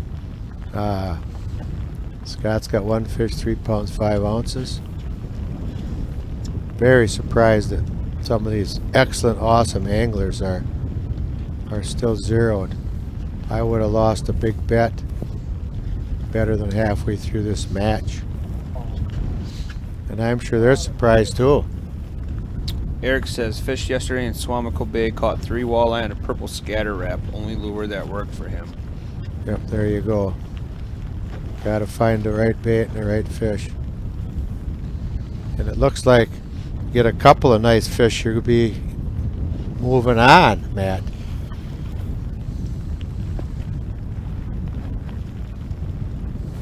And Hoffensberger and Klumpner are still zeroed. Butts and Dennis still zeroed. That's crazy. Chris Barch has the biggest fish, 5 pound, 12 ounce fish he caught jigging, I believe, with some kind of a paddle tail, right? Yeah, we thought it was either a Moxie Pulsar or a, it could have been a ringworm, Moxie. Didn't really get a. I thought it was a paddle tail. Some of the viewers out there thought it was a Moxie.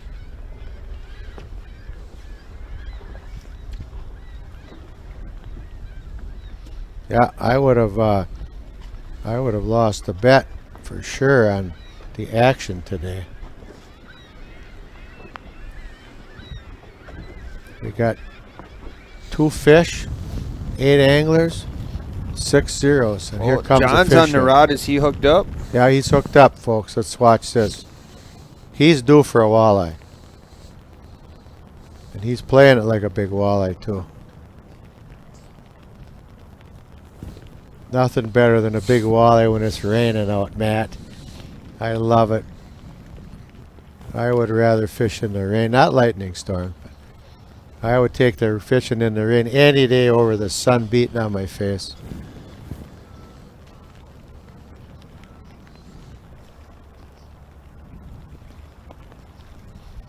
Come on, John. Show us how it's done here, buddy.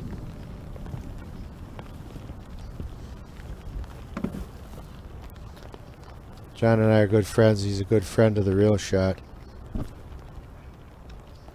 Do you know John, Matt? Who's that? John Hines. No, I do not personally. Nope. He's a guide out there. He's a captain and a guide.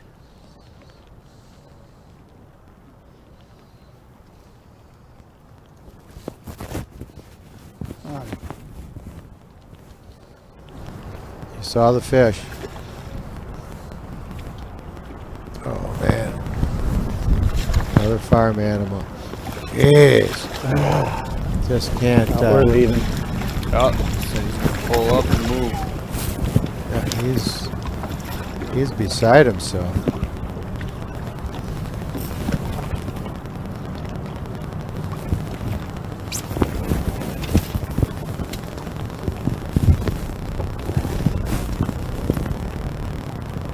Man, oh man.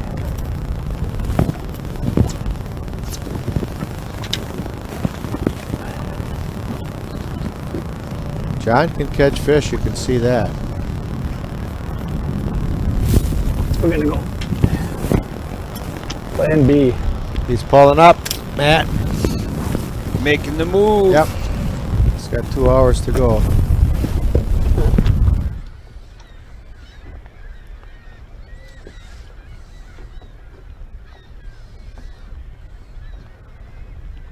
Matt's going to be sharing a link on some of the plastics we have here at the Real Shot. Well, we had a question on there, and maybe you can answer, Aaron. How long of a moxie do you typically fish?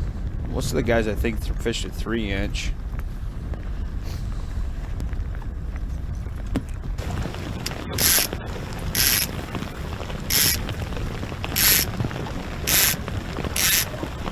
That honey oil glitter, though, that looks like a nice color in that 4-inch. All right.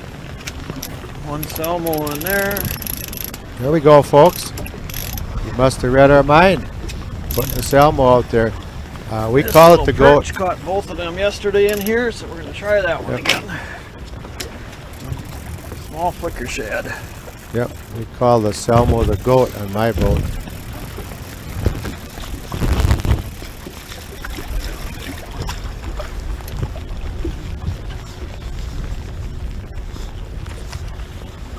What's the penalty for accidentally cutting a sheephead's throat? Well, we don't want anglers to do that. So, I know people do it, and I know they feed the pelicans, but you want to treat those fish with respect on head-to-head fishing, the original head-to-head.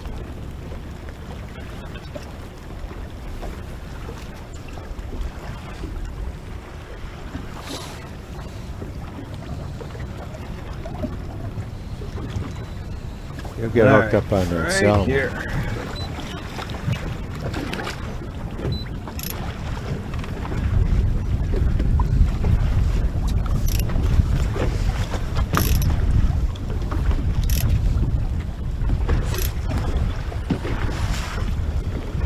Yeah, that South Shore don't look perfect. No. Thanks, Dave. That's where I want to go too.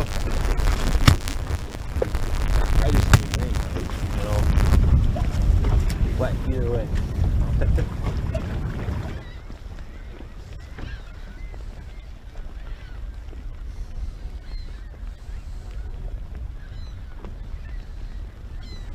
Weather's not too bad, Matt. Yeah, A little rain. A little bit of rain. Like I said, I love fishing in the rain. It's nice. With that sun, you don't have all that sun performance stuff in your, all those ultraviolet rays in your face. I've had so many spots taken off from sun over the years. You gotta watch that. I know down south they're using those masks and those Yeah, like the fish monkey stuff. fish monkey stuff. Yeah. But boy, I don't poo-poo sunscreen anymore. I don't poo-poo lip balm. I don't poo-poo face masks because I've had too much trouble with skin issues with the sun. It's a killer. Could have at least been a warm rain. We're not going to be there too terribly long, but it's worth a shot.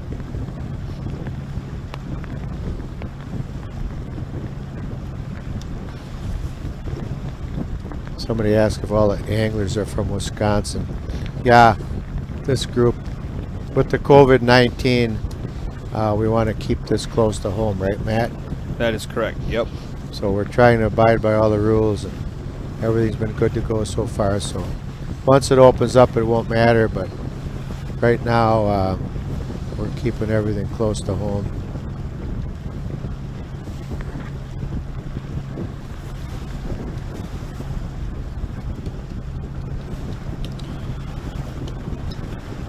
Do you fish like a pair of gloves, Jim, when you're out fishing? Like even like the fish monkey type stuff? Yeah, I do. I've got a nice pair of fishing gloves. I don't like wearing gloves usually. Yep. But I will wear them if I have to. I don't even wear gloves when I'm deer hunting. Yeah, either do I. I'm not a glove guy. I mean, if it's 25 below and I'm freezing to death, yeah, I'll stick them. But I like to stick them in my pocket.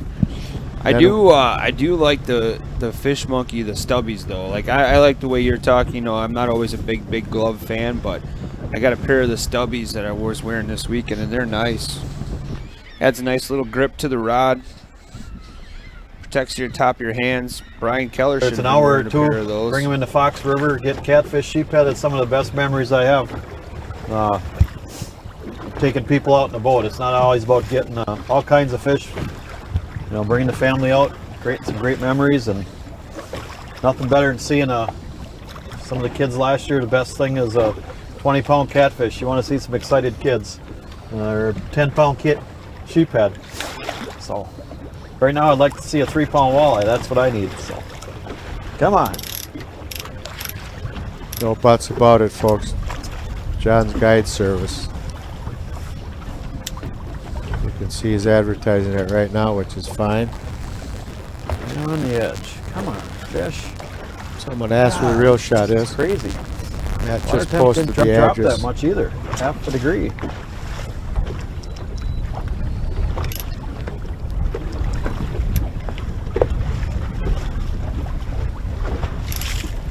Be interesting to see where John Hines ends up, Matt. Took off somewhere.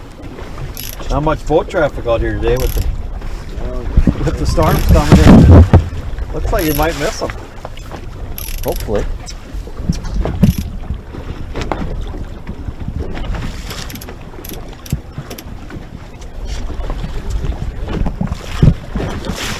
Well, yo, Captain Keller got a phone call there. He's always on the business end of it all. So we had said we'd bring Russell back in around 11. So 2 hours. the to go. Russell's about to sit down. What's going on? Fish. Not much, buddy. How was your little break? It was good. Pacing around waiting for somebody to catch a walleye. Yeah. A lot of people are pacing around right now. See, Dennis is a smart man using his billboard there. He's got set up his live well billboard. That's pretty neat. Smart man. You know, that's one of the things I've talked a lot about. If you own a business, whether it's a guide business, a custom painting business, a manufacturing business that's involved in fishing or whatever, this is about the best $500 you can spend on advertising. That's true. Especially if you can get yourself through the first day. You're guaranteed at least 3 days of fishing at that point. Oh, right. Looking live here at John and Tyler, both looking to get on the board. I haven't looked, but Tyler, I'm guessing, must be using 3-ways, being by the fact that he's got at least his one rod really down tight to the water there. Have you seen if he's using a bait without a board or a 3-way? I have not, no. Okay. We've just been kind of focused on some of those sheephead catches. Now is John jigging? He wasn't jigging before, was he, Klumpner? No, he started the day trolling. He's jigging now, Yeah, or he's casting a ripping wrap, Yeah, it looks like. Yep.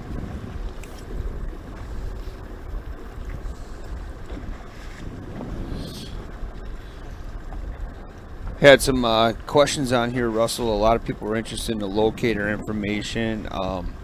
the type of mounts that you would recommend. One in particular was, Jim was trying to answer it, is the best mount if you wanted to get your locators side by side.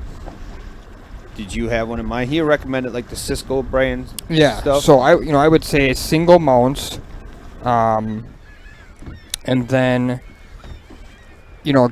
setting them up side to side, obviously. But Ram mounts kind of were real popular for a long time. They still are. They're a little bit less expensive, but they're not quite as durable because they're made of plastic.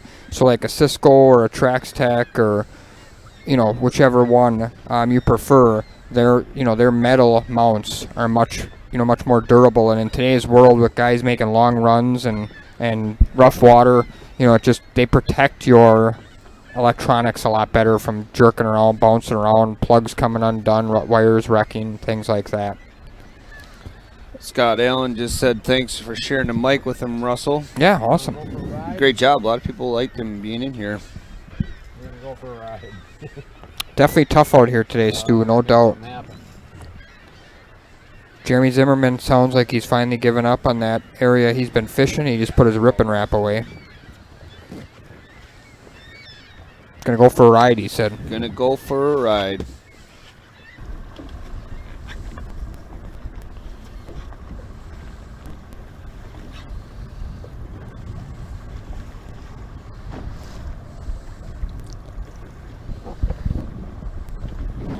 Lake of the Woods, Minnesota. Stable mount is a good mount too, yep. I agree with Ben on that. That's another great brand. 57 and sunny skies on Lake of the Woods. I guess we should have been there. Just saw it's supposed to be 70 on Saturday in Oshkosh. Nice.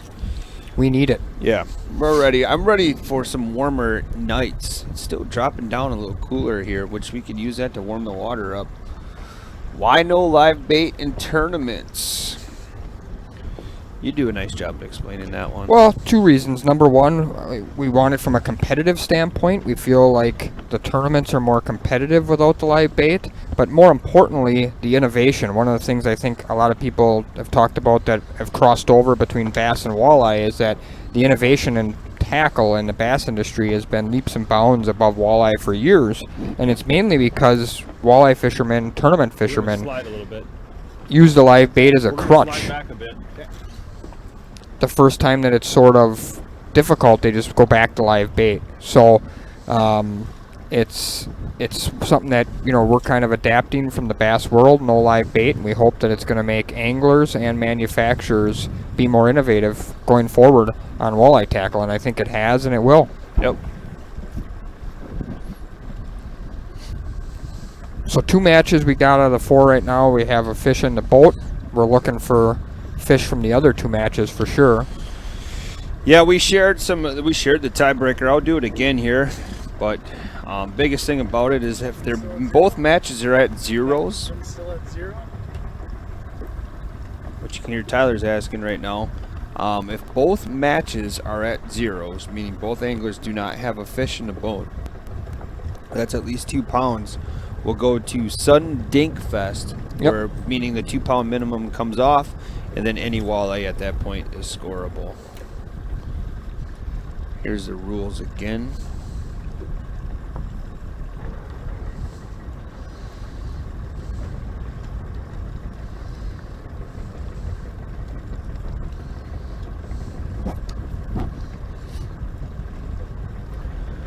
Gotten into Sudden Dink Fest a couple of times over the last couple of weeks, Russell. It's fun, it's entertaining. Yeah, it is what it is, right? Yeah, nobody wants to get into Sudden Dink Fest. Oh, look at that. Sunny and 70 in Denver. You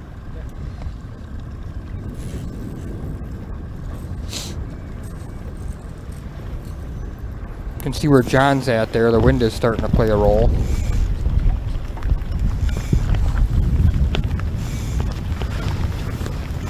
Starting to rain.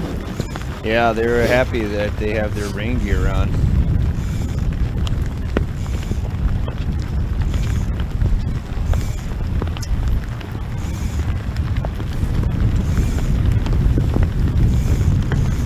A lot of people are excited to hear that sound that we're hearing right now on the salmon side of it, that scream and drag.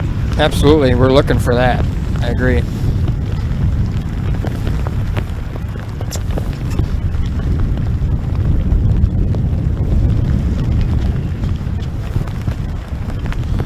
Dylan Williams, we're working on the Dinkin stickers. Right now, Mike is here today, and he's printing stickers by the minute. So he's working on H2H Let's Go Dinkin, H2H 7 Dink Fest, Dinkapalooza. So we're working on a lot of that kind of stuff. Do you make fluorescent Dink Fest vest? Not yet, but there's apparel coming.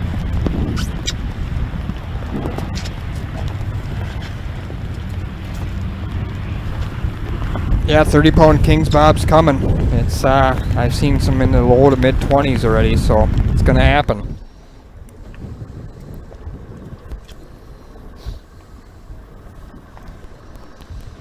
Steve Beer says mid 80s this week in Hutchinson, Kansas. Go H2H, love it. Thanks for the support, Steve. Can't complain about mid 80s for sure. No. It was beautiful this week, and it wouldn't be a head-to-head fest though if it wasn't crap weather. You know, it was beautiful over the weekend. We get a head-to-head event. The weather's just crap. Michael's on the move here.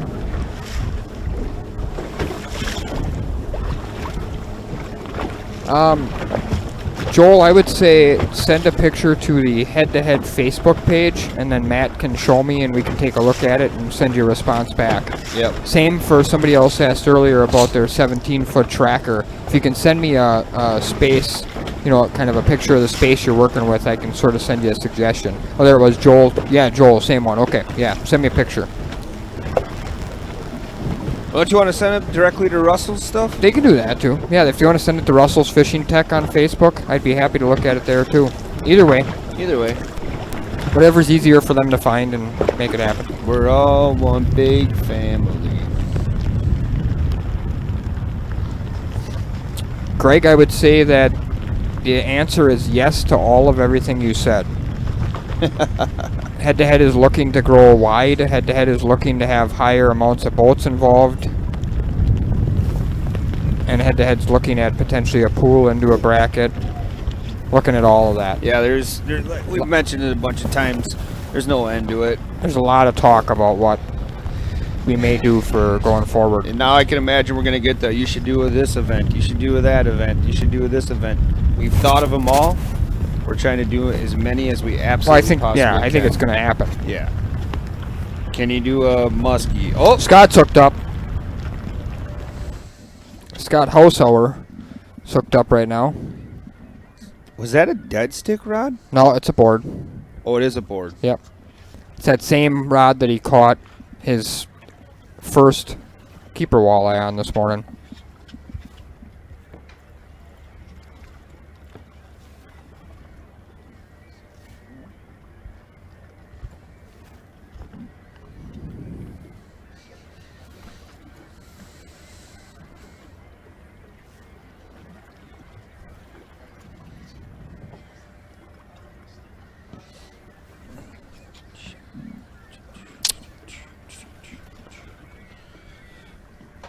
Oh, 11 a.m. winners? Yeah. Okay. We're going to give away some H2H in the mouth. In the mouth stickers. So the Facebook winner was Joshua Smith.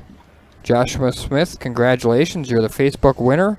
And YouTube winner is John Weiss. Is that S-E, right? Yep. That is W-I-S-E, John Weiss. Congratulations, John Weiss and Joshua Smith. You two are the winners. Please send a message today. They do not go past 24 hours, so send a message today to Head-to-Head Fishing on Facebook. As we're watching live here with Scott Hausauer, as he's working what appears to be, could be potentially his second legal walleye here. And John, that's Jon-W-I-S-E. Jon-W-I-S-E. He's working that drag out on that reel. He thinks it's a nice fish, and he wants to make sure the drag's not too tight as the fish is putting a little bit of pressure on now. Scott gets this fish here with 1 hour and 53 to go. He's going to take a commanding lead of 6 pounds or so.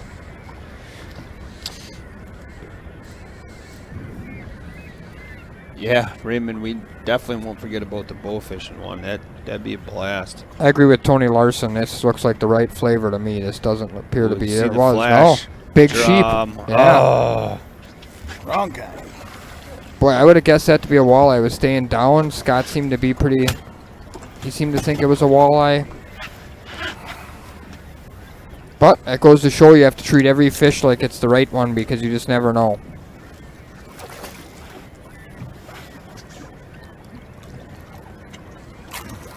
Well, I don't know if you heard that, Russell. It sounds like Brian's going to order some food.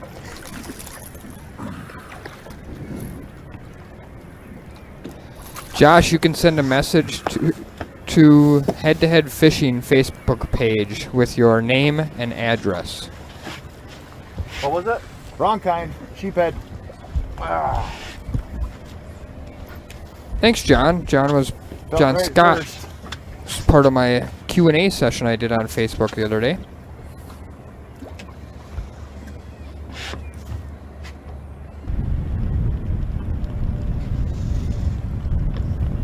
Yeah, I know. I feel the same way Dylan did. It's like, man, we're less than 2 hours already of the day. Yeah. And the fishing's been slow.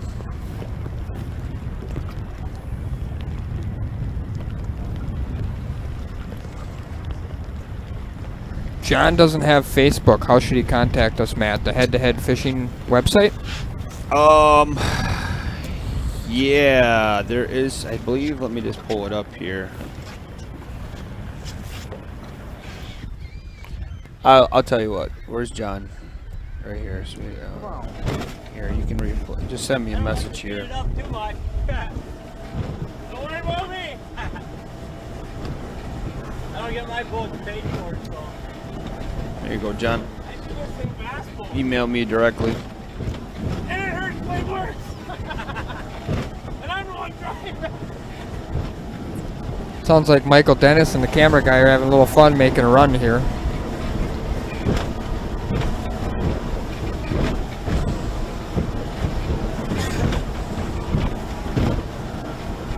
Yeah, that windshield's protecting that camera gear pretty nice. Plus, it's protecting the cameraman and the angler for No, sure. as long as I can see so I can prepare for it, you know what I mean? Yeah, I can never ride, put my back to it. Yeah.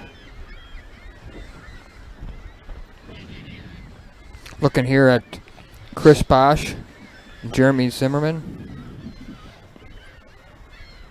That's all right, John. Do you think these guys are going to stay on this bite all for the whole 5 hours? Jeremy Zimmerman moved. But do you think they're going to stay on that jig pattern? Yeah. Chris Bosch will jig until he's at a tournament, I think. I think that's sort of his MO. His MO, yep. I mean, anything is possible, but I think that's his strength, and he'll stick to that. And obviously, he's got the biggest fish in the tournament so far. Right, so. panned out. It's the awesome thing about head-to-head is one fish can seal the deal.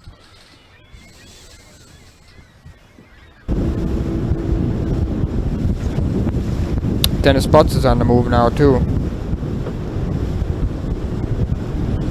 What do you mean, Raymond? For what kind of circumstances there?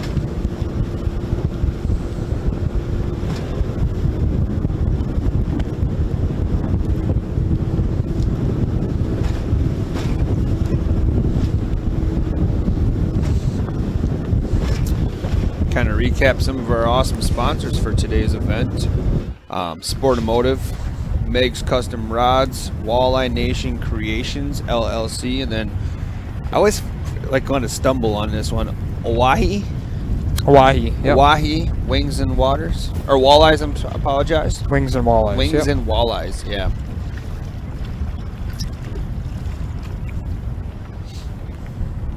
Bob Williams said that Chris will 100% stay away from trolling. Loves the cast. You know, that's one of the things I've learned. I mean, if you want to be a really good tournament fisherman, you need to find a way to be good at everything. But there's very few tournament fishermen, there's very few fishermen in the world that really, really are excellent top-tier trollers and top-tier jig fishermen. So if you're one or the other, you tend to do... Oh, Scott's hooked up. You tend to do a little better if you can stick to your strengths the most you can. Daryl, I don't know if the anglers have any side bets going on. Could be last time we had a mustache deal between Justin and Mike Mann. Yep. We had a jump jump off the dock. Yeah, we had to jump off the dock. Brad Fuller's joining us. What's up, Brad? Brad's the owner of Omega Custom Tackle. Was one of the awesome sponsors we had last week for the bass side, the Bago Bass Bash. Brad, you and I need to talk. I got to put an order in. Sent him a picture this weekend. My son caught his first 2.9 on a bladed Rapture jig. It was awesome. That fish choked it as well. Raymond, I would say send a message to the Head to Head Fishing Facebook page, and then Matt will make sure it gets to Kyle or whatever. Yeah, and for we'll sure. Yep. do For it that kind way. of purpose, for sure. This fish looks pretty heavy. It's a little bit heavy for a walleye, maybe, but hard to tell. Here's that picture. Look at that thing. Wow. Yeah, that is a cool picture. Just engulfed it. Yep. And look, I was talking earlier. We even got the high contrast scale going on. Got the high contrast scale, 2.9. yeah. It would have Beautiful. weighed. Look how dark that bass was. Boy, that fish is straight down, though. Oh, yeah. Was that on Winnebago? No. No? No. Lake X. You ever been there? Nope.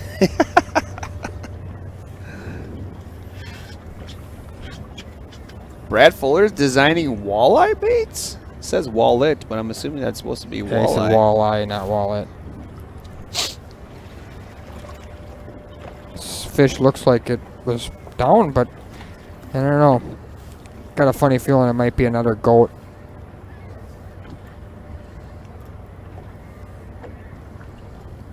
Boy, it's bent over good, though.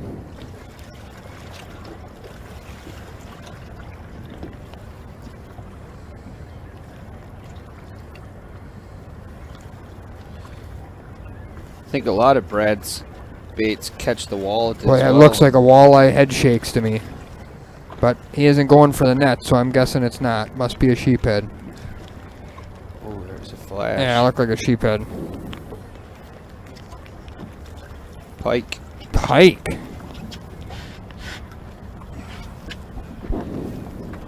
Catching all kinds Another of one that's the wrong kind.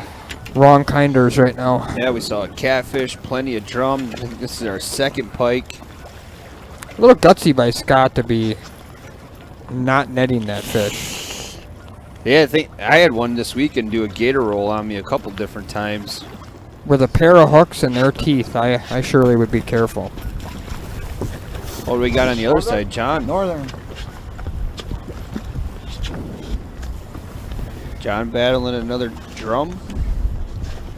Well, unfortunately, there's no points for collecting the whole set. Yeah, if this was a sheephead tournament, John Himes would be in the lead by a long shot. Got them in here with the fish the other day too.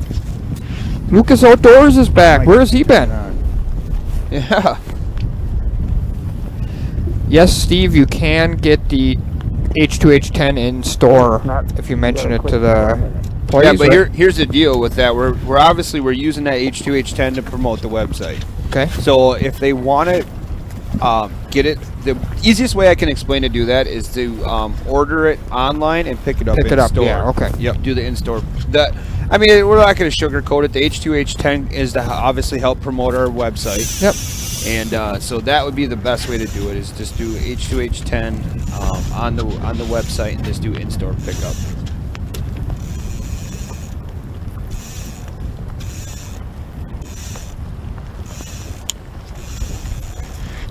Chuck, there is a Dink Fest potentially lining up here in this tournament, but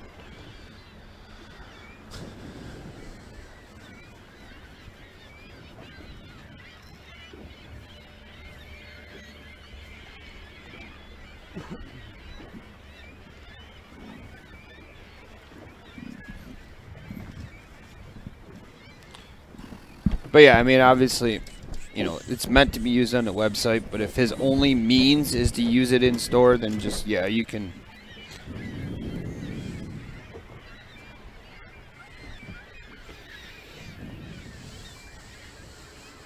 Thanks, Travis. That's awesome. I don't think Russell and I have missed many hours either of. No, I went home early that day, but I watched on my phone. Yep, full time. You got a nice shanty, I'm guessing? Yeah, I got handfuls. Yeah, not heated floors, but it's got floors. That way you're up off the ice. Raven Aston wants to know the rest of the tiebreaker rules. We flip a coin. Nice and toasty. That's all there is to it. Yeah. We got 2 zeros at the end of regulation. We flip a coin. I've never been in a nice one. I've always been in one of those smaller ones, you know. Mermaid one type deal. Nobody has not caught a dink, though, so we might. Yep, they're nice and cozy. I was listening to Kyle, tournament director, talk earlier today with the weather that's potentially coming in this week. Some high gusty winds. Might have to make a couple of changes. Yeah, we'll see what'll happen there. It could be interesting. Yeah. Always things like double headers in play and all kinds of craziness.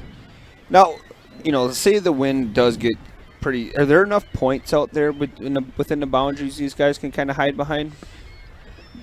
It depends on the direction of the wind. If it's north, that makes it very difficult because it's coming right down the chute. There's no hiding. If it's east or west, yeah, they can definitely fish one side or the other much more easily. But a lot of times, walleye guys like to fish the wind-oriented side. You know, Yep. if it's out of the west, they like to fish the east side, or vice versa, because that's where the wind and waves are crashing in, and usually that's where the action is.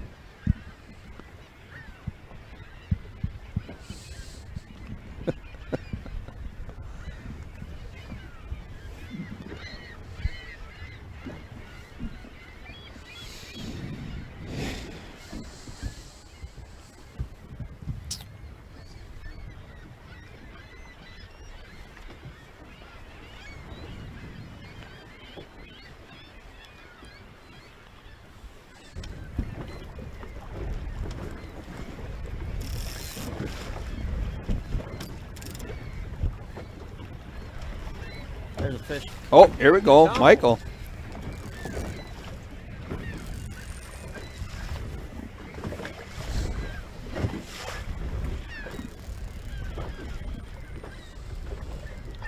This is a battle between Michael and Dennis.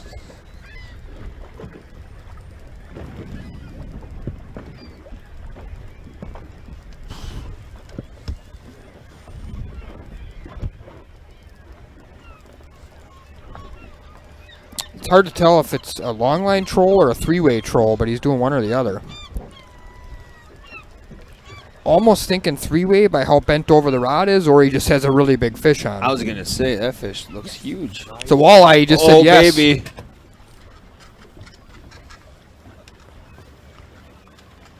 Yeah, he's got a three-way on there. Get him, buddy. Got him. There we go. Fire Tiger looks like maybe a jointed on a three-way.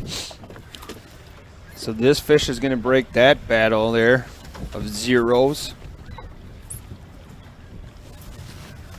So then it'll only be one so far.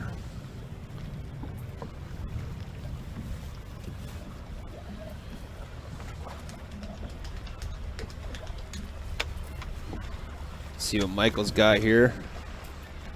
It's definitely a scoreable fish, though. Yeah.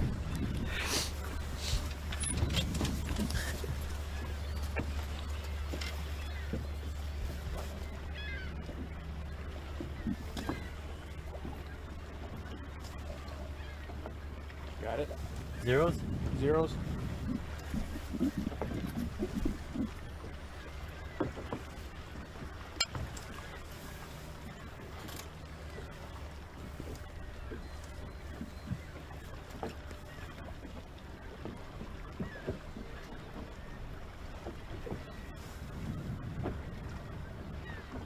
Five.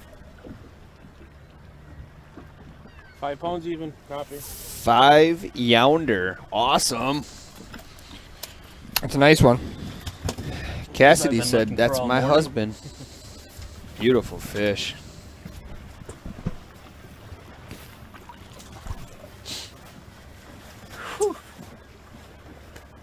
Little relief now? Yeah. That little run paid. Heck yeah. I think he's in the river channel. It's kind of hard to see, but I think got a that belly on it, got two. Yeah. that island back there is what a lot of people call Bird. 4-letter word island. Starts with an S. and you start at that island and you troll into the current coming out of the river and the main river channel up to the mouth of the river. All right, so Hooked up right here, John Hines again. Here we go. Hopefully this time it's the right fish. Is there any way we can have a head-to-head tournament on sheephead? Can we change this in the middle of the tournament? Maybe he sees it back there splashing on the surface and knows it's a sheephead, or just has had quite a few sheephead today and kind of has a feeling for it. Looks like it's up high in the water column, so not a good sign. So there you see in the bottom of your screen, Michael's fish is on the Way Live scoreboard, 5-pounder. So we got three matchups on the board. Yeah, there's a fish right there. How about a northern pike tournament? Northern pike. Another pike. The multi-species game is good this week here on head-to-head for sure. That was a walleye-sized northern pike. Another guy not going for that net.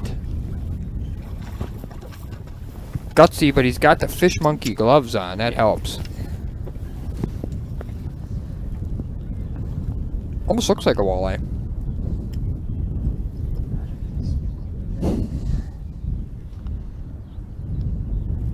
Joel Thomas said he sent a message to head-to-head and to Russell's Tech. He is. Wow.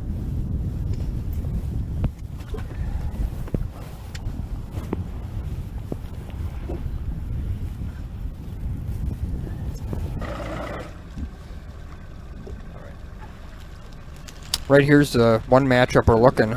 John Kumpler has Hot sticks, brought the hot sharing sticks many out. Yep. sticks. That could be a secret trick of the trade there.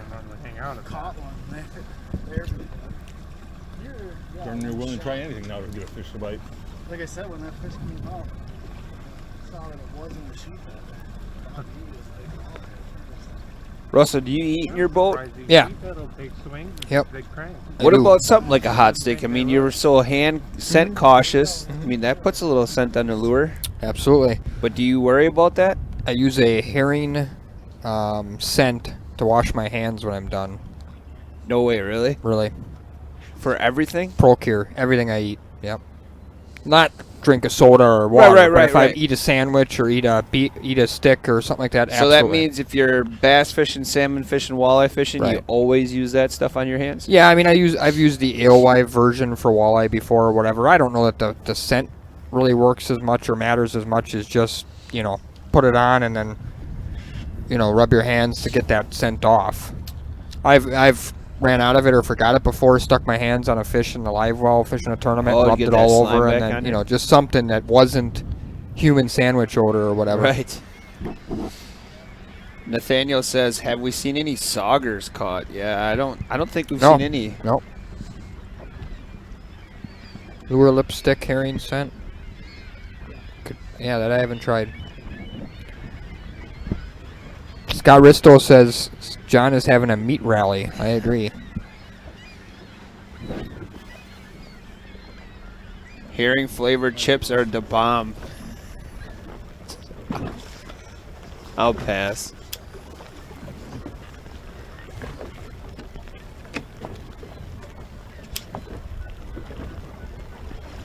Camera 8, the fish catch that you just had, that's everything we're looking for.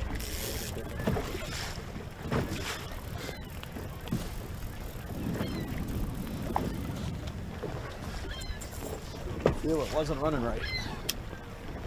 Lead on. Earlier there was a comment, Russell. Is there anything that you do to keep debris off of your baits when trolling? Scott Allen went over that, and I think that the way he does it is the way I've done it before. A lot easier to tell, especially when you're only fishing with 2 poles. I use a barrel swivel, but I like to put a bead. That's a good one on top of it. As the contour is going 7 to 10, 11 foot. Just making sure I'm tapping bottom every So once is in a while Mom and with everybody that just counters. dancing Oh, now? I'm sure they are.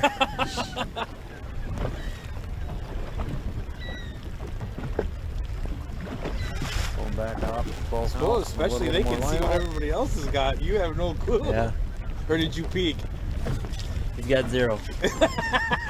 That's the only thing I don't like is when you log in, it shows you in your park. No matter what. Yeah.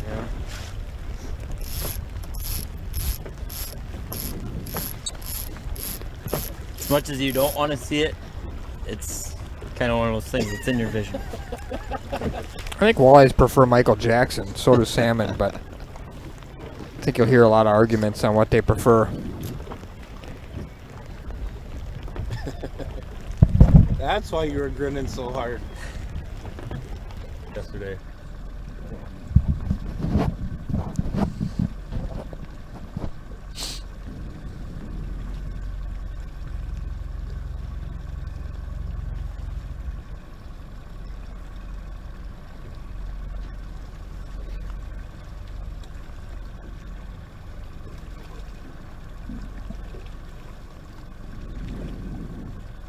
You see Tyler here, he's using, I think somebody asked earlier what that was. That's a track system. Could be a Trax-Tech track or a Cisco track, and then he's putting his rod holders in that track. And what that does is it allows him to slide those rod holders around depending on what type of fishing he's doing, so that he doesn't have them mounted directly to the boat and only have them in one position.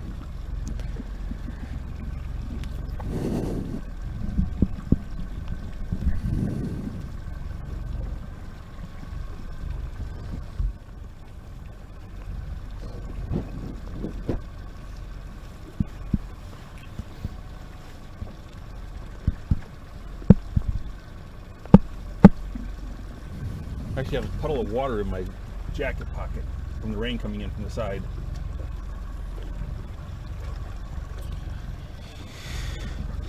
That's a real bummer when you're just trying to stay warm, you know. Mm-hmm. The outer part of your jacket's all wet.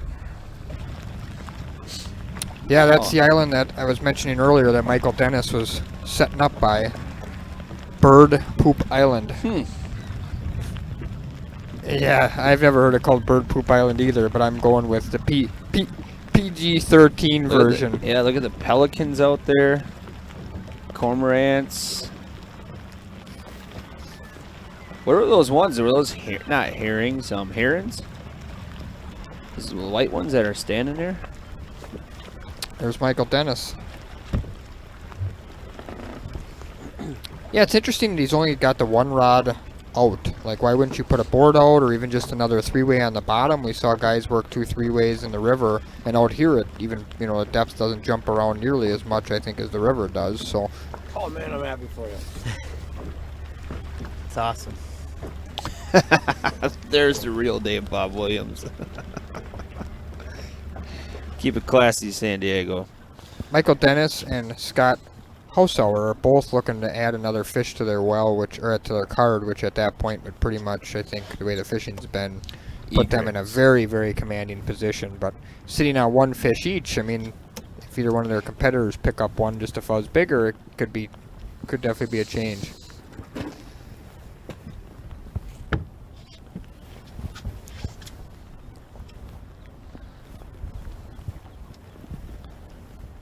Not nearly as much wind where these guys are at. Nope. Oh. Is it? No, I think he just checking a bait here.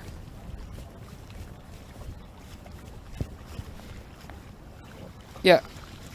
Board length from the boat is interesting. Some guys like to run them way out. Some guys like to run them close.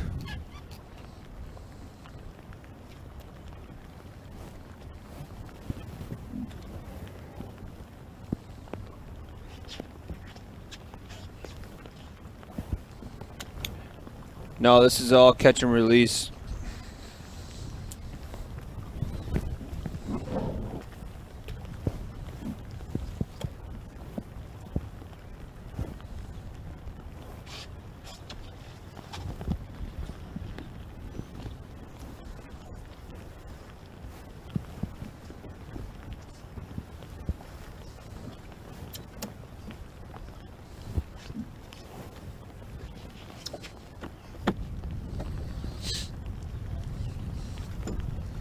Yeah, I agree with Lori. Kind of typical weather for H2H the last couple of weeks. Yeah, I mean, look at even the best of last week. We tried to switch species and the weather still didn't want to play the game.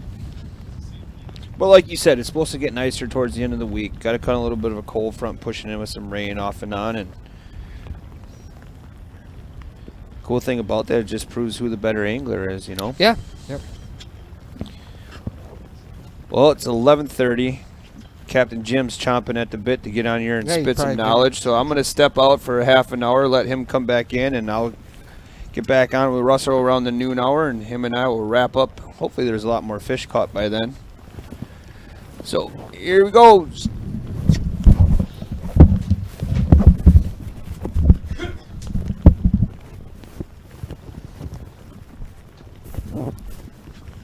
Looking live here at Scott Hausauer and John Hines.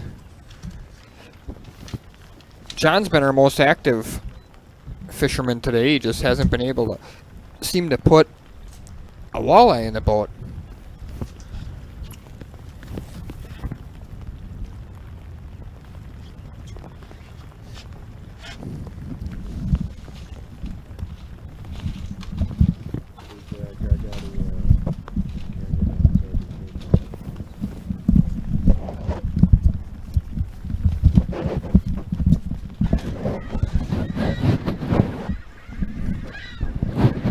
Here's Chris Barsh and Jeremy Zimmerman. Jeremy made a move a little bit ago. Chris is still riding that spot where he pulled that nice 5-pound, 12-ounce walleye out.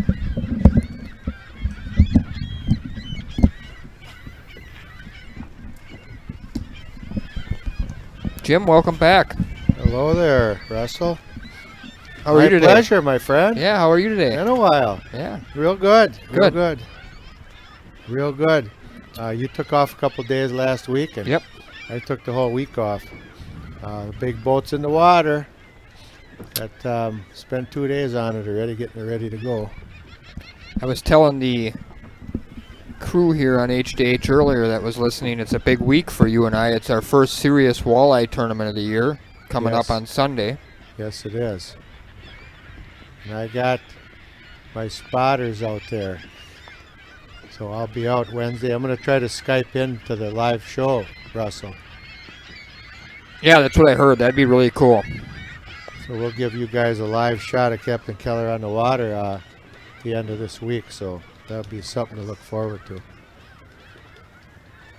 'Cause I'm looking forward to getting out too. I am too. It's sort of, you know, I've fished a couple little fun things with Lily, but this will be the first one I Yep. take seriously. So Yep. hopefully we get on some fish. I heard they're getting some down in the river, but they're all small. Yeah, my dad's been out a lot, almost every day if the weather's been decent. He called me when I was on break on his way back, and he's going through, you know, 30, 40, 50 fish, but takes that many to get a couple of decent ones, you know, 14, 15, 16 inches. So If you got a dink fest, though, that's the place to be. you got Right? that right. You got that right. You could put a pile of them in a hurry. You could Yeah. win the dink fest in that river. Oh, yeah. But them big ones are going to come through at some point. Yeah, I think they're done they're done early April up in the river. They're all coming back. They might be in the lake right now. We'll find out. Yes, we will.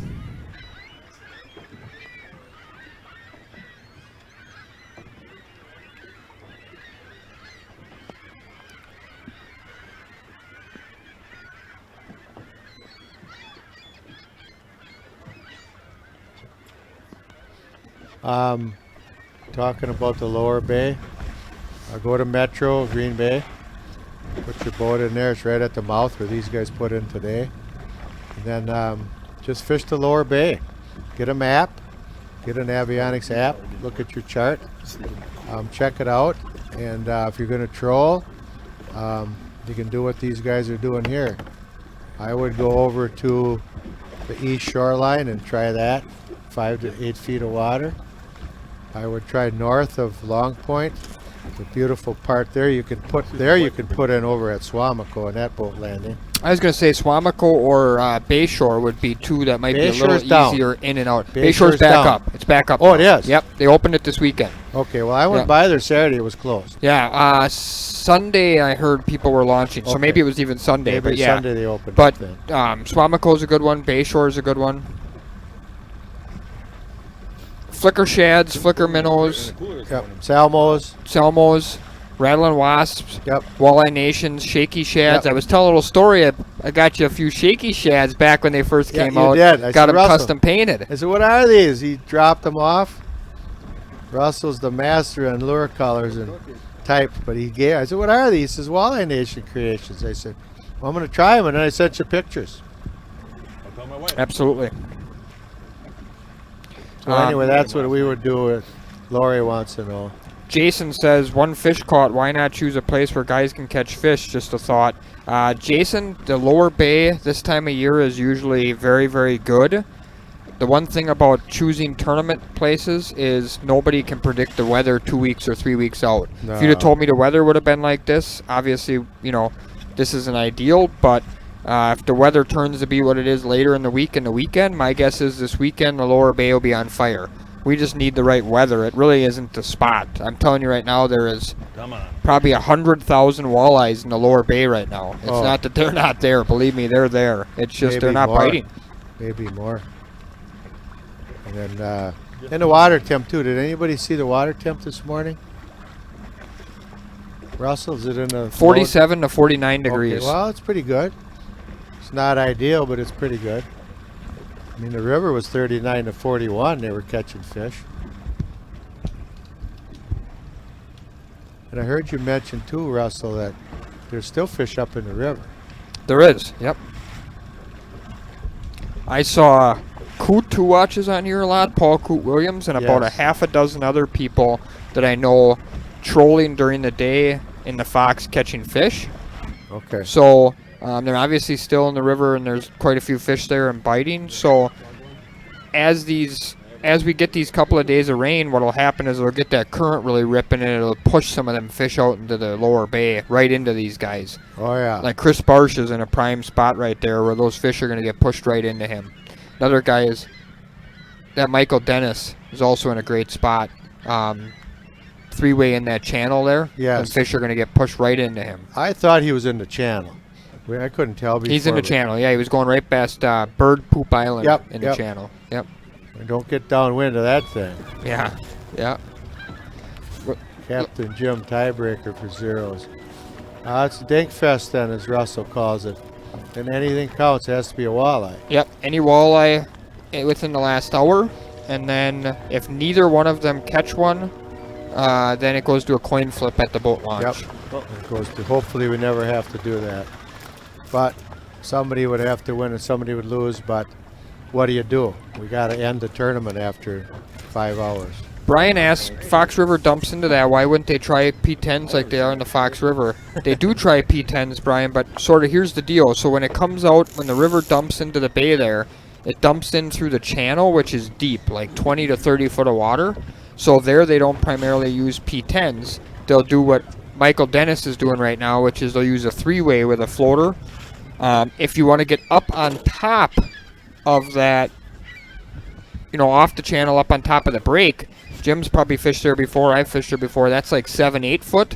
That's a premier spot if you want to pull boards and P10s. Yeah, Chris Barsh is moving. I'm actually kind of surprised too. I figured he'd grind it out in that spot all day, but a little over an hour to go, he's going to make a little move, or a big move. We're going to find out here. Yeah, that's a shipping channel, Russell. It gets 25, 30 feet. Yep. Then it comes up, and it's like you said, you can catch fish on those ledges in those breaks. 7-8 foot. Yep. Yep. So if you want to work up on top that break, P10s are a perfect bait for doing that. Husky jerks are real popular. Scatter wraps. Any stick bait. Yeah. Any shallow running stick bait with good colors and good action, obviously.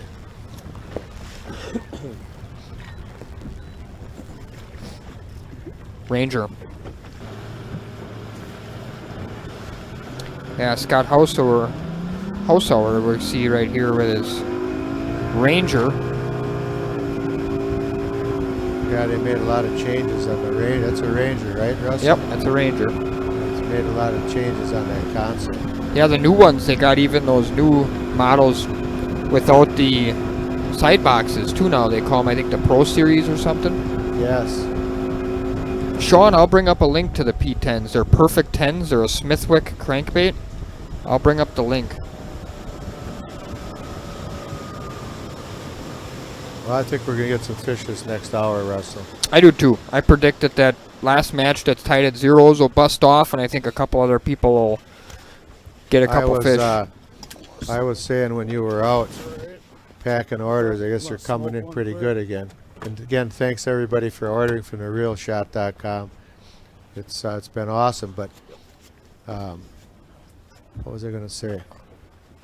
Oh, and some of these trolling patterns, I was kind of surprised that these guys aren't catching more fish. Like John Hines, he's an excellent fisherman. Yeah.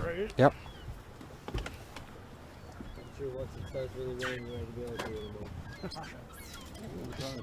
Yeah, someone said we shouldn't have a coin flip. Well, somebody has to move on. It's unfortunate, but Well, we haven't had to apply that yet, so we're hoping that somebody catches a fish here in the next little bit, and we don't have to apply it again.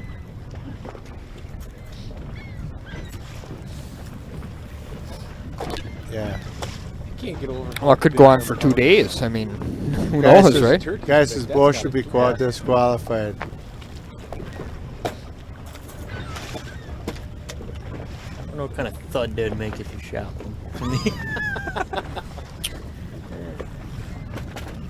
But anyway, yeah, hopefully we don't have to deal with that. I But would if say we that do, about the cormorant. at least have the rule in place. Cranes. You can see the surge coming in. From what I heard over the weekend, the fishing was pretty decent. The sun was out and stuff. Some of these pre-fishing guys that I kind of talked to or heard through the grapevine, it was pretty good. So, Yep. Like a goose one. here you go. Here's what I saw here. Jason Klein just said water dropped from 55 to 49 over the last week I have here. a buddy of mine, he shot one in one of the Dakotas. It was legal season. Yeah. Yeah, Pretty neat. anytime you have that. Huge. If it's true, I don't know if Like it my got stepmom, 55. her That seems kind of grandfather- high. I'm not arguing, but Grandfather? that would seem kind of high with the weather we've had. The early 1900s, 1918, 1920, around in there. Aluminum. Okay. She has a The producer The mount just set up controls, Butamore. He yeah, had so. 56 degrees in a few spots, so But yeah, them are, you know, they don't look that big in the water. But when they get the I'm telling you, producer they're pounded big. him yesterday. Oh, yeah. Russell, That's what I heard. Pretty cool. in his Ranger, brand new Ranger bass rig. Wasn't. He can fish though. Mm-hmm. That's my son, as you know. Yeah, He's a fisherman. Somebody taught him pretty good. I can imagine who that He was. didn't have much choice. All I did was fish. Yeah. Ask his mother. Absentee father. Yeah. Out fishing all the time. My wife was on earlier. I don't think she is anymore, but I'm sure she would tell you I've spent a few hours out on the water myself. You're a monster. Just love it. Well, you get it in your blood. That's where you want to be. That's right. It's in your blood. Michael Durant, yeah, we're looking for. We're 15 minutes from the Dinkathon starting on this matchup right here. John Kumpner and Tyler. Those tournaments where you don't catch a dang fish the whole day. Right. Russell, John Klumpner's a good fisherman. Right? Yes, he is. Yeah, I mean, absolutely. Tyler's a good fisherman. John Hines. These guys are guides. Nothing on the first day. It's like I just John Butts is a guide. go home. Yep. This is just a slow day, folks. That's fishing. But then again, we talked about it. A one-run ball game, you know. You only got to win by one run. Yeah, we're gonna run into during the summer, you know, where we have a couple of these events, you know, potentially this May bagel or this June bagel, where everybody's gonna catch 15 fish a day, Yep. and you know, that's just part of the deal, right? I mean, that's how it works. You're going to have ball games 15 to 14 and one-run games. Yep. And you're going to have 18 inning games with no score. Steve, there is no stacker lines anymore.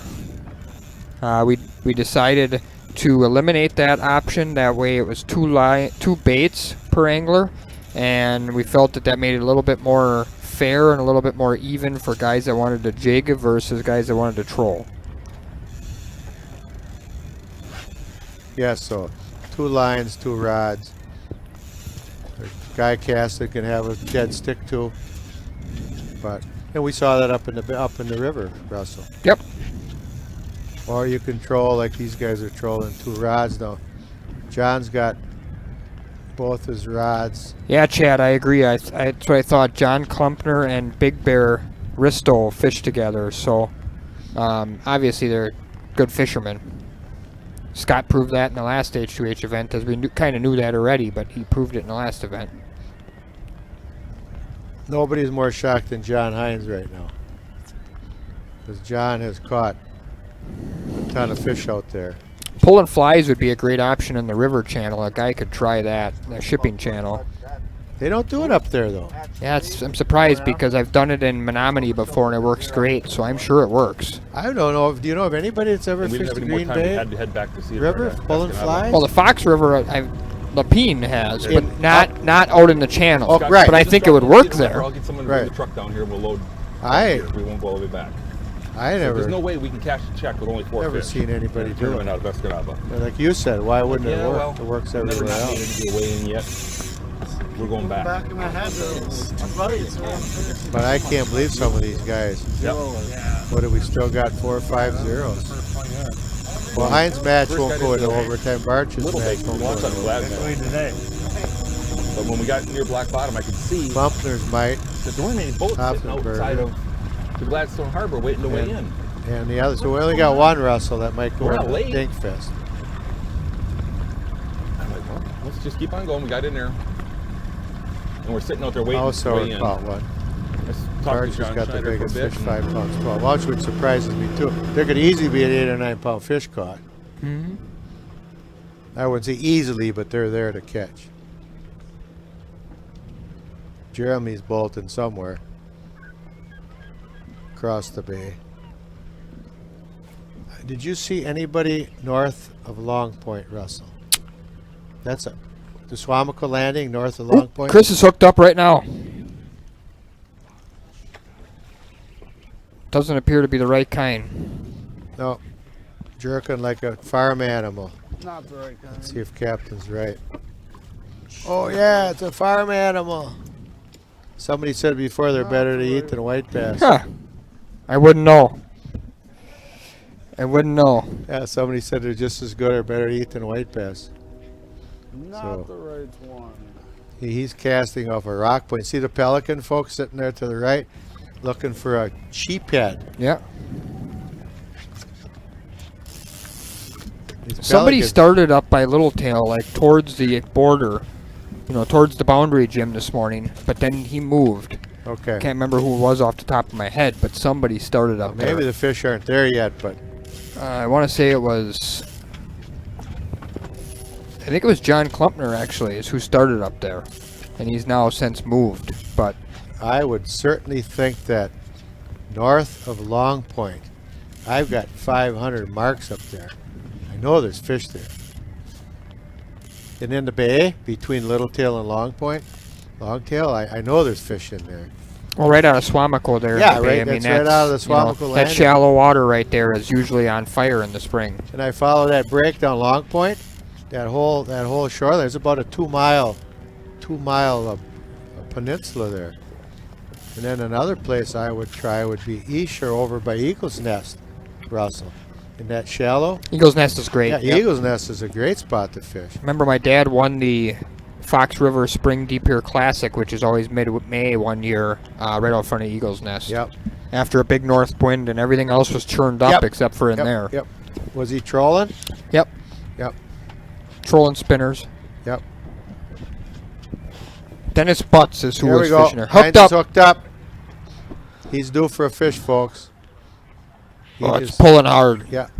He's due for a walleye. Just giving him the sheephead look, though. See how it's surging back and then Yeah, ripping I know, forward, I know, surging I back. know.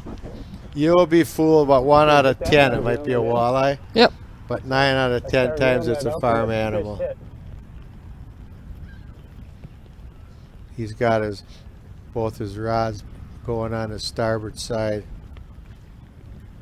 Let's hope we get fooled here, Russell.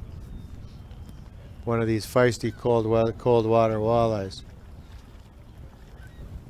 And folks, walleyes will fight different in different water temps too. Right, Russell? Absolutely. Yep. All fish, for that matter. Yep. They generally fight quite a bit harder in cold water. Warm water usually wears them out Yep. very fast. Yep. The only Very time I see that to feisty. be a difference is, right after the spawn, they don't fight very hard because they're tired. Right. They can use crawler harnesses with artificial bait. Yep, I think that's something you'll see come into play in the June Winnebago tournament, in my opinion. You'll see guys use fake night crawlers on crawler harnesses, Yep. potentially. Yep. Well, you know, on the big lake, those salmon in that 37-degree water, they go nuts. That cold water, they're just completely nuts. Come on, John. He's hoping, but I think it's a farm animal. Sheephead. Is that what he just said? Oh, he thinks it is. It's got big head shakes. Yep. He's taking his time like he thinks there's a chance. Yep. Sheephead. Big one, too. Yeah, we called that one Get right. away from sheephead. Trash can lid there. Yep. Sheephead the size of a trash can lid. 2 days of practice and never caught a sheephead. Imagine that. The tournament jinx day. Yep. That's what happens. Come tournament day and just everything turns crazy.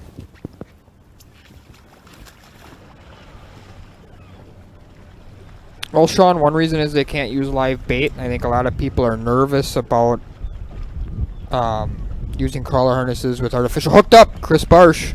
That could be a nice fish. Right on the rocks in the shallows. The spinning rig. See if he gets excited. It's a walleye. There we go. Short little plump one. Hopefully he makes 2 pounds. Oh, that should be 2 pounds. That's, oh yeah. That's The boss was telling me that he thinks crawler harnesses would be a good idea. I was out in the shop the other day, Jim, and this is what I found that I would try, and I'm gonna try either way. Oh, that's more than 2 pounds. Mega Bass Tournament Crawler, 3.5 Yes. inches. Throw it Why on wouldn't there. that work? It's gonna work. So I'll share that on the stream. This would be the crawler I would use. 3.5, Russell. 3.5, that's a nice one. I knew it was over 2. He didn't know if it. That looks yeah. fat, yeah, like it is pre-spawn. He didn't think it was 2 pounds, but I just shared those Mega Bass crawlers. If I was going to buy one out of everything the Real Shot has, that to me looked like the nicest one that I would. 3 pounds, 5 ounces, correct? I'm getting some of those mega tournament crawlers. You should have some for Winnebago. Oh, Yeah. I'm getting some. They look at that. They're brand new. They got the rib tail in there for noise and for action. Literally thought that was a small one. Well, that was a big, big fish for him, Russell. Yeah, Chris put himself in a great position there. Lori, we are really low on flies right now. Can't even bring up the link for you. We've been waiting for about, I don't know the exact time, I don't want to say, but been waiting for a Hutch's tackle order for a while as he ran out of packaging, so they're doing any day. The next couple of days, if you're watching and that comes in, I'll make sure I let you know. What artificial would you use? Russell, somebody asked about the scale too. It's Rapala. Okay, yeah, it's Rapala scale, yep. We could show that Yep. too. We're selling them like crazy. Now, I don't know if we have any in stock. I know We're we taking gotta- pre-orders on them Okay. because they're coming in and going so fast. They're right here, and I'll share that scale on the. Yeah, we got a big shipment in. They were all pre-sold and gone. We're doing that just to make sure everybody gets one, because if we don't do it that way, then you have to be the first one to the computer, and that's not always possible. All right, nowhere to go. Going back to the first Yeah, spot. everybody get one of those for your boat. At least you won't say it's a 12-pounder when it's an 8-pounder. Yeah, Put it on the scale, right? that's right. Pretty soon the guys from work will be watching. Going on break. Well, he's got a nice 5-pound fish, To so like 11:30. Right? So run you through a little update here on the matchups. Scott Hausauer leading with 3 pounds 5 ounces over John Hines. Chris Barsh now is our first guy to 2 fish. He's got 9 pounds 1 ounce over Jeremy Zimmerman. John Klumpner and Tyler Hopsner, I believe. oh, Tyler might have one on here, Russell. Both sitting at 0 yet. Tyler might be fighting one. Yep. He's fighting one now, and it's staying deep. Yep. Staying Tyler's deep. hooked up. This could be our tiebreaker right here. This is going to be the. Hopefully this is a 2+ pounder and Tyler can Oh, get yeah. off the schneid. Now look at the rod. He's down in the water with it.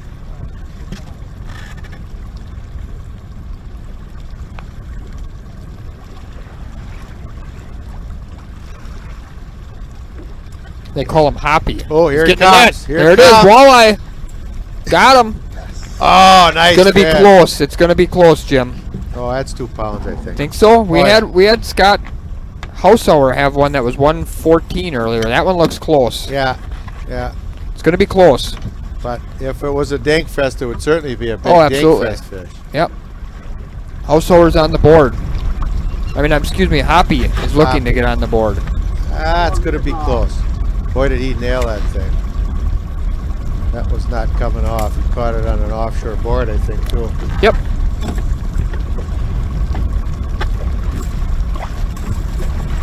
Come on, fish. Get yourself hooked.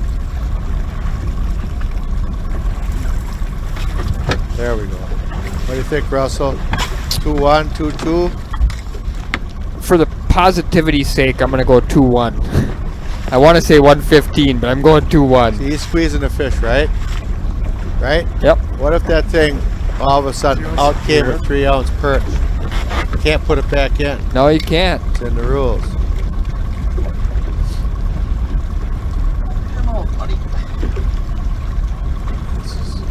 It's going to be a few ounces either side of 2 pounds. Yeah. He's sure hoping it's way in there. Oh yeah, I think that's 2 pounds. I do too. Yep. Now it looks bigger.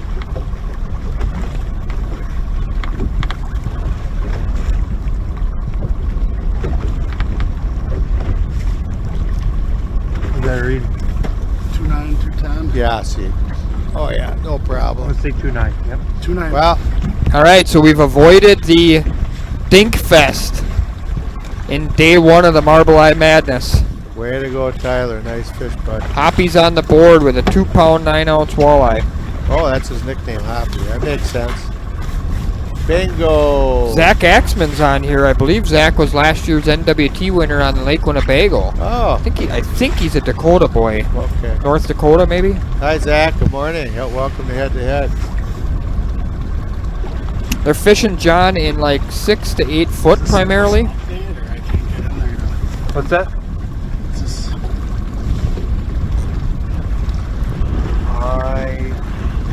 I would try logging out, logging back in. Yeah, that doesn't look great. He's trying to get his Walleye app to work. Killing It Outdoors, a 3-way setup is a 3-way swivel with a one side you put a mono dropper, Just in the nick of time for the whole sudden death thing, too. maybe like 12 Yeah. to 18 inches to a bell sinker. Then off the other part of the 3-way, you use like a 4, 6, 8 foot, whatever you'd like, leader to a floating Rapala. It's the most common. I'm getting excited for this last hour, Russell. Yeah, I think there's going to be a couple more fish caught. I said I thought these guys were going to get on the board, and I think Chris added a fish. I think Yep. at least 2 of the other matchups will add a fish. Yep. 2 pounds, 9 ounce. And like John Hines, he gets a 4-pound fish, he takes the lead. Oh, absolutely. So Yep. there's only one lead that's pretty going to be the 9-pound lead. That's a good lead right now. But all these other leads are very, very, very doable. There he goes. He got his app working, so it's on the board. It'll come up on the Ooh, screen. we There got it is. the Coots trolling rods online Yep. now. It's already on the screen, folks. Not 2 pounds, 9 ounces for Hoppy. Nice fish, Hoppy. Nope. No sudden death, no dink fest today. Russell, what are you putting up there? Coots trolling rods. Coots Troll Masters. After the last couple of weeks, we had quite a few people asking us to put the telescopic trolling rods up, Yeah. and the boys worked hard to get those up on the boys and gal, I should say. Get them up on the screen here on the Megan? website. Megan? Megan and Careful this- Lance. Yep. You can see he's out in the river. You can see the buoys. He's casting from the river probably into the shallows and working out deep. Russell's putting all this stuff on the live stream so you folks can get your orders in before the inventory's gone. Things have been selling like crazy. Can we get a new shipment of Coots rods in here too?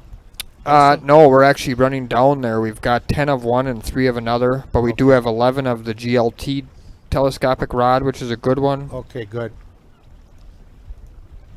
Coot, I think, is out till late May.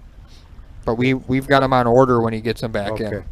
One thing, folks, too, you can see on the new and improved Real Shot website is all the numbers. You'll see the price in red and what's in stock in green.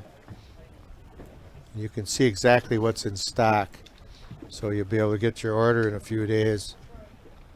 Bringing up the Meg's Custom Rods. Meg's one of our sponsors, and his custom rods have been on fire. Have you checked those out, Jim? Yes. You should definitely think about getting one. I might Yes. get one or two myself. You and I aren't big jig fishermen, but I think since we don't jig a lot, having a little extra feel on that custom rod would help a lot. I agree. Because it's something that neither one of us do a lot, but we need to do. Looks like Fish on. Scott Hausauer is hooked up here. That looks like a walleye, Russell. See it coming in? It's acting like one, yep. It's acting like one. It is. Folks, and when you get a farm animal on, or a catfish, or a muskie, or a northern, that'll be jerking, and it'll go back further, and you'll see a lot of erratic action with the board. But if you get a walleye hooked right, and it's a nice, it's just swimming in with the board, and it won't go nuts until it feels and sees the boat.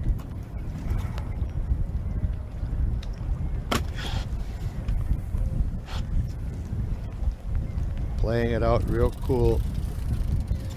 And Scott Allen made a good point here. You notice every time Scott Hausauer gets one on the right side of the boat, Jim, he automatically, when he takes the board off, flips to the left, so he can use his dominant hand to net the fish. Yes. Something you'll probably want to practice. I am practicing, Russell. Good.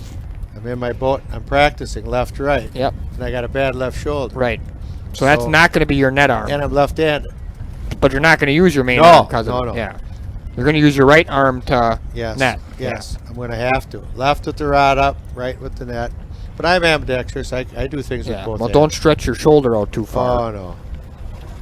I hope I don't need surgery on it, but I'm not thinking about it right now. All I'm thinking about is fishing. Yeah, we got to get through the walleye season. That's exactly right.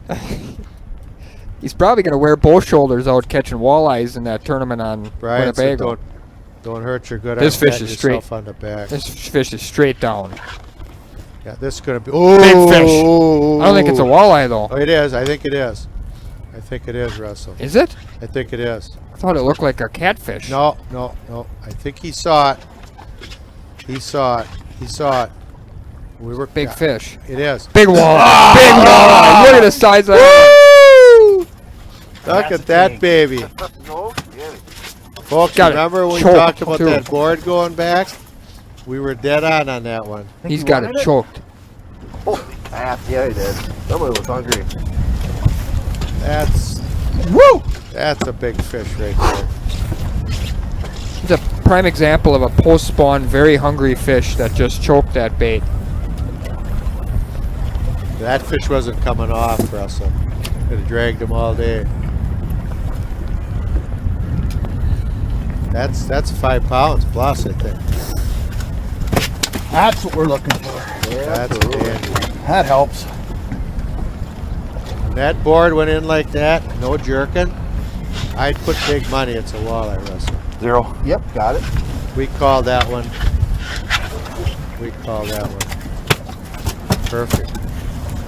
Folks, now you can see why people get excited about fishing the bay. These monsters are swimming around all over the place. Let's see if we can break 5 pounds. Oh, it's 5 pounds. I think so. I think so too. Here we go. 5'10". Oh, wow. 5'11". 5'11". 5'11". 5'11". What a Confirmed. Wow, Big nice fish. Second Nice biggest fish of the day right there for Scott Hausauer. We got a 5'11" and a 5'12". Great job by Scott. Great fish, great good job. That's Green Bay, baby. Yes, that is.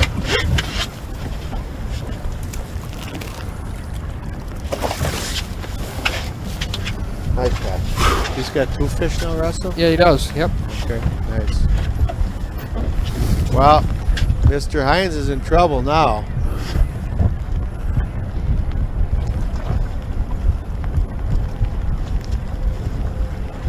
Not that he can't catch up, but 5'11", right? Yep. Yes, Daniel, that one was in the mouth for sure. It was swallow. In the throat, more like. That was in the throat.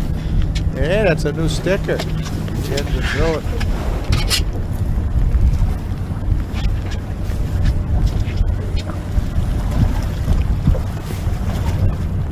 Yeah, that's a good feeling when that happens. He started it all. That's a real good feeling. Michael Dennis is idling back up for another pass.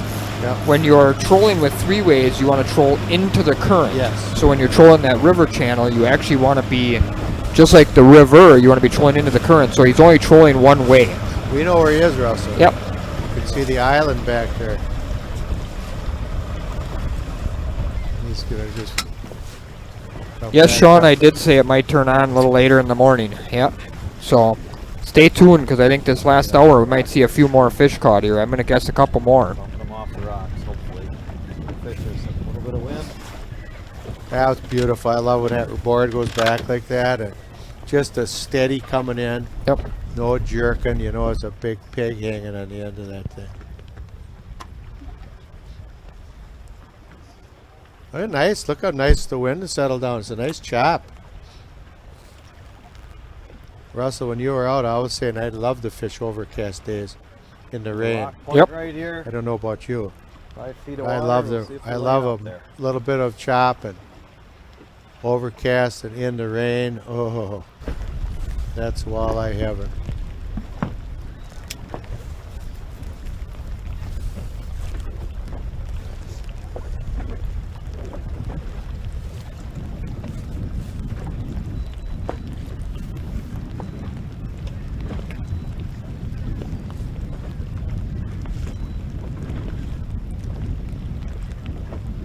I think we're going to see some more fish caught here, Right Russell. there. I do too. An hour to go, hour 51 minutes to be exact. Marbleye madness, folks. For those of you just joining us, I'll give you some of the parameters here. From the landing, long tail is 3.5 miles. Little tail's almost 8 miles. Over to the other point, Sable is 5.1 miles. From the landing, there's a ship canal that gets 30 feet deep. Some of these guys are fishing the edges of. So you just keep, what pocket do you have your mic in? Up So to the you keep doing it, if northwest you don't point mind, of I'll Dead just Horse listen is and 5 check in. miles. So you can keep fishing. And it's exactly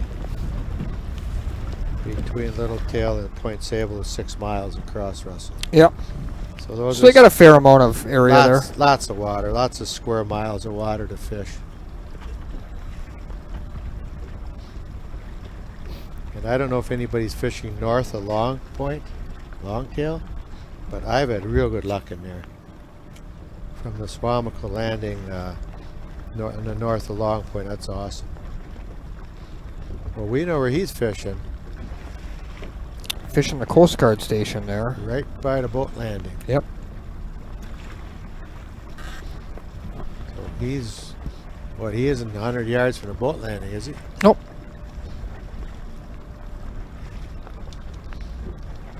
Well, no ding fest, no coin flips.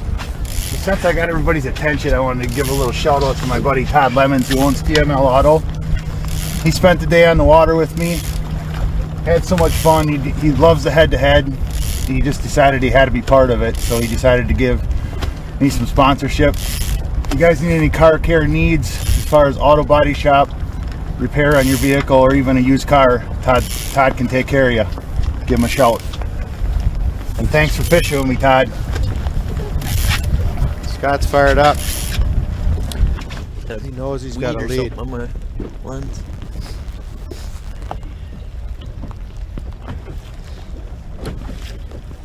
And he should be fired up. I would be too.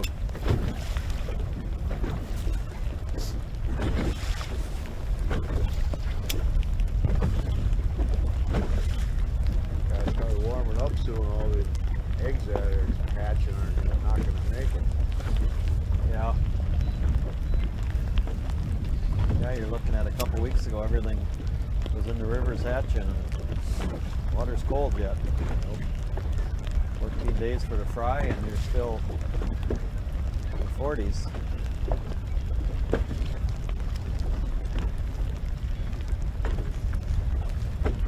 Come on, right here. Spin the spot.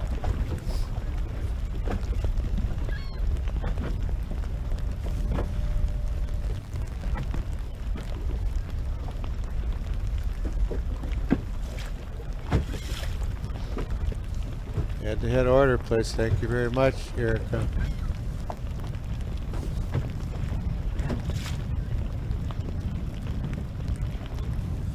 Got Mags as our new sponsor here, Russell. Yep.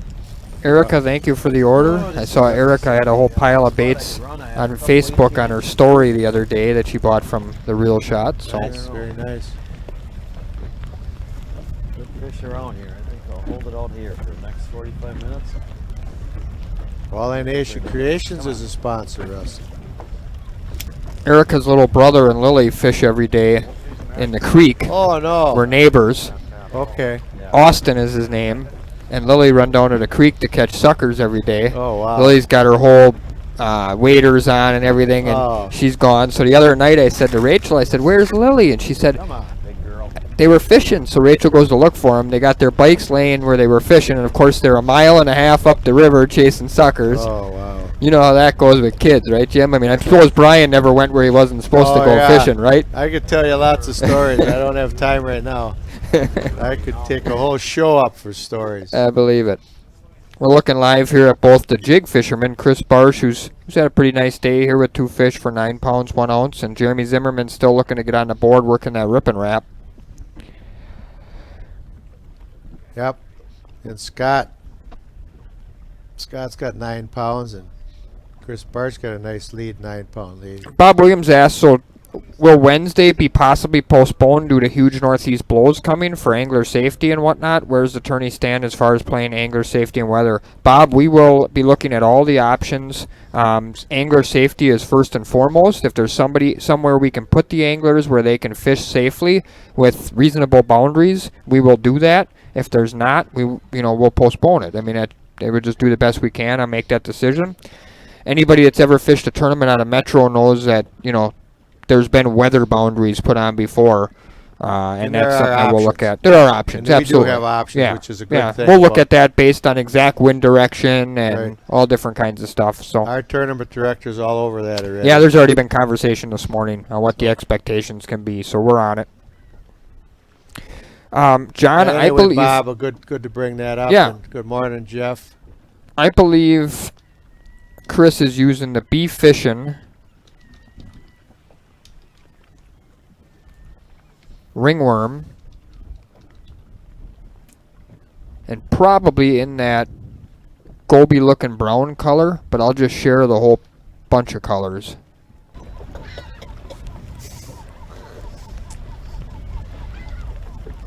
Good thing you guys at home don't have smell-o-vision. Let me tell you what. Oh yeah. Yeah. Yeah, my ditch, right where I live, there's hundreds of them in there some days. Interesting. Yeah, probably about a quarter mile off the bay. And I'm sure once it gets hotter, it gets worse. Yeah, I never really fished down this far in the summertime. So. 3-4 days a week maybe. So it's good to see. Well, it was they kind go of a lot of these little ditches out the water. No, I'm thinking it was just big perch. Yeah. A lot of northerns. A lot of northern rehab. Little things they dig out and they give them spots to spawn. We've created a lot of that over the years. So more northerns out here in the last couple of years. Well, Michael caught one, Russell. I don't know whether you were in the studio or not, but he got that nice one 3-way in. That was in here, yep. Yeah, okay. So he's sticking with that. You can see he's right up by an island here. Just got hooked up on the rocks. You can see the pelicans and the seagulls there. You don't want to get downwind of those islands. Yeah. It's that or a nasty. sheephead.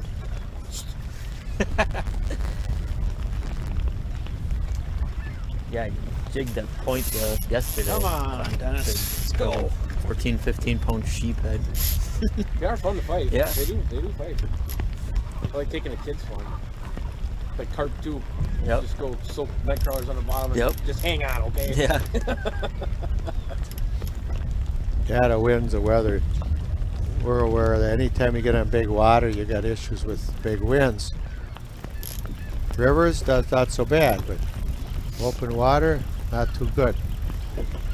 We will play the hand we're dealt. I mean, it's just, that's part of the game. Weather is a factor, and if we can fish somewhere, we will. If we can't, we'll look at doubleheader options and other things that we can do to make it work. Follow that break right out.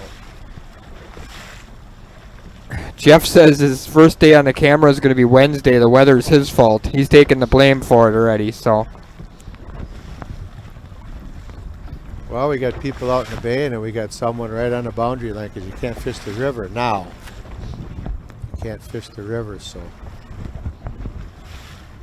we'll see how this weather's going to play out.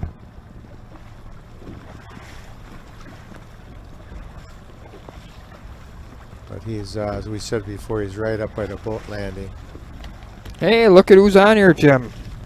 Lily! Hi, Lily. Not only walleye, Lily the follow that. pounder. Every She must have her homework done. I had a 30-pound plus flathead out here on Saturday. Last catch. She wishes she was on one of those boats. Oh, I guarantee it. Yeah. That's what she wishes she was. Well, I'll be Skyping in, Russell. I'm looking forward to it. Larry and I will be Skyping in. And Ryan's got us set up. So you'll see us, folks. I won't be in the studio, but I'll be out on the water. So you'll get some live water action. Not only from the anglers here, but we'll see what's going on in the upper lakes, Russell. Can't wait to get out. I know Wednesday and Thursday the weather isn't that great, but we'll be out. I got a good rain suit. Yeah, I'm going to go Friday afternoon and Saturday all day. Okay, good. And Thursday, if it's not like crazy windy or rainy, I'm going to go in the afternoon after head-to-head. Okay. Okay. So you're going to announce the whole tournament, though? Oh, yeah. Yeah, I'll be here all week.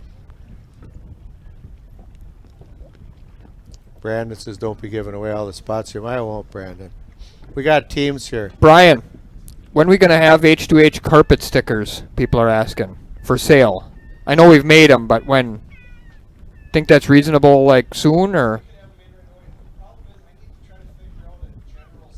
Okay. If you want a carpet sticker, feel free to send either TRS, the Real Shot Facebook page, or Head to Head Fishing Facebook page a message with dimensions. I want one. And we can get you a quote on it. But otherwise, if you guys have some general idea of what you think all around good sticker size would be for the front or back of boat carpets, we'd be happy to, to make some for the website. We just don't want to make one size and everybody wants a different size. Yep. Kind of like t-shirts and sweatshirts. You can't just have a large. You got to have various sizes. I'm going to get the size Brian has on his boat. I'm going to get a head-to-head sticker for my live well, and then I'm going to get one for it's the rod locker carpet, Russell. Yep. Up in the front, you put it right on top of your rod Speaking of head-to-head stickers, you look at Michael Dennis's back there. He's got an in the mouth sticker on there. Nice. Nice. Right away, I'm like, oh, Very fast. Blaine wants to know what kind of rig you're running. Guys reeling a walleye. I've got a 20 feet back. 621 Ranger. Hopefully not. It's a few years old. I don't buy a new one every year. It's black and red with a 300 Merc Verado on it. It's the mouth. I see you guys got a brand new boat. The mouth. You're not holding your mouth to it. I want to say they got a Warrior, didn't they? Yep. That is a new one. Yeah, I think they got a Warrior, yeah. Well, no, or Some minnows out there. Nitro. I think it's a Nitro. Nitro? Okay. It's a Nitro. Where is she They'll now? tell us in a What's the minute. whole Hey. Yeah, I got a 621 Ranger. Real happy with it. Broke in. And see how you were holding it to help you out. I love new boats, but I hate breaking them in, Russell. Yeah, you're probably due for a 622 though. That would be a sharp boat for you. I looked at a 622, but I didn't like the gas tank on it. I'll be very Yeah, they're honest. not big enough yet. Nope, I didn't like the gas tank, and I don't want to knock it at all. But I didn't like the size of the gas tank. Well, if you're gonna put a 400 on it, you need Yeah, I mean, need a big gas tank. Best electronics in the I've world. had, I think I told Matt was talking about a boat bass deal last week. I said, take me along. I bought over 25 boats. So I know a lot about boats. But I checked the things out that I think are very important. I didn't think the gas tank was big enough. Andrew, yes, we try to keep the same camera people with the same anglers as they move on.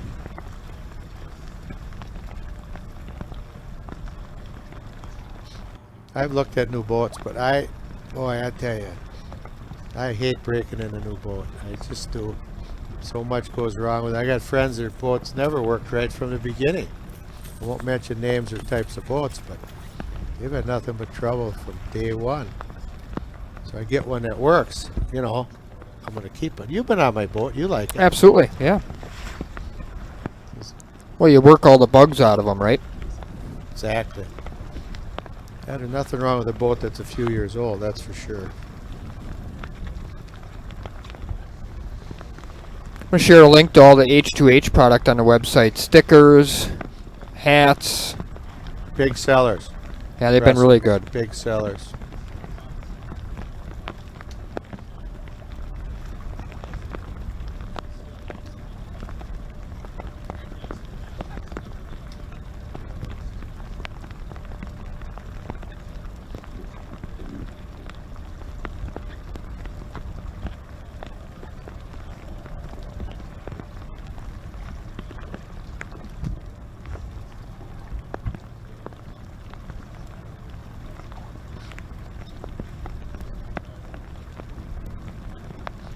Somebody said he loved my view of boats, Jim. Yeah, I got a good view on boats. I've had a lot of boats, and I can talk a lot about boats. I don't knock anything, but you know, I try to be constructive.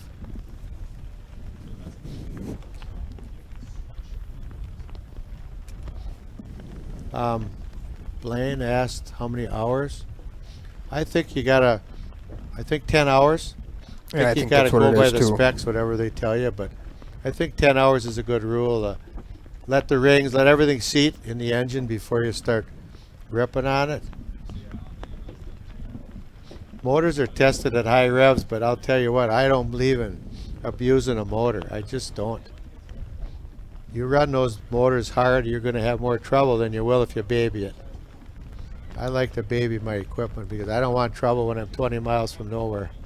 We are coming up on 35 minutes to go in the tournament here. First day of the Marbleye Madness.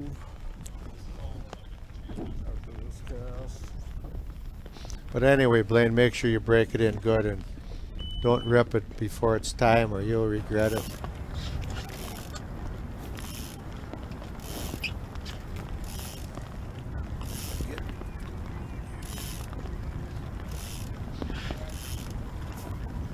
Now I'm going to get Matt in here in 5 minutes or so, and he and Russell can close out the show. But boy, I enjoy doing this, Russell.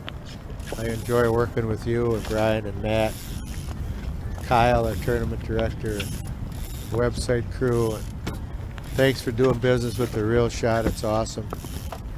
Keeps everything balanced. We got nice, neat sponsors now, Russell. And we're going to get more, New and it's sponsors really coming appreciated. in. Really appreciate our sponsors. Got to remember, this is only the second month. We've been doing head-to-head. Right. This is our 4th walleye tournament. We did a bass tournament last week, and then we did 2 prototype bass tournaments last fall. Yep. And it went over so big that we carried it on. We upgraded all the equipment in the studio. We got the latest state-of-the-art technology. We upgraded one last week, Russell, just for the bass tournament. Yep. Oh, there's Kurt the Killer Grable. He says crazy how the guy leading is jigging. Yeah, I guess. Scott Hausauer's right behind him trolling Kurt, but no, you're right. I mean, Chris is a great jig fisherman. Well, Scott's a great troller. Yes, he is. And they're both going to win their matches. It appears that way, yep. And maybe they'll meet head-to-head. Never know, yeah. They It's very might meet possible. head-to-head. They keep winning. Then we'll see. That's why they play the game.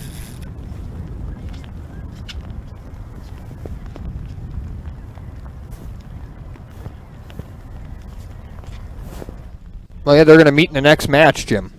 Oh. They're going to meet in the next match. Okay. Wednesday, Scott Hausauer is going to go up against Chris Barsh. Assuming they both win. Assuming they both well, win. There you go, see. So we'll see if one trolls and one casts. We'll see. Kurt, we'll see who wins the Battle of the Bigs. That'll be a heavyweight match right there. Yep.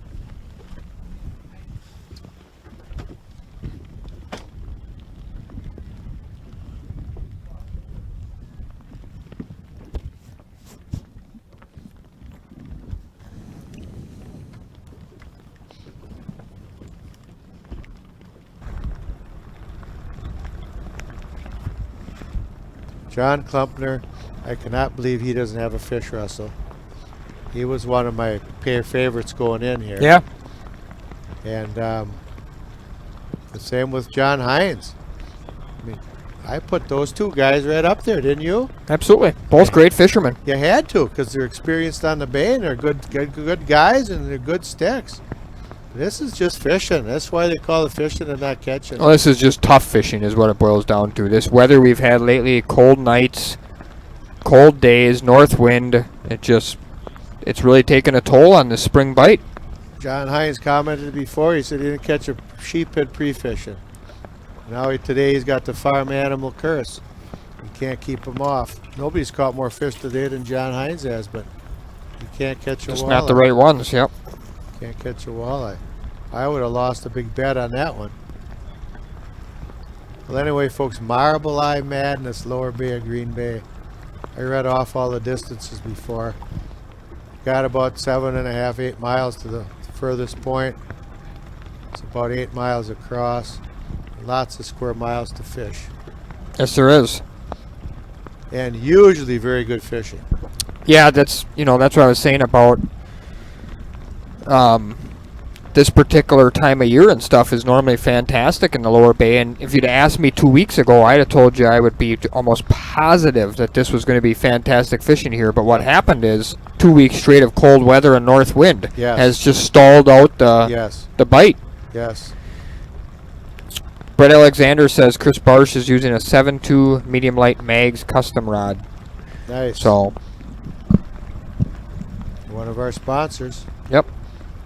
So do we have rods in stock, Russell? Do we have the mags in stock? We do. We have a few. I shared a link to them before. Yep. Good. Go to therealshot.com. You can get the mags rods. Take a look at them. Somebody said Hines pounded a pre-fishing. Yep, he did. But he's just gonna go with a tournament curse, I guess you could call it that. He's got some time, but he's running out of time. He needs a double. Double changes everything. Oh yeah. It can happen. Yep. Got a couple of good leads here, 2 9-pound leads.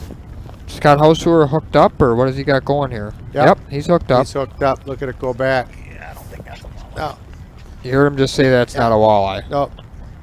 I was just going to say before, when you see that board going back that fast, it's usually a sheephead, i.e. farm animal. Yep.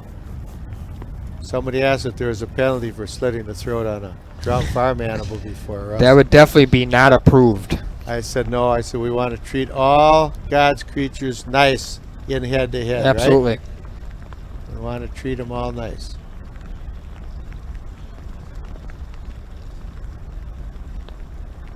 Somebody asked what kind of warranty with the mags, Russell. Garrett Johnstone must know John Hines. He said Hines pounded walleyes pre-fishing. I was confident he would get 25 plus pounds. So it just goes to show you what sun and 50 degrees versus cloud cover and 20 will do for you. Oh, somebody's hooked up, or? He's just reeling in, I think. Maybe going to set up. Russell, do you know the warranty on the mag rods at all? I actually am asking him right now. I'm sending him a message on Facebook. Okay. We'll answer that question, folks. One of the cameras needs to clean off their lens. Yeah, we'll get feedback directly from the studio here.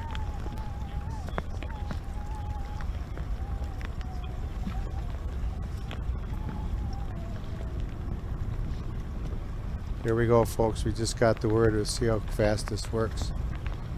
It's instant communication from the studio to the camera official.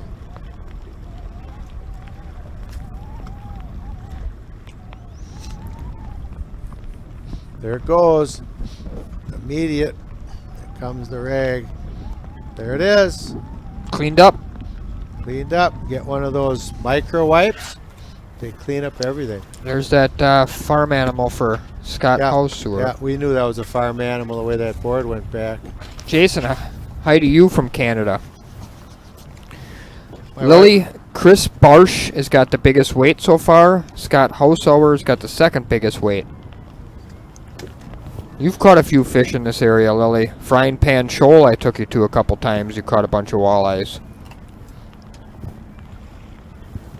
If anything in the bay, gonna sound stupid, but you catch too many fish, you're not always the right kind. That's right, yep. You load up on everything in the world. But if you want to take a kid fishing and they don't care what you catch, go to the lower bay here. You'll catch fish all day. It's crazy.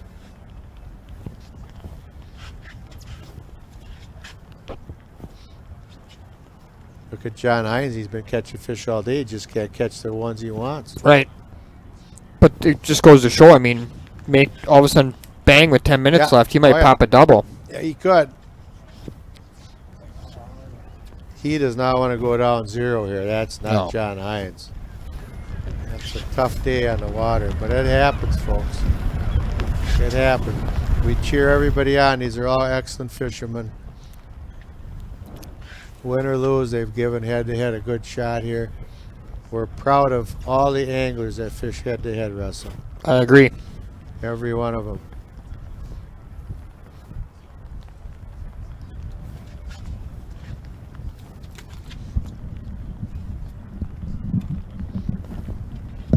Coot's got 1-year warranty on his rods. Yep. That's mostly common, 1 year. Some of the custom builders do a lifetime warranty. It just depends. John Hines is hooked up again. Come on, John. As aggressive as that board's going back, I think most of us probably know what that is.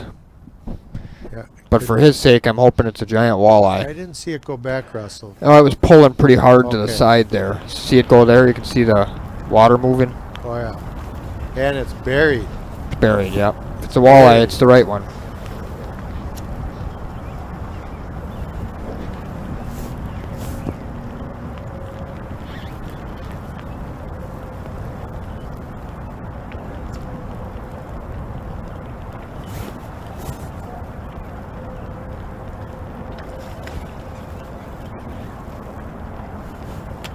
That was not a walleye.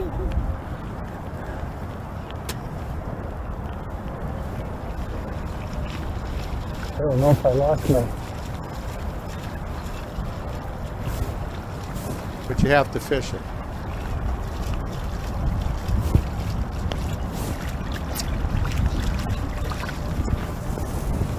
I lost my day. What do you think he's got here? I think it's going to be a big sheephead. Nope. Yeah, nothing. Got off now. Yep. Oh, no.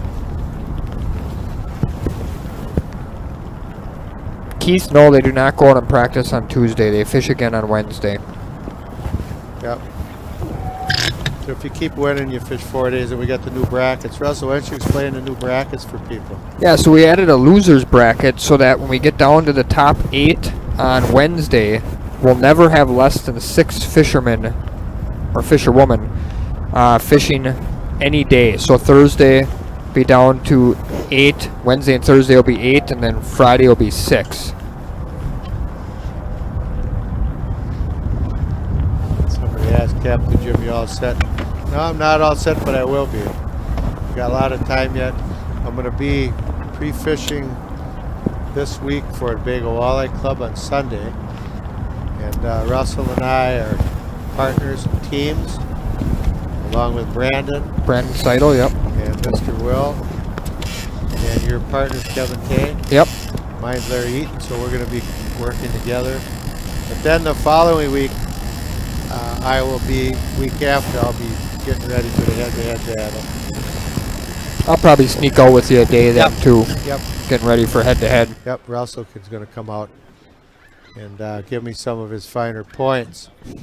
Russell's got all kinds of points he can share. A wealth of knowledge for a young man in his 30s. Oh, Chris is hooked up here, yep. Chris is back, I believe, to his original spot, and he's hooked up.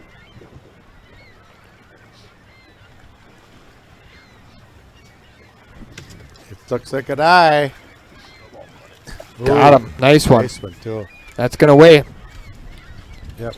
The dagger, folks.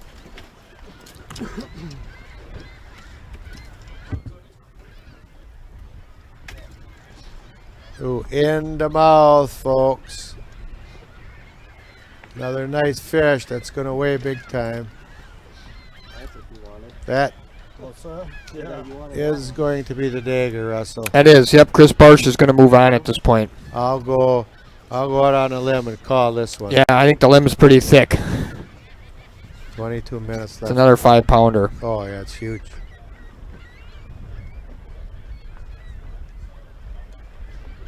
Six? Wait.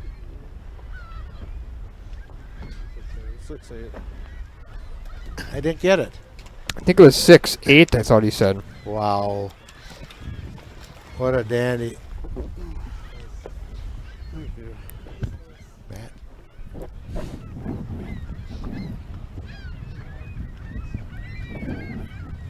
See the Walleye app right there. Yep. Chris is using it. It's going in now. You'll see it come up. And we'll see how big it was because he's got 9-1 without it. He's putting on a clinic, folks. Oh, 15. Wow. 6-8. Yep. It's a big fish. Big. 6-8. It's a big spawned off fish. Yep. Huge. You can see the head on it was massive. I know, it was big. Nice. He's got this one. Okay, folks. Russell's going to stay in the studio. I'm taking off. God bless everybody. I'll be back tomorrow. Thanks for trading with The Real Shot. Thanks all our awesome sponsors. Thanks all our awesome viewers. Thank Brian and the staff, Zach, for putting this awesome production on. Okay, folks. God bless. Captain Keller out. Here comes Matt, Mr. Trots. Hot to Trots coming in.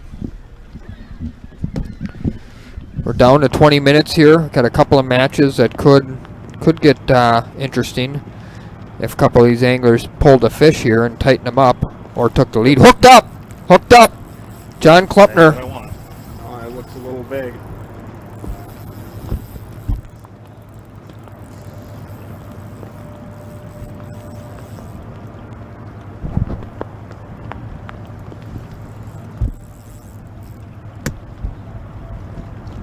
Like a snake, too. Bad injury to insult.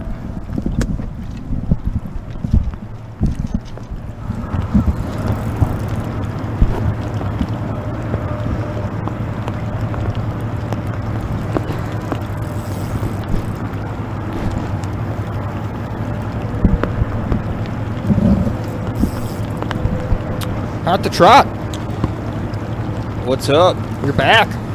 I almost feel like I'm smarter putting this headset on now. You look smarter. Just so much knowledge behind the guy that just left the studio. This is probably not a walleye, I'm guessing. I would say that's probably a pretty accurate statement. Catfish. Catfish. I think if I was down by one fish here like John, I think he is, and I had this going on, I think I'd cut my line.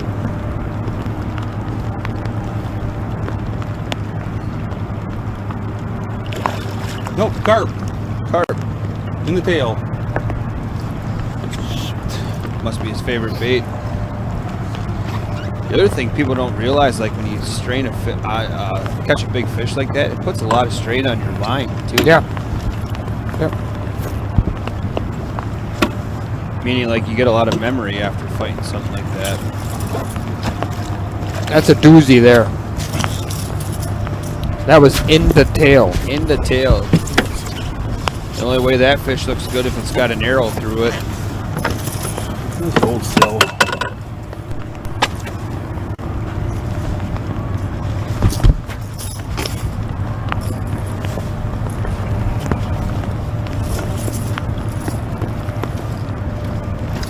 Looks like it's picked up here with the remaining 18 minutes left.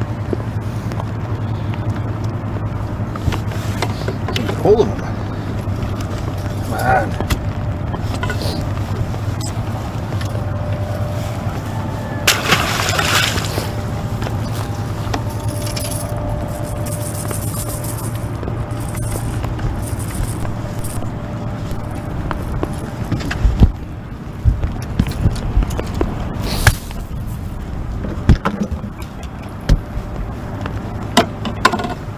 Damn it. So what was the biggest daily bag for the Bago bass last week? It was a grind. There was days we saw, I think the biggest bag that day was what, 18 pounds? Mike Mann had that. He had like a 16-pound day, but I think a lot of it was between 8 to 12.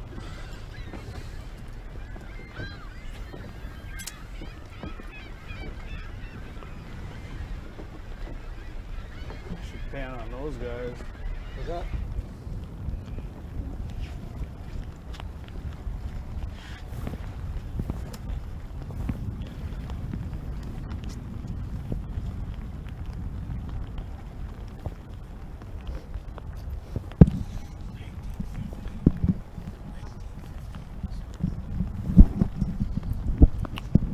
Captain Keller just said 1915 was the big bass weight last week.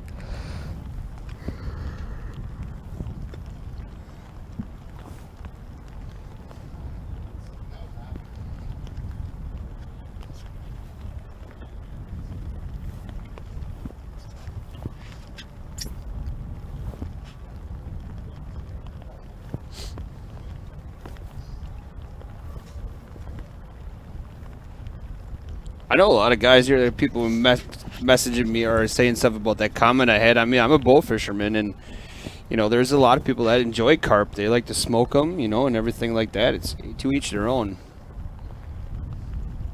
Just like all the sheephead catches we've seen, you know, there's people out there that love the sheephead.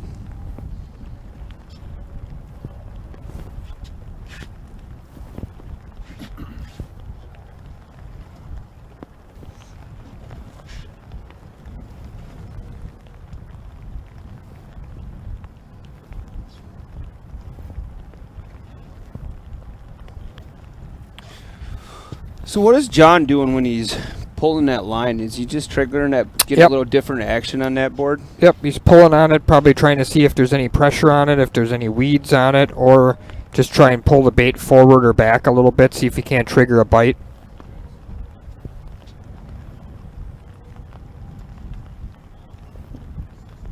Oh, don't be shy. No, it's part of the rules. Part of the game. I believe you're up on the guy still got 0 you're against too. Oh, it's been a tough day. Yeah. Tough fight. I mean, I had, honestly, You in pretty good size though. honestly, I probably had, I know I had one grab my rubber when I went to lift up on it, and I had 2 other short ticks other than them couple sheephead, and that was it. I mean, the ones that bit it like they should, but for as many as I'm marking, I'm just... Oh, Tyler's looks like maybe is he clearing a board? He might be going to just check it one time here before the last stretch. Yep. John's sitting in timeout right now, and you can tell it's been a tough day for him, so a timeout with 15 minutes to go is not ideal. It's not ideal. Back to action. He's back to action, he said. He can see that on his way live there. I think Hoppy's going to go set up for another pass. That's my guess. Going to rip in here and try and get one more pass in.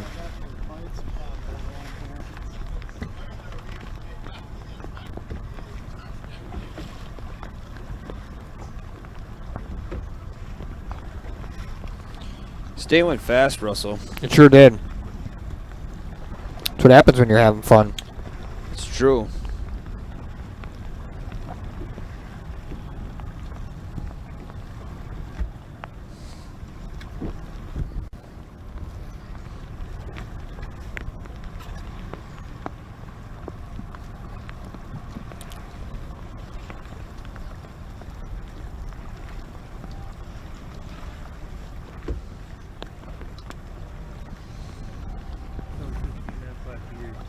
You're still.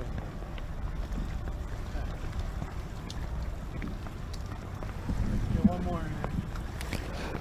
Then you can have the sandwich. What's that? So then you can have the sandwich. Yeah. A little dagger sandwich.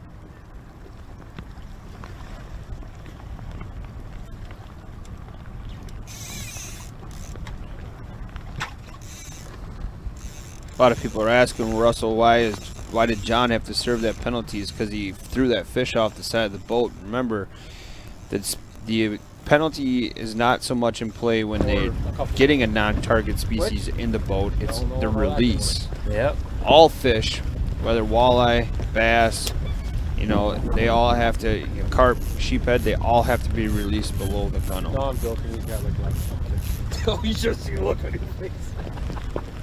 No, you are. It is what it is. You guys walleyes through the ice? Camera 8, I don't know where he went. They're tough to find. There's one spot on. I don't know, maybe check that island. A little bit on the east shore, but The pelicans. I don't know why through the ice. Russell, you're finding out today how important good quality Really rain wanted to gear live is. this Absolutely. Should we share a little bit of Yeah, I that? think we should. Pretty good. Boy, you could really make out with some H2H10 code on this deal. Oh, baby. Well, the thing about it, too, is like there's some of the hook stuff is remaining, but we're mainly a AFCO dealer now. And the AFCO stuff is really nice. The Hydronaut there, the bibs, the jacket.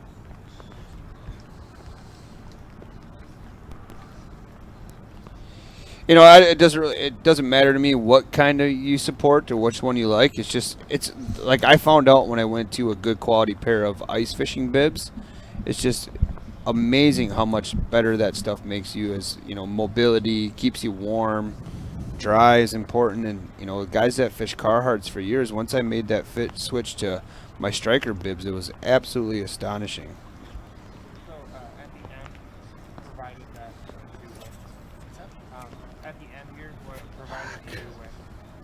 John Bala says an AFCO Reaper and how do you say that? Anhydrous? Yeah, that's what I would say. Anhydrous rain suit. Well, we got here the Protus. Yep. That's a nice one. That's how you say it. They got some unique names. But that Hydronaut. Hydronaut's the high-end one where you can get it, take advantage of that 10% off code. Rich Stadler says he's got a couple of packages coming from the Reel Shot. Oh, thanks, Rich. Yeah, I was out there in between Jim being on here, and the warehouse is busy again today. Were they getting some orders in there? Mm-hmm. I got this shirt on right now, that Hexatron. God, that's comfortable stuff. Looks like, yeah, you got that one right there, that midnight heather color. Yeah, ooh. You like that, don't you? I got the hoodie one, too. That's nice. I also got that Reaper Tech hoodie. Dude, I wore that this weekend. That's nice. Yeah, just check that stuff out. Have we called out our sponsors lately? We have over the day, but go ahead. Just big shout out to Sportomotive, and then they're doing a phenomenal job for us. They're a great company, a local company, 35 years in the bids, and then Walleye Nation Creation, Meg's Custom Rods, then say it one more time. Why do I always get tripped up on that? Oahe. Oahe. You're screwing me up now. I know. Oahe. Yeah, wings and walleyes. Then obviously the Reel Shot. Make sure to use H2H10 code on that Reel Shot. Oahe.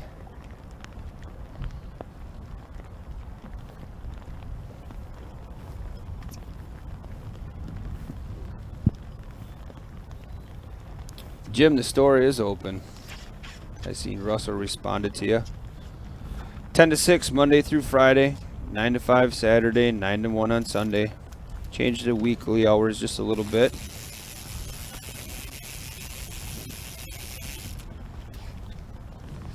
Ooh, that's a tough question for you. It is a tough question. John, I guess it depended if I was looking to catch fish to eat or looking to catch big fish.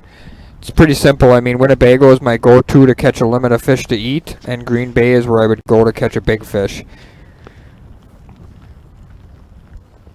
But I guess if you're going to say my favorite total body of water, if I only had one, would be Lake Erie, because you can do both at the same time. Yeah. Catch big fish and fish to eat. So, good question, John. It's pretty, made me think for a minute there.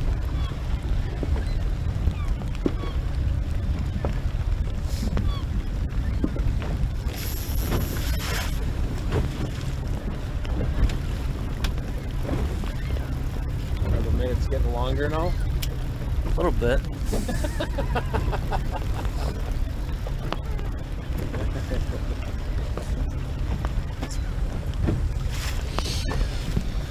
Well, just like in fashion here for a head-to-head, the original head-to-head, it's been a grind today on the water.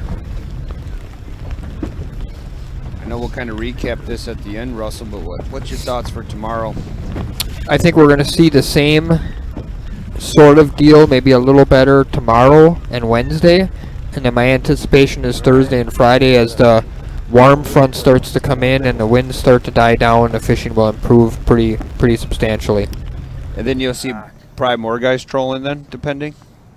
Not necessarily. I mean, I think as long as Chris Barch moves on, he's going to jig, and it'll be interesting to see. I'll know a lot more after what the tactics are tomorrow for guys.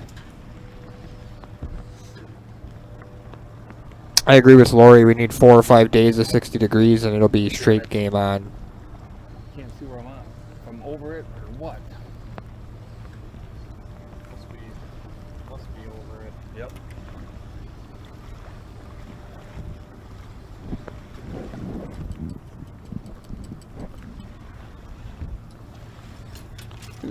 You just donated a rip and wrap. Looks like it. A good place you can stock up. Absolutely. We could probably put them up. We've got some rip and wraps in stock yet. Not a lot of places do. With Rapala being shut down as long as they have been. Well, and that's a good point right there. I mean, there's a lot of 6s. People are waiting for 6s. And again, we can't even get blanks right now to get them painted. So, boy, I don't know. We've got some nice baits on there, though. Oh, man. Even some of the standard colors look really good. What's a standard color? Is that even a thing anymore? Not that I know of. Do you even standard color, bro? Do you even? Hooked up! Hooked up! This could be a game changer right here. If John Klumpner can get this fish in the boat in the next 5 minutes and it's a walleye over 3 pounds, he could win this match.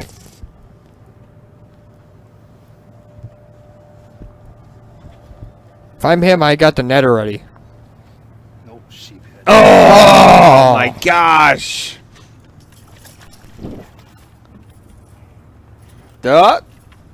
Get back in there. Yep, in the mouth. God, there's been some big sheephead caught.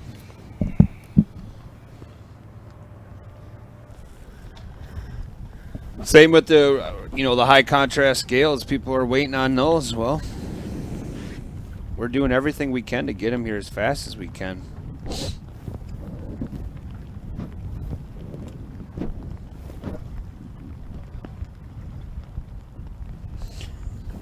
Yeah, you want to be careful with 5 minutes to go not to get a 2-minute penalty. Closing in on the old 4-minute mark.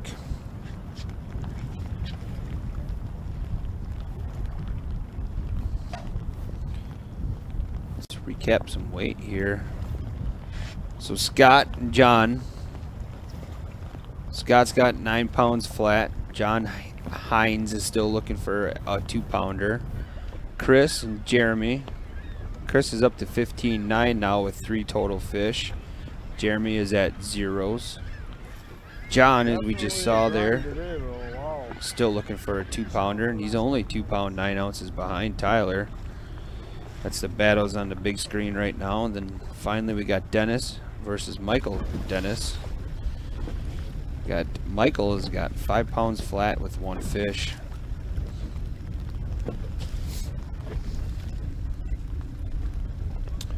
Three minutes, 10 seconds remain here of Marbleye Madness, Lower Bay of the Green Bay, Wisconsin.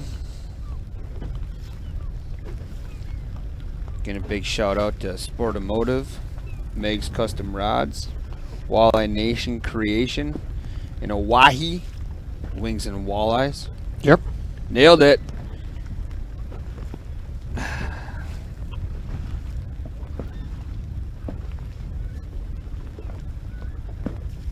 And of course, therealshot.com, where H2H 10 saves you 10% off your purchase. 2 minutes, 30 seconds remain.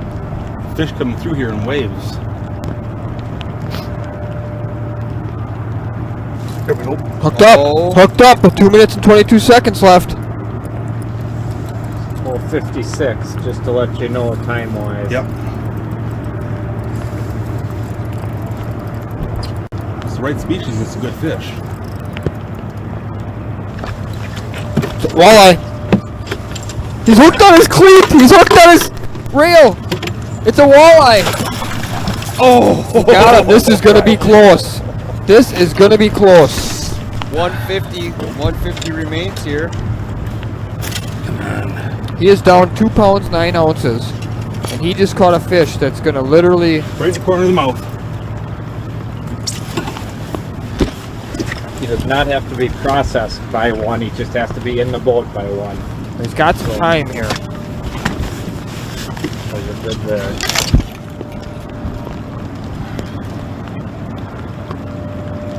That's going to be real close. I think he's going to be short. Zeros? Zeros. Personally, I think he's going to be about 2.5. He's only looking for 2.9. I mean, it looks like it's got a decent sized head. Just scale, there you go. 3.8. 3.8 confirmed. Oh my Wow, God, 2 minutes left. 2 minutes left, and John Klupner just took the lead. Oh wow. my God. What a heartbreaker. 50 seconds remain. Hoppy, I believe, just went down. Over 1 minute left. Hoppy just went down, leading with, what were we at, about an hour and a half to go, and he caught his first fish and broke that tie. Wow. Before you can make your next Yeah, cast. you're right. Thank you, thank you, thank you. Have some more cookies. Holy smokes. Typical head-to-head fashion there. Photo finish, you almost want to call 3, that. 8. 3.8. 3.8. Submit. 5 seconds remain. Okay. At the 3.8, buzzer, it's on. in the mouth. There it is. Holy smokes. Yeah, that was like a 3 seconds left, step back Kobe 3-pointer to win the game right there.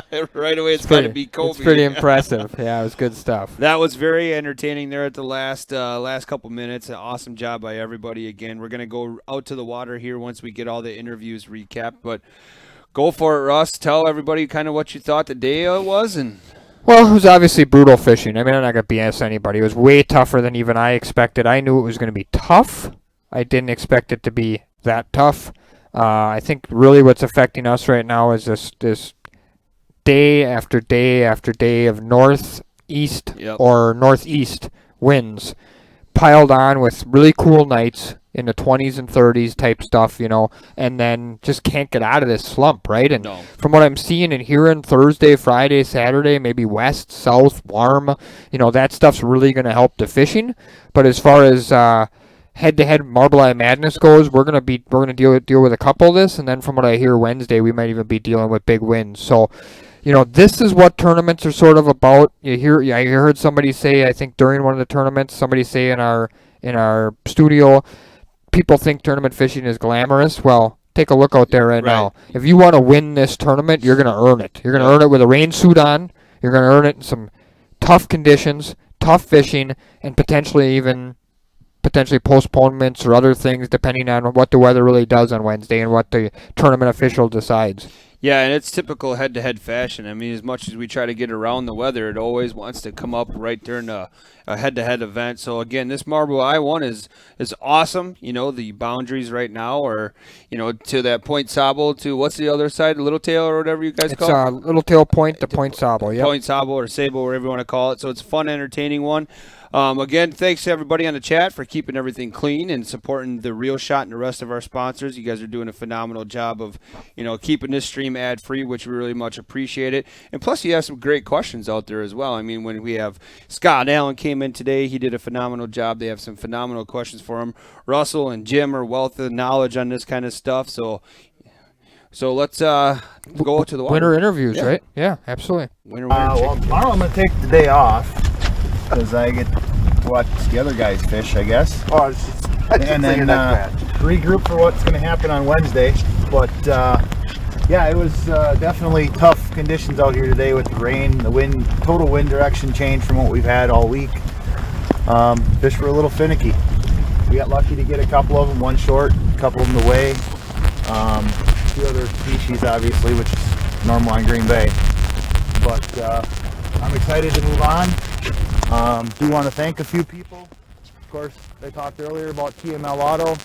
Again, if anybody has any needs, please go see Todd. He'll take good care of you. Rip and Lips Tackle over on the East Shore Lake Winnebago, a good sponsor of mine. If you need any custom painted baits, Billy does an awesome job. He does them to your order. Look up Rip and Lips Tackle in Stockbridge, Wisconsin. One of the products you didn't see me use today was the Kill Zone fishing system from Mike Schultz. Unfortunately, I'm not going to pull 3-ways here in shallow water. Not saying I won't pull that out of the bag of tricks before the tournament's or before my tournament's over, but give a shout out to Mike. Take a look at his product if you want to save a lot of time pulling 3-ways and being able to adjust on the fly. The Kill Zone fishing system will by far do that for you. You know, I've got an array of different associate sponsors to thank. You know, Doc's Custom Jigs, which obviously you didn't see me do anything with, Woodstock Line, and then most of all, I want to thank my kids and my wife. So, all right, well, thanks a lot. Thank you. Good luck. Good luck. It really didn't pan out the way I thought it was gonna with bites and whatnot, but it got the ones that mattered, I guess. Just jigged, missed a couple bites, 2, 3 little bites, but that was it. The ones that did eat it, ate it, and I thought that's how the rest of them were gonna go, but it didn't pan out that way. Get ready for Wednesday, big northeast blow, 15, 25 miles an hour, 4-footers, 5-footers, it'll be fun. Anything else? No. Go over anything you want. No? You're on. All right. Well, wonderful day in the neighborhood, obviously.